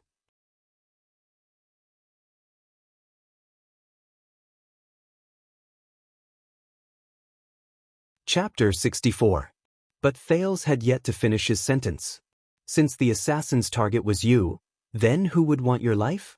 Your Grace, why don't you think about it? Thales' voice was like a hammer covered with iron spikes, pounding on Zayn's heart. What were you going to do that day? Who were you meeting? Who knew of your whereabouts? Zayn exhaled deeply. He did not reveal his emotions, but the scene of that day uncontrollably appeared in his mind. He saw that Gilbert was among the people who were attacked. In order to buy people's hearts, he helped. Those assassins. That boy. And those people who knew he would go there. Thales coldly enunciated each word. Was it those people who you thought were your allies? Those who worked together for a better constellation? The ones who promised you a bright future? Thales turned his head and sighed. That's true. Among those who are qualified to sit on the throne, you are the youngest, the best image, the most popular, and the most likely candidate. Did they also tell you that? Thales turned his head around and sighed. The breathless crowd finally began to make a ruckus. Everyone in the field had different reactions to Thales' performance. Behind Count Caribbean, the young police officer Cohen stared at the boy in surprise. Is he really only 6 or 7 years old? When I was 7? Forget it, let's not talk about it. Lest I get sad. But the wind would not stop blowing. The old Count Caribbean turned his head and looked at Cohen with a scrutinizing gaze, then at Thales. Under Cohen's increasingly puzzled expression, the old Count's gaze darted back and forth several times. Finally, the old Count looked at Cohen and sighed in disappointment. He then turned his head and looked at Thales. Only an innocent Cohen was left. At first, he had a sudden realization, but then he lowered his head dejectedly. Old man, do you have to do this? You can't compare people like this. The Black Prophet, Marat, exhaled softly and looked at Thales with a complicated gaze. I seem to have underestimated him earlier. The notorious head of the Secret Intelligence Department whispered to Raphael behind him, This child is really unexpected. This child is really unexpected. If he is the king you will serve in the future. The good thing is that you don't have to worry a lot, but the bad thing is that you won't be able to. Raphael nodded solemnly in the face of this seemingly contradictory statement. He understood. Kessel V looked at his son with sparkling eyes. He turned his head slightly and whispered to Gines, who was beside him. That child, did he learn eloquence and speech from Gilbert, or did he learn reasoning and observation from you? No. Gines stared at the center of the field, at the boy who was explaining in a calm and composed manner. She revealed a bitter but gratified smile. That child is rather special. Kessel V thought deeply for a while and snorted softly. His expression was gloomy and complicated. Yes. Just like his mother. Gines' expression froze. Kessel's gaze returned to Thales. Enough. Koester angrily hammered the armrest of the stone throne, interrupting Thales' words. He angrily looked at Kessel, who had a contemplative look in his eyes. Your Majesty, it's time to end this farce. Our main topic is Manchester's one-eyed dragon. Why are you so anxious? Everyone turned their heads and were shocked to see that the person who spoke was the Duke of the Northern Territory. Val raised his head coldly. Will it be disadvantageous to you if you continue listening to him? Koshter was speechless for a moment. And you, Faken has old bones. Val's eyes were burning with anger. He turned his head and looked at the haggard man with a terrifying face. His words were profound and extremely sharp. In this kind of situation, you actually didn't take pleasure in my misfortune and didn't say anything sarcastic. How rare. Thank you for reminding me. I was just about to speak, huh? Cyril Fakenhaz, who was a beat slower, pointed at Zayn and laughed. But only those who knew him the best knew that his laugh was a little dry. Looks like you've been made a fool of, you inexperienced young Duke. As for you, Duke Cullen, our Prime Minister, Val looked at the plump Duke opposite him and said disdainfully, you're still as steady as ever. Duke Cullen responded with a simple and honest smile. Zayn clenched his fists, maintained his remaining demeanor, and tried his best not to look at those people. Those people. If I die. Among those people, who will benefit? He could not suppress the suspicion in his heart and began to consider these things. All right, child. The rather pale Zayn forced a smile and said weakly, no matter what you say, there's no evidence, Your Grace. Thales looked at the young Duke with a cold gaze. He deliberately avoided the topic of evidence and deliberately guided his and the audience's thoughts. What is your position in the group that is aiming for the throne? Yes, it doesn't sound reasonable. Your group has more than one person. If you're killed, everyone will be in danger, and the alliance will naturally fall apart. Why would the mastermind assassinate you and do something that would ruin the plan? Unless, Thales sighed again, there's a more terrifying possibility. Zayn closed his eyes and lowered his head slightly. He was not an idiot. That is, everyone in the group knows that you're the one destined to be sacrificed. Thales walked around Zayn and put on a sympathetic look as he patted the shoulder of the master of iris flowers. Your death is part of the plan, you're the one who's being betrayed, and the only one who's being abandoned. That's true. You're young and promising, skillful, wealthy, and highly popular. If you ascend to the throne like this, even if it's a throne that's subject to a king selection system, Covendier will become another Jadestar royal family in a few years, and begin to keep the suzerains in check, and even if it's a matter of lifespan, you'll still live longer than all of them.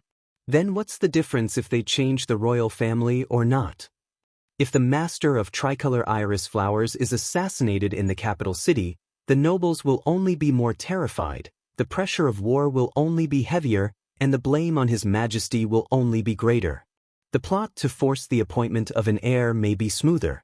That crown will also be placed on the head of someone they favor more. Zayn's expression was indifferent, but everyone could see that his gaze had not moved for a long time. You were already betrayed before you wore that crown. Thales shook his head comically like a little adult. At the end of the day, you're still too young and careless in making friends. They probably borrowed a lot of power from you and the Covendier family, and prepared for a long time. But no matter what they promised you, Thales walked back to Kessel's side and said coldly, they're not prepared to fulfill their promises. Please think carefully and reconsider your position. You're a smart man. Who would you rather choose as an ally? Who is going to be the king, and who is going to be the most beneficial for the flourishing of the iris flowers? Zayn did not speak again, nor did he look at Thales. He just stared at the floor in front of him, as if he was particularly interested in the patterns on the floor tiles. At this moment, Thales suddenly turned around. He looked at the lords on the stone seats and shouted in a strange voice, kill them all. Don't move. Many of the suzerains frowned. Thales' gaze carefully swept across each person's face, as if he did not want to miss even a single pore. He said coldly, don't move, those who betrayed Zayn, don't turn your head, don't shift your gaze, look into my eyes. I can smell your guilt and fear from your expressions. Zayn also raised his head abruptly and looked at the suzerains. Some of the suzerains held their breaths for a moment. But in the next moment, Thales suddenly relaxed. He spread out his hands and said with a smile, don't be nervous. I'm joking. Some of the suzerains breathed a sigh of relief. Looking at Thales, they either secretly gritted their teeth or clenched their fists tightly. Was he doing it on purpose? But when you see the example of iris flowers, you'll understand. Thales looked at the suzerains and his expression became serious again. Once the Jade Star heirs die out, no matter which rich or distinguished family ascends to the throne, whether they are weak or powerful, the new royal family will eventually become the suzerain's next target, regardless of whether they are weak or powerful. Without external enemies, all of you will kill each other on the unbalanced scales of power until Constellation is destroyed. I don't care who among you hatched this conspiracy, this plan, and I don't care who wants the throne. After all, in the eyes of many, since the end of the royal family is a foregone conclusion, they naturally have to choose the future that best suits their own interests. But I'm already standing here. For the stability of Constellation, and for your own interests. The continued existence of the Jade Star royal family is the stability of Constellation, and the greatest hope. Everyone for everything, please be like your ancestors and support Jade Star, support me. The crowd's discussions grew louder, and many people began to applaud. As if by coincidence, the cheers from the plaza also came in waves. No one knew where the guards passed the words in the hall to. Thales did not look at the suzerain's expressions. In fact, he enjoyed imagining their expressions. Gilbert finally let out a long sigh and said softly to Thales, who was walking back. What a deep impression, young sir. The threat of iris flowers has been eliminated amid suspicion, and the power of the great antler deer has also been greatly reduced. Gilbert lowered his head and asked quietly, but how are you so sure that those assassins were after the iris flowers? Of course I can't be sure. Thales smiled at him and looked at Zayn, who was deep in thought in the distance. His eyes shone brightly.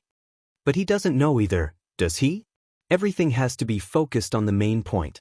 The important thing is not those assassins, but that Zayn saw those assassins with his own eyes. Sensing Kessel V's solemn gaze, the rather pressured Thales tried his best to maintain his breathing.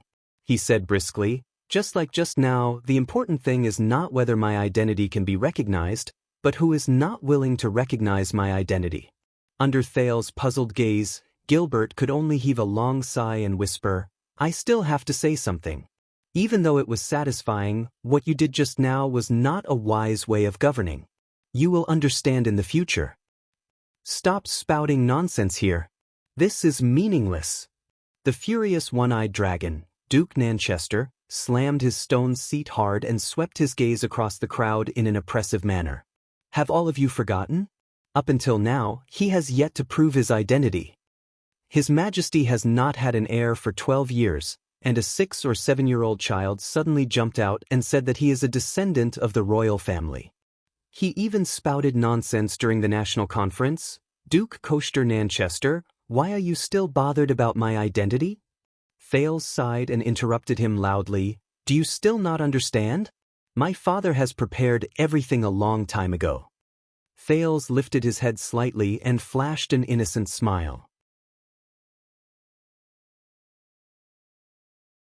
I thought that a hypocrite like you, who worries about the country and the people, would be overjoyed by the return of the Jade Star bloodline.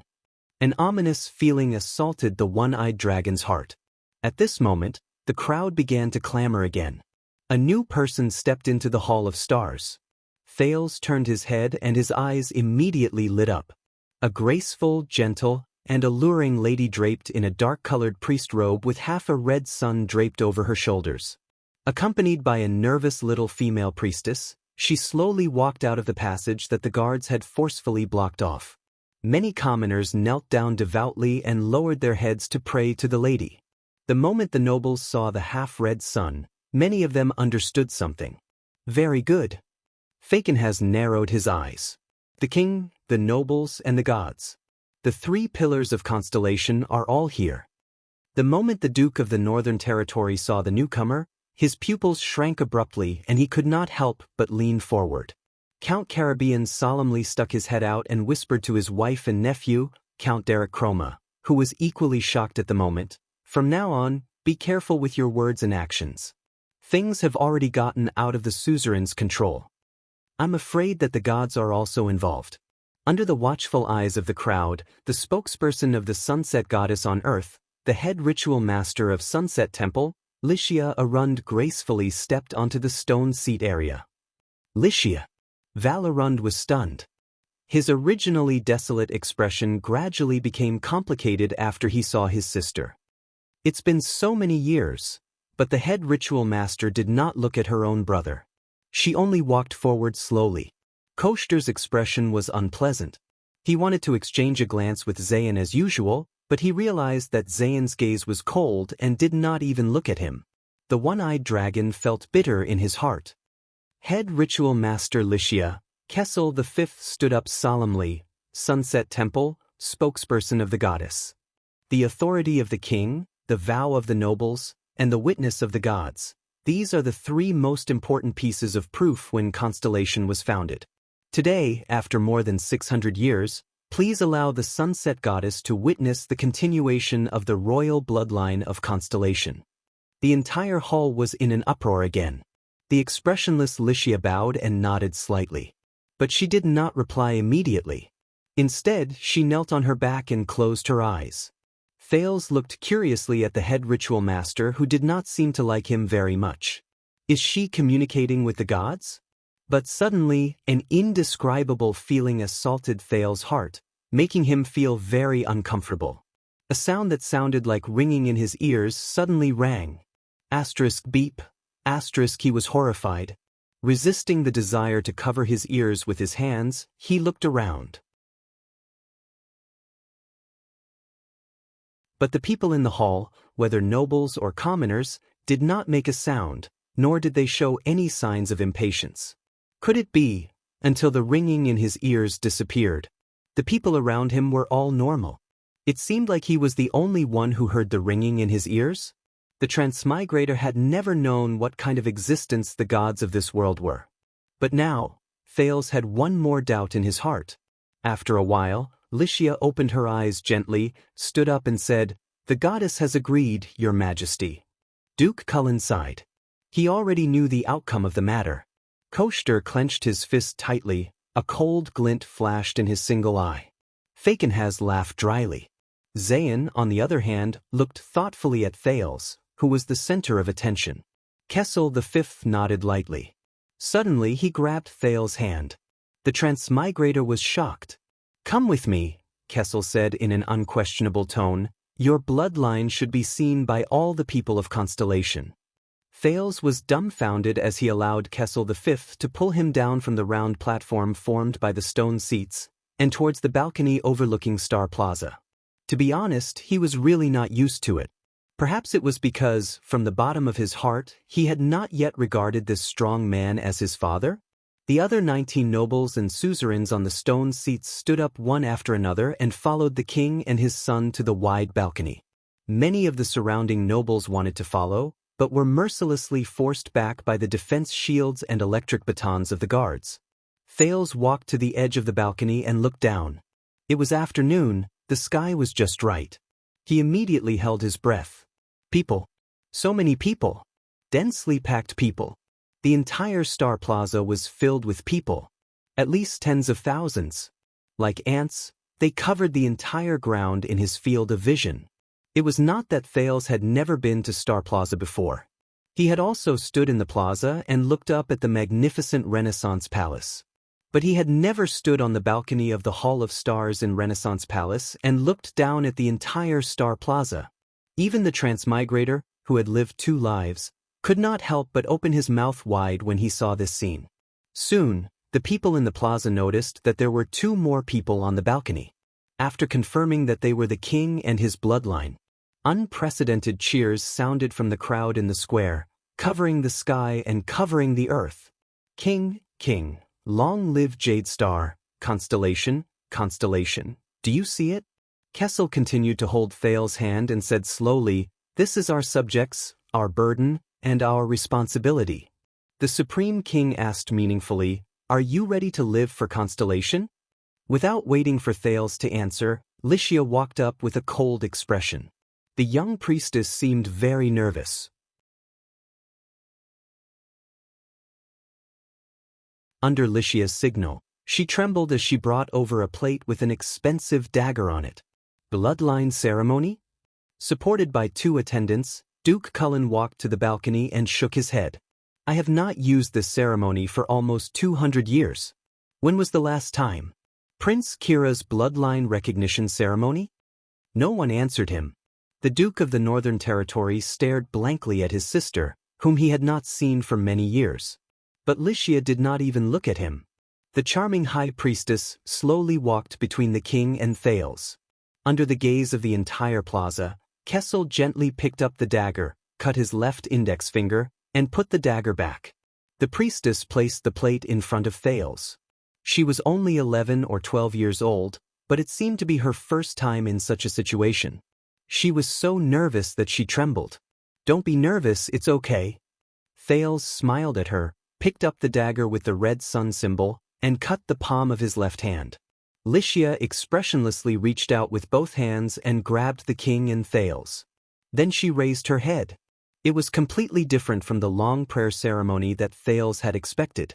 Because in the next moment, Licia's eyes instantly erupted with a strong light that was exactly the same as the one in the stone house. The people on the balcony and behind the balcony who were fighting to watch immediately quietened down. More commoners began to kneel, closing their eyes and praying towards the light in the middle of the balcony. The light became stronger and stronger.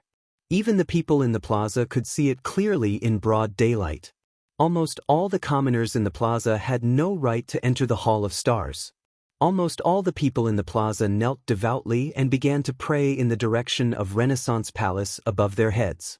The pious kneeling of the believers caused the entire Star Plaza to change color and surge like waves from the balcony of the Hall of Stars. But Thales did not have the energy to look at this spectacle.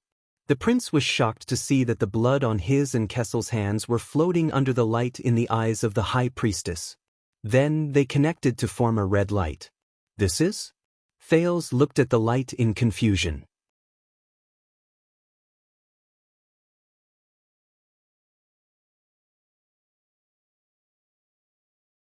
Chapter 65. Beep. Thales heard the strange ringing in his ears again. This time, Thales lowered his head in pain, his face contorted. Compared to before, the ringing in his ears this time was especially loud, almost as loud as the demonic voice of the psionic assassin yesterday. What exactly is this? Thales endured the pain, but he knew that he could not make any mistakes at this time. Everyone in the capital city was witnessing this moment. Licia's glowing eyes looked at him in puzzlement. The light grew brighter. It was so piercing that everyone on the balcony raised their hands or turned their heads. Even the 5 dukes who stood closest to them could not see or hear what was happening in the center. Under the strong light, Thales gradually could not see what was happening outside. Amidst the painful ringing in his ears, Thales could barely see Licia and Kessel's figures. He had already started to grit his teeth, enduring the torment of the ringing in his ears. The abnormality of the transmigrator was soon discovered. Licia's eyes, which shone with a powerful light, narrowed and widened. Then she spoke in puzzlement. She then asked in puzzlement, "You? Why you? What's going on?" Thales felt inexplicably nervous. At this moment, Thales clearly saw King Kessel's robust figure suddenly turn his head in the light. "Licia?" The king spoke softly. Only Licia and Thales, who were closest to him, could hear him. For some reason, Kessel V did not have his usual dignified and cold demeanor. This time, his tone was actually pleading and powerless. "I beg you." At this moment, the dignified Supreme King of Constellation begged in a submissive voice. This is Constellation's future, and also Meteor's long-cherished wish. Licia's hands, which were holding on to both of their hands, trembled for some reason. But she then turned her head and looked at the king.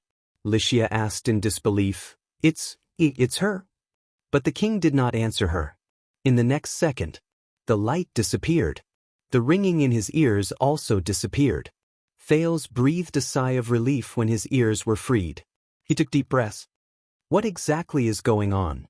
The ringing in his ears, the head ritual master's suspicion, the king's pleading. He snapped out of his daze. The people on the balcony returned to his line of sight. There was only a ray of red light left in the air, connecting Thales and Kessel's wounds. After being scrutinized by everyone's surprised, delighted, disappointed, and complicated gazes for more than 10 seconds, the red light finally disappeared. At this moment, Xianxia looked extremely tired. She raised her head and gave Kessel a deep look. Kessel V did not speak. He only calmly accepted her gaze. Xianxia glanced at Thales again. This time, Thales clearly saw surprise, disgust, and fear in her eyes. The surrounding nobles all held their breath as they watched all of this. Thales knew that the current situation was not right. He could only grit his teeth and bury his doubts and the pain of the ringing in his ears at the bottom of his heart. It was just like the countless other puzzles. The head priest of the Sunset Divine Hall announced in a weak voice, "That's right. The goddess has issued a decree." She turned her head and gave Kessel a complicated and painful look. "These two are father and son. Our bloodlines are linked, our fates are linked." As soon as the high priestess finished speaking, she left decisively towards the side of the hall. Under the pious worship of the people, she walked down from the balcony. She did not look at anyone or anything in the hall. She did not linger.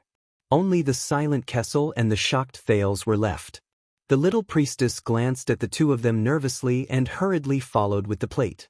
The next moment, the Hall of Stars, which had quietened down because of the bloodline ceremony, suddenly erupted into cheers. Under Gilbert's urging, the guards passed the message down to the plaza. After 12 years, the Jadestar royal family finally had a new bloodline. The commotion on the balcony then turned into a carnival of tens of thousands of people in the plaza. Jadestar. The cheers almost resounded through the sky.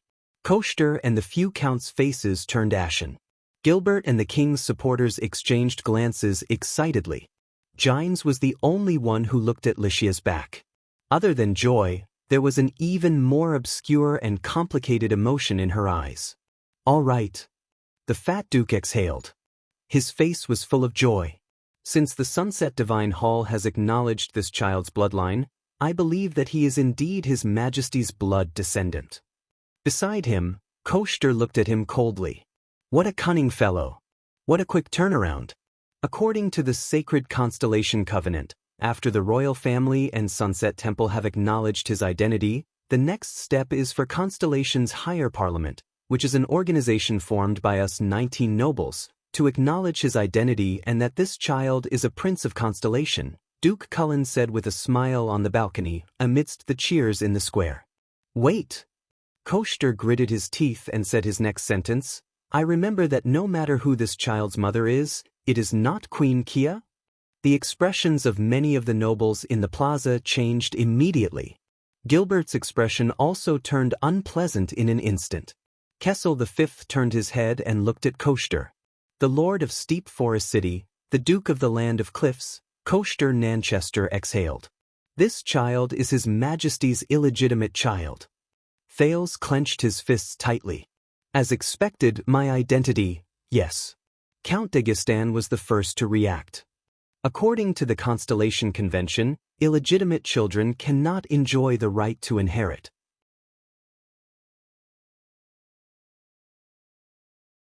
The conversation on the balcony could not be heard clearly in the hall, but after the nobles in the front row who were closer to them spread the news, the entire Hall of Stars was in an uproar. Tormund I is also illegitimate. Gilbert's eyes were burning. And he is the king of Renaissance that all of your ancestors swore loyalty to.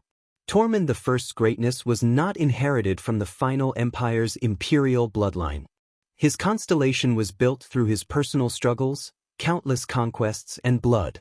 Our ancestors were the same. Don't forget that 600 years ago, many of them were illegitimate children, descendants of branch families, or failed knights.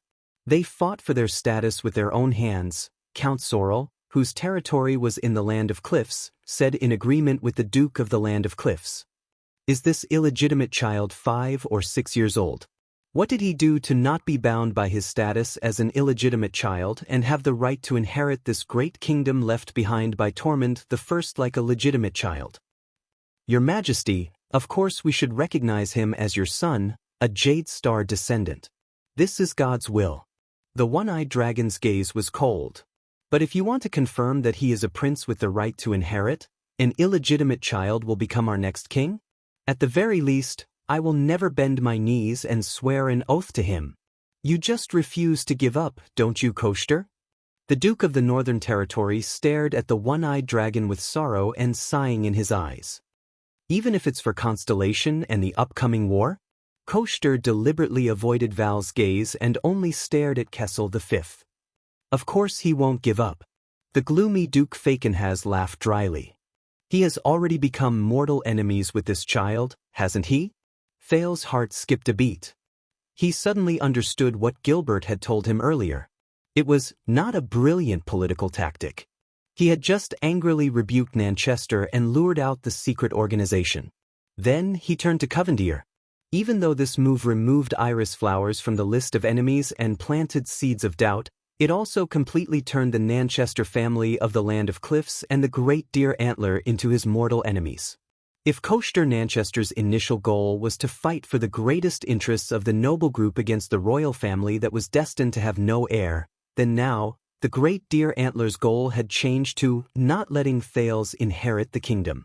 This was for the future survival of the Great Deer Antler. Was I still too impulsive just now? Thales secretly clenched his fists. The one-eyed dragon took a step forward on the balcony. His voice was low, but the words he said were chilling.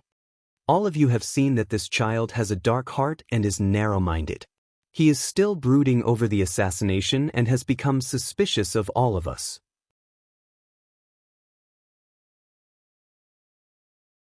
That is why he fabricated the so-called plot of us usurping the throne out of thin air. Do you think that when he ascends the throne in the future, he will easily let all of you off?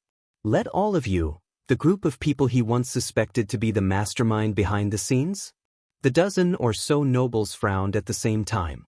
A few of them began to look at Thales thoughtfully. Koshter continued with his incisive words. There has only been one virtuous king in the history of Constellation, and the kind, upright, tolerant, and magnanimous Prince Midier that all of you have met is also only one. Kessel frowned deeply. Whether all of you participated in that group that he fabricated or not, all of you are already on his list. Many years later, when he ascends the throne, are you sure that he will not remember today and all of you? The destruction of Constellation? When that time comes, when all the nobles are in danger, that will be the true day of destruction. Gilbert clenched his teeth tightly. Koshter had grasped the thing that the nobles feared the most. Kessel V lowered his head and glanced at the pale-faced Thales. Even if it is for the future and stability of Constellation, Your Majesty, are you sure that choosing such an heir will not push Constellation into the abyss of division and destruction? The other counts looked at each other without saying a word. They pondered over Koshter's words, until one of them broke the silence. Count de Gistan coughed and said with a frown, "Yes."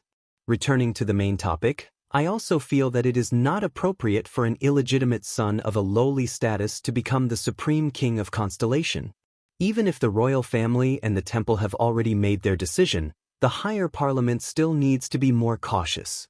He looked at Thales, who had yet to recover from the aftermath of the bloodline ritual. However, his gaze was no longer rude and judgmental, but cautious and cautious. Kessel V tapped his scepter and said indifferently, "It seems that it is indeed not easy for the suzerains to come to a consensus, is it not? Then, the last step is for the members of the higher parliament to vote and decide their attitude towards this child." Thales took a deep breath. In the end, my fate is still not in my own hands? The Supreme King looked at Duke Cullen, who was being supported by someone. Duke Cullen sighed and nodded slightly. The vassals of Blade Edge Hill are not present, so there are 3 fewer votes. However, the remaining 5 Guardian Dukes, 11 appointed counts, and a total of 16 high-ranking vassals still have the right to make the decision. The plump Duke opened his eyes slightly. Everyone, Should this child become the Prince of Constellation with the right to inherit the throne? Gines, who was standing behind the king, finally could not take it anymore. She shouted angrily, "Hey! Why does the higher parliament still need to recognize the prince of the royal family?" The dukes and counts ignored her. Only Koshter snorted softly. "This is a man's matter," the one-eyed dragon said scornfully. "Madam, please be quiet. Because this child is related to the right to inherit the throne. This is a vow made on the day Constellation was founded." The old Count Caribbean spoke at this moment, dispelling Gine's awkwardness. He sighed slightly and said, "The king and the suzerains rule the country together. May the tyrants of the empire never appear again." Duke Cullen glanced at Thales with his murky gaze. According to the regulations set by Mendes III 150 years ago, it will be valid if it exceeds half, or if it is exactly half, this child will be an illegitimate son who only has the right to inherit property.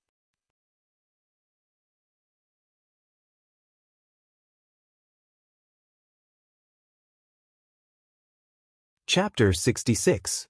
No, Koshter said loudly. Who wants to see a chaotic constellation? Just vote yes. Land of Cliffs Region Sorrel and Count Dagestan followed suit.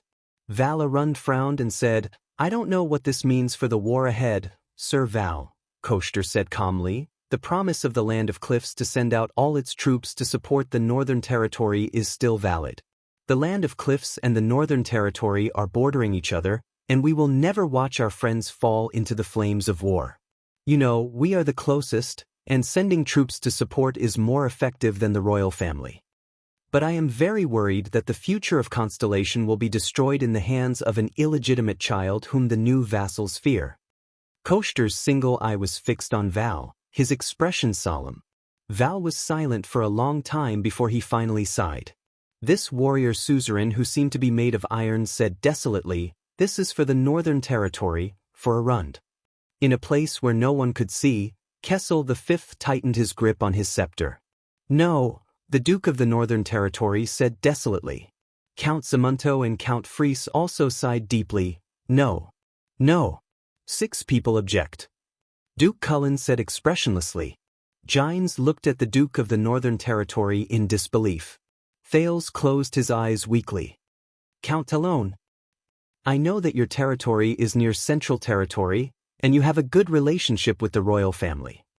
Koshter said flatly to one of the 16 people, Count Bern Talon of the Pentagram, "Dukes like us are indeed not suitable to inherit the throne. But you are different. The Pentagram is a branch of the 9-pointed star in history." Koshter raised his hand, his words full of bewitchment. "If the king does not have an heir, I believe you are also on the list of candidates." Everyone's gaze was on Count Talon. Bern Talon was drenched in cold sweat. He looked at Kessel V, but the latter only stared back coldly. "Of course, as a strong contender for the throne, will this child think that you are also involved in those so-called conspiracies?" Koshter said with a smile. Thales was anxious and was about to speak, but the king held him down. "Bern, just follow your heart." Kessel V closed his eyes and said solemnly, "After all, a pentagram is not a 9-pointed star." Bern Talon hesitated, took a deep breath, and finally said dejectedly, "I'm not sure." The Talon family forfeits. Many of the lords frowned again. Koshter smiled silently. The pentagram's Talon family was the only family among the 13 distinguished families that was not located near the territories of the 6 great noble families. Talon family was located near the central territory of the royal family and had always been a strong supporter of the Jade Star family. But now at this moment, everyone looked over in surprise. The one who spoke was Zayn Covendier, who had been silent for a long time. He was the first to agree with Thales. The Duke of Iris Flowers, Zayn, who ruled South Coast Hill, stared coldly at Koshter, whose face was filled with astonishment and then turned cold. Thales stared at him in a daze, but he had no intention of returning Thales' gaze. Count Caribbean and Count Lasha nodded and stepped forward together. I Looks like your strategy is still effective, Gilbert said to Thales in a low voice. Under such circumstances, you still manage to gain valuable support for us. Duke Fakenhas of Western Desert Hill. His shrill laughter suddenly rang. Ha, I vote No! Chroma and Bosdorf's voices also rang out. Amidst many people's doubts, Koster angrily said, Old bones. Why is my vote different from Count Chroma and Count Bosdorf's? Fakenhas interrupted him and laughed. Oh my, I am not their lord. Is it not normal for me to not be able to rule them? He stared mockingly at the other dukes. After all, the 13 distinguished families are not the guardian dogs of the 6 great clans. Many of the counts blushed and turned their heads away. However, after many of the king's supporters counted the votes, they sighed and lowered their heads. 8 are against, 4 are in favor, and 1 abstained. Duke Cullen said with a trembling voice, There are 16 people present. Since half of them are against, it looks like there is no need to continue. Gilbert sighed softly. Thales could only smile bitterly as he listened to the results. Am I still too naive? For some reason, Kessel V was still expressionless at this moment. He could only lament that he was, after all, the supreme king. In a corner not far away, Murat chuckled softly. The leader of the kingdom's secret intelligence department whispered, It looks like even though that child's performance was very exciting, we still have to use the backup plan. Are you ready? Raphael tightened his gloves and said cheerfully, Even though there were some accidents, it is foolproof. Koster smiled and looked at the suzerains who had different expressions on their faces and said, Since the results have been decided, everyone, please put away your guilt. Personally, this is for your family. Publicly, Koster glanced at Gines, who was gritting her teeth, and Thales, who had a defeated look on his face, in contempt. Constellation cannot be ruled by ignorant women and children. At this moment, a chilly and mellow young woman's voice came from the far end of the hall. Ignorant women and children? There was a commotion in the crowd. The nobles on the balcony turned their heads one after another. After seeing who it was, they started whispering to each other. However, I am ignorant. The chilly female voice seemed to have a magical power that could pass through the crowd. And also young and childish. Thales stuck his head out curiously. And it's a woman. Under the reprimand of the guards, the crowd parted. From the crowd, a young girl of about 14 or 15 walked out. She had beautiful chestnut-colored hair, and one could still see the tenderness of her pretty face. At this moment, the young girl's face was cold and stern as she stared intently at the people on the balcony. She wore a dark black cloak, leather boots with spurs, and a purple and black hunting outfit, which was very eye-catching. On her left shoulder was a brooch that seemed to have a blood-red crescent moon on it. But for some reason, Thales felt that the chestnut-haired girl's cold and stern expression seemed to be an act. The crowd's discussions grew louder. Many of the suzerains saw the blood-red crescent moon and started whispering to each other, while the dukes frowned without exception. Behind the chestnut-haired girl were 2 nobles. One of them was a middle-aged man with flaxen hair and a smile on his face. His clothes were embroidered with a golden sunflower. The other was a middle-aged man with long hair and gloomy eyes. On his sleeves was a 3-tailed fish. The fish opened its mouth savagely, and inside it were densely packed sharp teeth. But it is I, the ignorant woman and child that you speak of. The young girl walked up to Koster, who had a surprised expression on his face.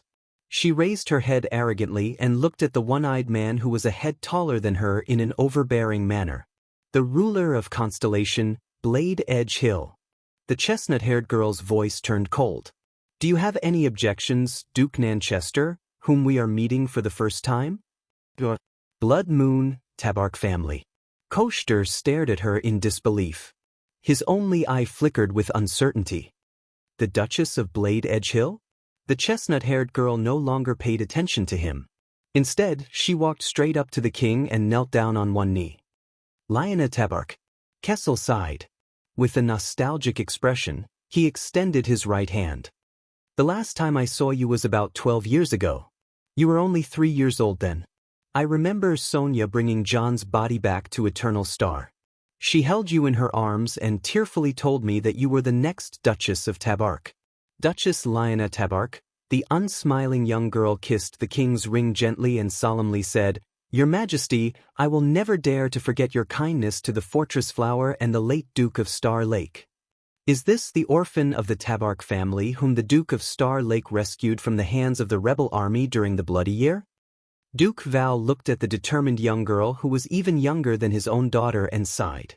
The southwest is far and the journey is arduous. I thought you would not make it in time. Is this young girl the orphan of the Tabark family who was slaughtered by the rebel army of the 6 southwestern cities during the Bloody Year? Val glanced at Kessel and sighed. This is really similar to the Jade Star family. It took some time to gather the vassals. It also took time to gather the soldiers. Lionel bowed respectfully to Iron Eagle. Please be rest assured that when the kingdom is in trouble, Tabark will definitely do his best, regardless of the sacrifices, returns, and gains and losses. Upon hearing this, some of the counts stole glances at Koshter. The latter snorted softly and turned his head away. Our vow is eternal. Even if we are attacked by swords and axes, even if blood is spilled on the ground, the blood moon will always stand on the side of the 9-pointed star family. Kessel V looked at the resolute young girl and nodded slowly. Then he watched as the 2 nobles behind her walked forward and knelt down to kiss their rings. Sukater and Kisen, Kessel said steadily, I hope that the 2 of you will support each other and cooperate seamlessly in the southwest. I hope that the tragedy of the Bloody Year will not happen again. Of course, Your Majesty. Bruce Sukater, who was in the prime of his life, smiled cautiously. Although the morning sunflower is isolated beyond the sea, it will always be attached to Constellation. The piranhas will devour all enemies who harm the blood moon and the 9-pointed star, regardless of whether they come from within the kingdom or abroad.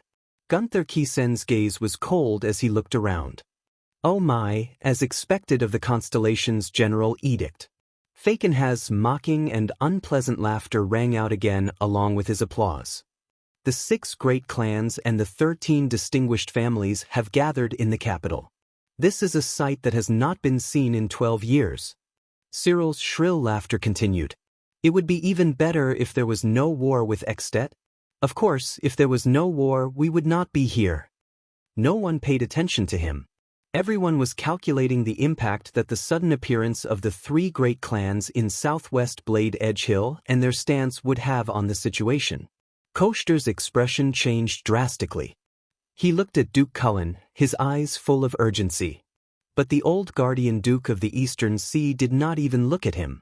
He only said with a trembling voice, "Coincidentally, Duchess Lionel," but he was quickly interrupted by a girl with a cold expression. Cut the nonsense. Grandpa, I'm afraid that if you continue talking, you'll have an asthma attack. Duke Cullen choked. He opened his mouth in a daze and did not know how to react. The Castellan of Blade City, the Duchess of Blade Edge Hill, Lionel Tabark nimbly turned to Thales. Thales quickly coughed and put on an amiable smile. Lionel's sharp gaze swept up and down. Thales noticed that she had a pair of green eyes. He could not help but puff out his chest and stand a little straighter. Then, just as he was about to bow, "Fortunately, you are not too ugly." Lionel nodded coldly and snorted. Just a little skinnier, a little despicable, and a little short. A little despicable? And this? Thales also stood there in a daze. His hand, which was about to bow, was raised in midair before he retracted it resentfully. He exchanged glances with Duke Cullen, who was in front of him, and saw in each other's eyes that they were in the same boat. Lionel turned around and stared firmly at all the nobles. She said loudly, "Regarding whether he can become a prince or not, I, Duchess Tabark, vote yes." Before everyone could react, Count Sukater and Count Kisen, who were behind her, each took a step forward. One chuckled, and the other scanned the crowd with a ferocious gaze. They spoke in unison. Gilbert's hand, which was on Thales' shoulder, unintentionally tightened in his agitation. But Thales had no time to care. His heart thumped and started beating again.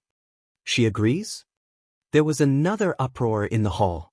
Star Plaza began to rumble with noise again. Duke Cullen sighed.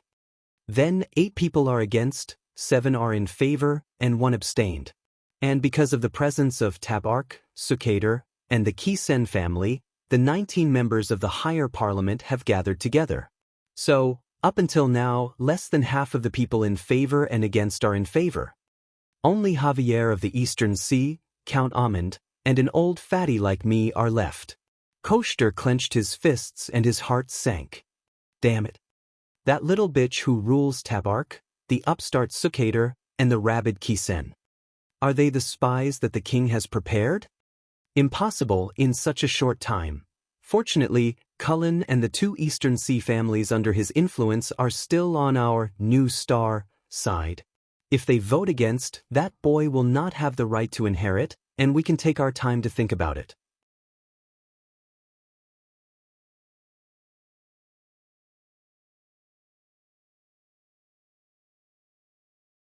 Chapter 67. Cullen family, yes. Javier, Amand, yes. 3 voices of agreement rang out one after another. Thales quivered and started counting the number of people in his head. He could not help but breathe harder. He looked at Gilbert, who was trying hard to suppress the excitement in his eyes. Koster Nanchester, on the other hand, had his mouth wide open. It took him a whole 20 seconds to figure out what had just happened. He looked at the smiling old Duke Cullen in disbelief, his breathing quickening. Behind him, Dostan and Count Sorrel also looked at each other in disbelief. What happened? What happened? So, 8 people are against, 10 people are in favor, and 1 person abstained. Cullen had a smile on his face as he panted and counted the votes. More than half of the people in favor. Looks like we don't have to show up. Marat, the Black Prophet, sighed as he watched all this. The backup plan is cancelled. The situation was decided the moment the iris flowers turned on us. In the end, it was that child's trick that worked. Raphael flashed a relaxed smile, nodded, and pulled his gloves back onto his wrists. The higher parliament has made a decision. The treaty regarding illegitimate children does not apply to this child. Duke Cullen squeezed out a smile on his plump face. This child can have the Jade Star surname and all the rights of a prince. The Jade Star bloodline has been renewed, and Constellation has a successor. Congratulations, Your Majesty. Kessel V finally flashed a stingy smile. He nodded and gestured to Gilbert. Once again, the hall erupted with loud cheers one after the other. Applause, cheers, shouts, and the crowd that kept squeezing through the defense line of the guards and shields. Koster did not listen to what Cullen said. He only stared at Duke Cullen with his single eye wide open. Bob Cullen. You are the one who started all of this. You are the one who, traitor. Let him be your future king. Koster glared at Duke Cullen, gritted his teeth and spat out a few words. You will regret this one day. The dukes all had different expressions. Val stared at Thales in a daze, Zayn sneered with his arms crossed, Fakenhas stared at the crowd with a ruminating look, and Lyona's expression was still cold, only occasionally glancing at Thales. As for Thales, his mind was blank. Did he pass today's test? Gilbert waved his hand with an agitated expression and took a plate from an attendant beside him. There was a rolled-up document on it. Your Majesty, young sir. Even though it's a little crude and rushed, we still need to have the necessary rituals. Kessel V nodded expressionlessly. With trembling hands, Gilbert handed over the scroll with the 9-pointed star fire lacquer seal to the Supreme King. The nobles with different expressions slowly dispersed, leaving the center of the balcony to the father and son. Kneel. Kessel V still had a complicated expression on his face, but he looked at Thales with extreme seriousness. The prince adjusted his breathing and knelt down on one knee. Here it comes, he said to himself. On this day. Although this was not the future he could choose, wanted to choose, or wanted to choose. But in this dangerous and unknown world, he was like a small boat that was being battered by huge waves, and he was completely powerless to control his own fate. In fact, the fact that he was still alive was already a great fortune. And now? Thales looked at the other side. Kessel V took off the seal on the scroll and slowly pulled it open. The tens of thousands of people in Star Plaza saw a small figure kneeling in front of His Majesty. They excitedly cheered, roared, clamored, and clapped. Some people even began to attack the line of order of the city defense team and the police station. Jadestar? Jadestar. In the name of the 39th Supreme King of Constellation, the Southern Islands, and the Western Desert, Kessel Mindy's Eddie Jadestar. Kessel V read the contents of the scroll and stared at Thales with his sky-blue eyes. This person before me is a descendant of Jadestar, of the kingdom's bloodline. Sunset Goddess bears witness to his bloodline. The Jadestar royal family guarantees his identity. The higher council recognizes his rights. Gods. Suzerains.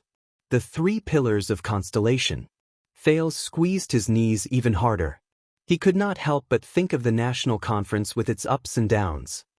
Regardless of your past, when you stand up, you will stand up as, that is, at this point, Kessel V suddenly paused. His hand holding the scroll actually trembled slightly. Thales furrowed his brows. He knew why the king stopped here. He knew. Thales' thoughts returned to a few hours ago. In the final corridor leading to the Hall of Stars, Gilbert confirmed Thales' name with him. According to tradition, members of the royal family have two middle names. The second one is your father's name, and the first one is an important person who has influenced you.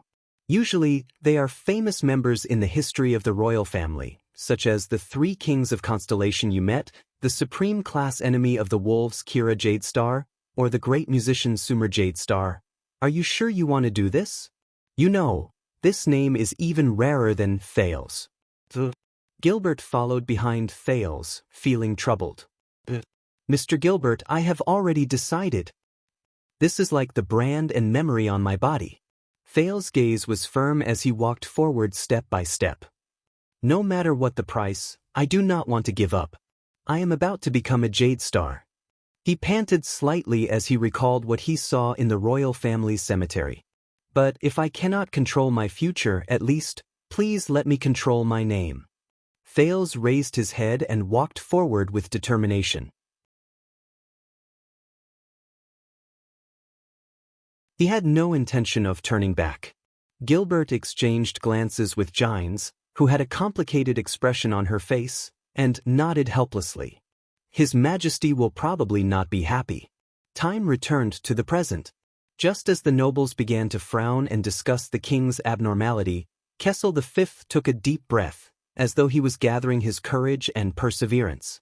With a deep breath, he shouted in a voice that was filled with dignity and calmness, "Do you know that His Majesty is the King of Hell?" With a dignified and calm voice, he shouted, "When you rise, you will, Thales Therangerana Kessel Jadestar, the second prince of constellation." Kessel V finished reading the contents of the scroll. His eyes looked at Thales, but he seemed to be deep in thought. The nobles began to discuss. Therangerana? Who is that? Thales Jadestar slowly stood up from the ground. He was a Jadestar, the second prince, also the only prince of constellation, the only heir of the Supreme King. The guards hurriedly passed the message down to every corner of Star Plaza.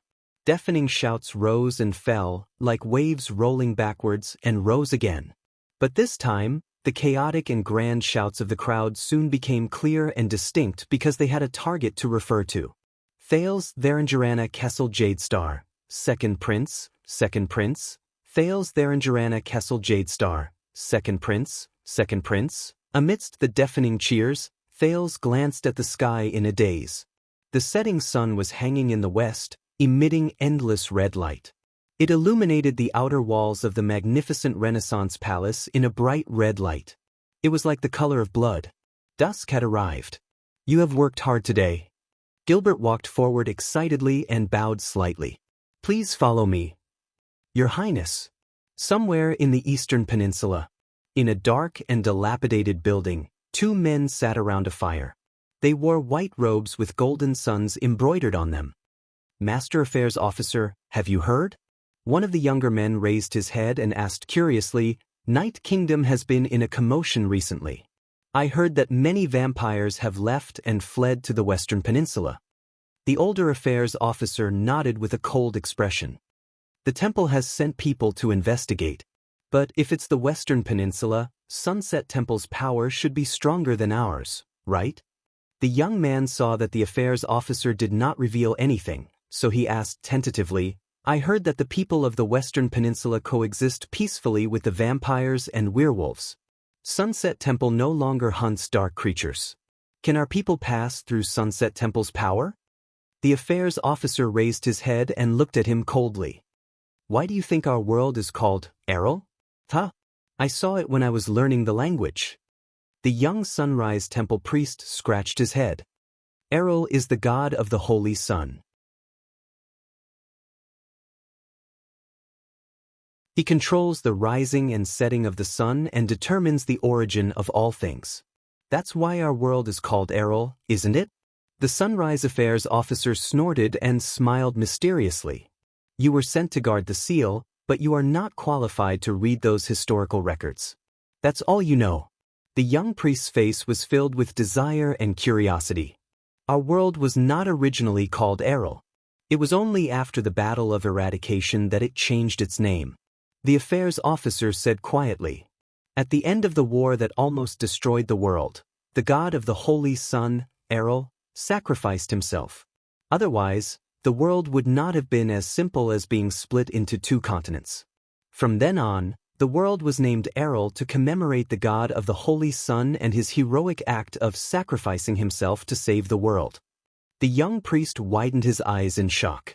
So the legendary god of the holy sun was killed by those calamities. The affairs officer raised his hand with a cold expression and interrupted the priest's rhetorical question.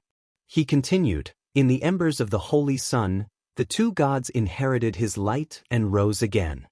The young priest suddenly understood something and opened his mouth wide. Yes, the Sunrise Lord and the Sunset Goddess were originally one and controlled the holy sun together. The affairs officer's eyes glinted coldly. The holy sun shines on all things. How can there be a difference? Can the sunrise priests move within the range of the Sunset Goddess? This is the answer. But when the administrator looked at the jubilant priest, he secretly added another sentence in his heart. That's right. Of course, at least that's what we think. As for the Sunset Goddess, at this moment, a strange tremor suddenly came from the dilapidated and dark building. Dust fell from the collapsed stone pillars. Their expressions changed at the same time. No way? They leaped up and ran towards the center of the building with cold and vigilant eyes. Prepare the communication candles. Don't be stingy. The affairs officer shouted as if he was facing a great enemy. To deal with that kind of evil, prepare for the worst. They arrived at their destination. On the stone floor at the center of the dark building, a strange pattern was drawn with strange paint. It was a circle nearly 10 meters wide. It was filled with strange formulas and letters. In the middle of the circle was a six-fingered black claw. The tremor continued. The young priest's eyes were filled with doubt. He put away a white candle with golden patterns. He frowned and said, the seal pattern is still intact. It hasn't broken free. But the affairs officer was still on high alert. He felt the tremor and turned to ask with a serious expression, but what's going on? This tremor? The young priest seemed to have thought of something. In a flurry, he brought out an ancient black book from his bosom.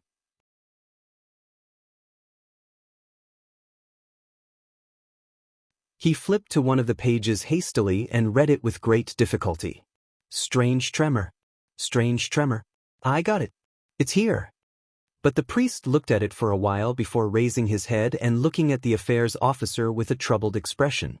What's wrong? The affairs officer asked unhappily. You're the only one here who has received complete training in the language of the ancient empire.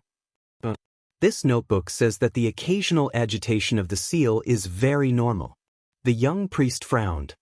But the sudden activity of the sun, the tide of the moon, the change in the flow of Hell's river, even the 7 kings of Hell picking their noses and yawning, The kingdom of 10,000 gods decorating their bedrooms for no reason. My god, what kind of disrespectful term is that? Multiple supreme class elites passing by, and even the name of a sealed artifact being called by many people at the same time, all of these might cause energy fluctuations and agitation. The degree of intensity varies. The priestess flipped through the notes. Amid the sounds caused by the tremors, she exhaled in resignation. Heavens, I really have to give it to these mages. A single question has 6 to 7 different conditions and more than 20 possible answers, and they even have to mark it with, "to be continued." What's the difference between that and not being able to find the answer? No wonder they became extinct. There has to be someone with the highest possibility, right? Are we just going to ignore it? The administrator suppressed his anger and asked. The young priest flipped through his notes anxiously and furrowed his eyebrows. I don't know. I'm just a third-rank white-robed priest of the Sunrise Shrine. I'm not. At this moment, the tremors suddenly stopped. The two of them raised their heads and looked at each other, seeing the doubt and relief in each other's eyes. The tremors did not come again. The administrator finally breathed a sigh of relief. He glared fiercely at the priestess, turned around and left. The priestess looked at the administrator's back and continued to speak, feeling wronged. It's not like you're an extinct mage or a witch. You know everything and can use all kinds of methods to figure out everything, the administrator said without turning his head. You should be glad that they're all extinct. His tone was filled with annoyance. The young priestess, who was the target of his anger, glanced at the 6-fingered black claw and rolled her eyes. If those mages did not go extinct, the administrator's back disappeared behind the stone pillar, but his displeased voice continued to travel. How could a rookie like you have the right to sit here and guard the seal? If the mages did not go extinct, of course I wouldn't have the right to be here, but... The young priestess raised her eyebrows and glanced at the circle on the ground. She shook her head and spread her hands in resignation.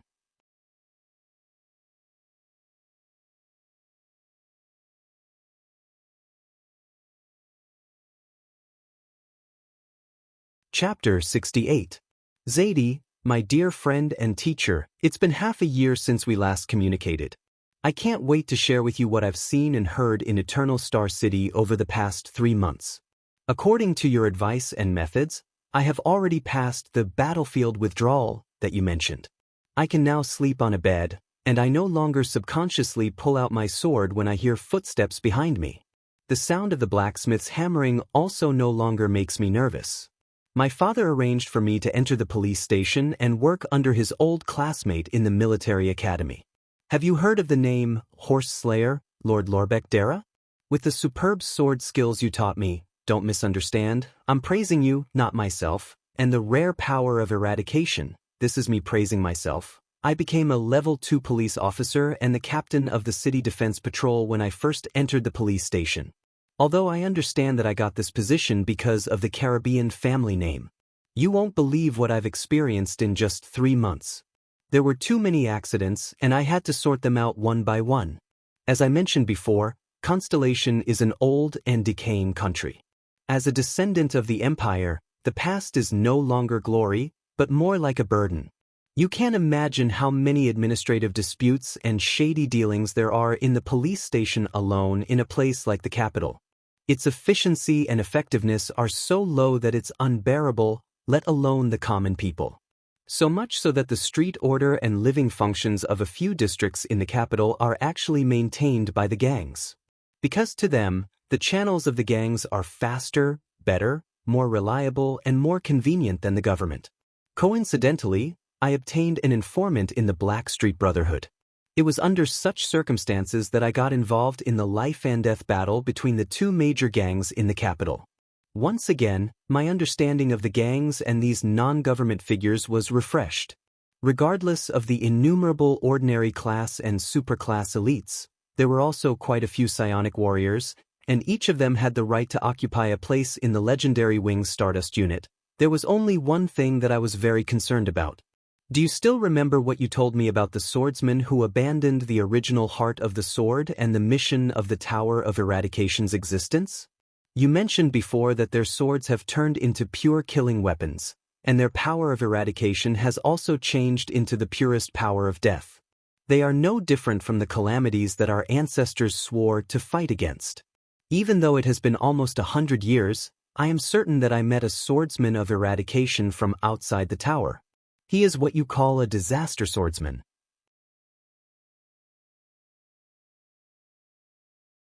In the face of such a violent power of eradication that was filled with the desire to kill, even the glory of the stars that I was so proud of, which was endlessly growing, was no match for it. When that power invaded my body, it was simply, I could not help but think, what kind of lunatic would be able to endure such a power of eradication flowing through my body? If it weren't for the unexpected help you received, you might be receiving my funeral obituary now. In short, I've already seen the power of eradication where killing intent and violence coexist. That swordsman was from the Blood Bottle Gang.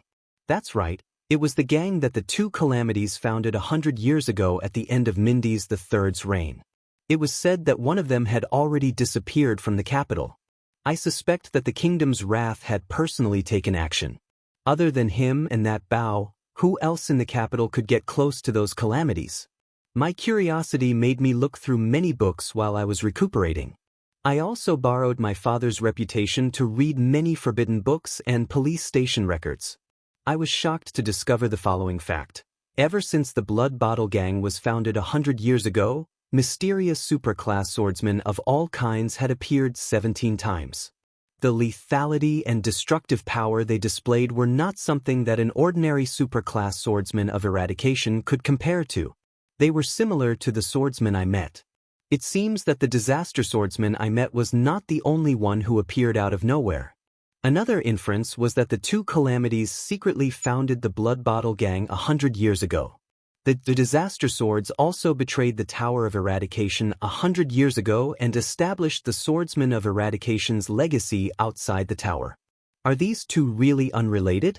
What worried me even more was that the Tower of Eradication really did not know about the relationship between the legacy outside the tower and the Blood Bottle Gang. Why did we never ask about it? No matter what, Zadie, my dear teacher, I feel that the answer lies in the truth behind Crassus and his followers' betrayal of the Tower of Eradication. I need to return to the Tower of Eradication as soon as possible. At the same time, I would like to ask you to grant me access to the Inheritor's books. The Blood Bottle Gang stopped here, but there was another gang that was not inferior to it. My informant told me that the rise of the Blackstreet Brotherhood was very strange. They started during the Bloody Year. At that time, they were just a group of mercenaries and adventurers who survived on the edge of a knife, even though they were very powerful. In just a little more than 10 years, they had already invaded half of Constellation's underground world and were extending their tentacles towards Extet and Camus Union.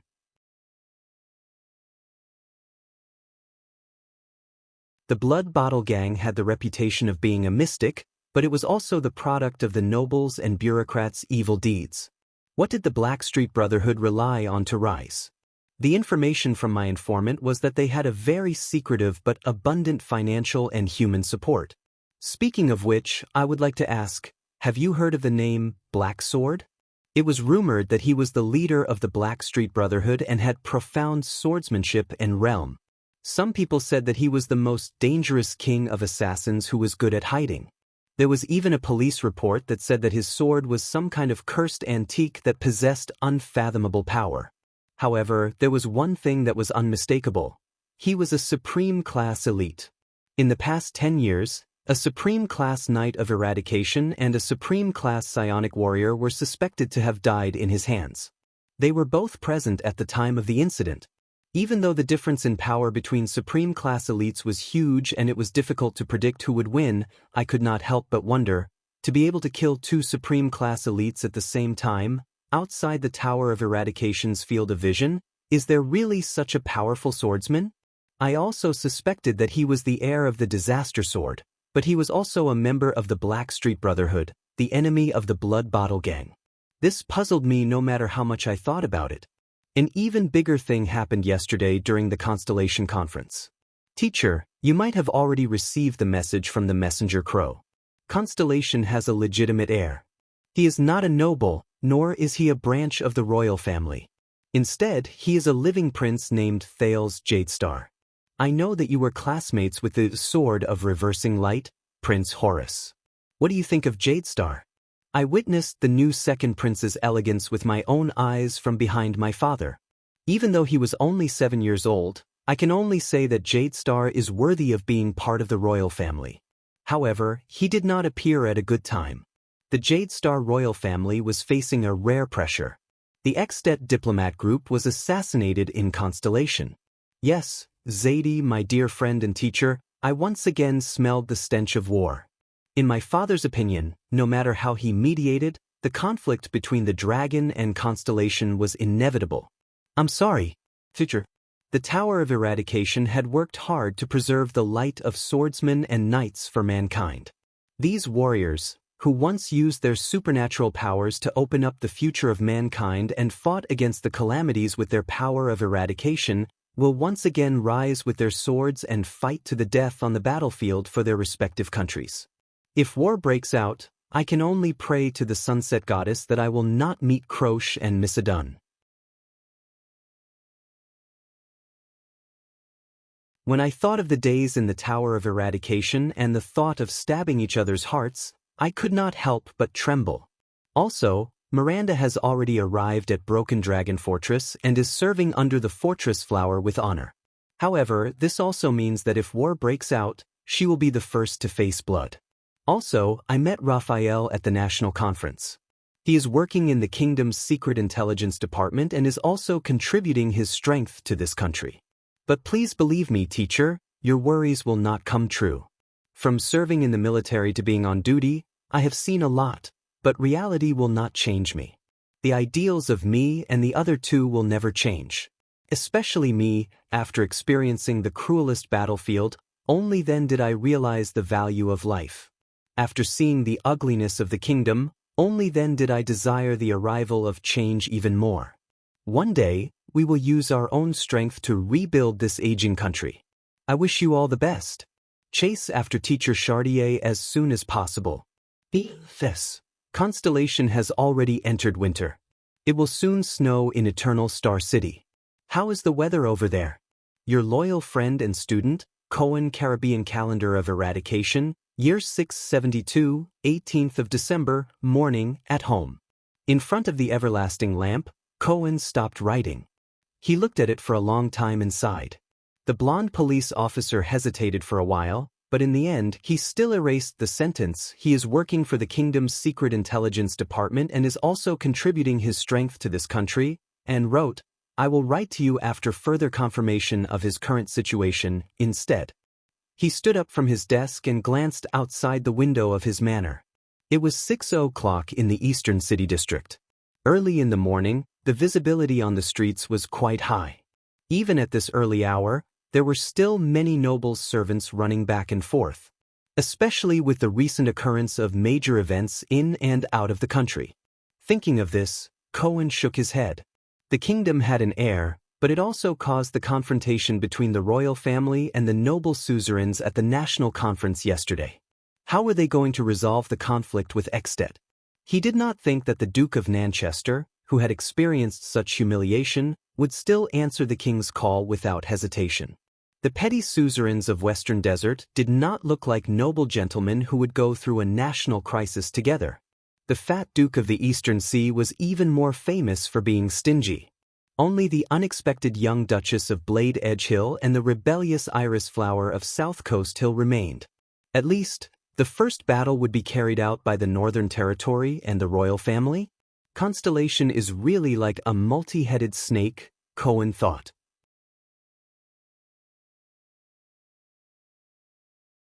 But then he remembered that the multi-headed snake, Kilika, was killed by the human hero, the founding monarch of Extet, Riker Extet. His heart became even more gloomy. The sound of hooves could be heard from the road outside the window. A group of knights rode out of the inn that was specially used to entertain foreign nobles. But the rhythm of their riding and the strength of their whips were different from the usual Constellation knights. The riding of Constellation's cavalry emphasized harmony, stability, and the whips of the horses were just right. But the rhythm of this group of knights was fierce, and the whips of the horses were extremely heavy. Their steps were uniform, and their discipline was awe-inspiring. They were a little like the knights of the Northern Territory. Wait a minute. Cohen's pupils suddenly shrank. He saw the flag that the group of knights were holding. Asterisk bang. Asterisk Cohen suddenly pushed open the window. He stuck his head out, trying to see the flag clearly. That flag with a color that was incompatible with constellations. The flag had a red border and a black base. On the flag was a roaring crimson dragon. The dragon's claws were ferocious, the dragon's wings were wide open, and the dragon's eyes were pure black. What a rough and violent style. The blonde police officer was slightly taken aback. Did they arrive in the wee hours of last night? The city gate did not stop them and let them rest in the inn outside the city, but let them in? Is this His Majesty's will? Suddenly, the coldness on his face caused Cohen to shiver. Cohen reached out and touched his face. He felt a crystal on his face. The police officer was stunned. He reached out and caught the second and third crystal outside the window. White stars fell from the sky. It was snowing. Cohen took a deep breath and looked at the sky. Winter had arrived. Early morning. He woke up on the hard stone bed that was unique to Renaissance Palace.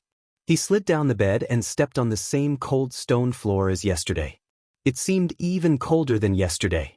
Thales felt as if he was living in a dream yesterday. Step by step, he followed Gilbert to the starry blue carpet from the Hall of Stars yesterday afternoon. He no longer cared about the king and suzerain's argument behind him. The nobles, bureaucrats, and citizens on both sides bowed to him. They addressed him as Your Highness. Prince Thales. Are you hallucinating from the excitement? Thales suddenly woke up and looked up to see Gines. The mature and charming female official was leaning against the stone door with her arms crossed, looking at him quietly. No, I'm not. The prince answered flatly. I just feel that it's a little unreal. I'm also at a loss. Gines looked at him and snorted softly. Of course, you were just a nobody in the past. But now you are a prince, Prince Thales, the second prince of Constellation. No, it's not that simple. Thales sighed and smiled bitterly.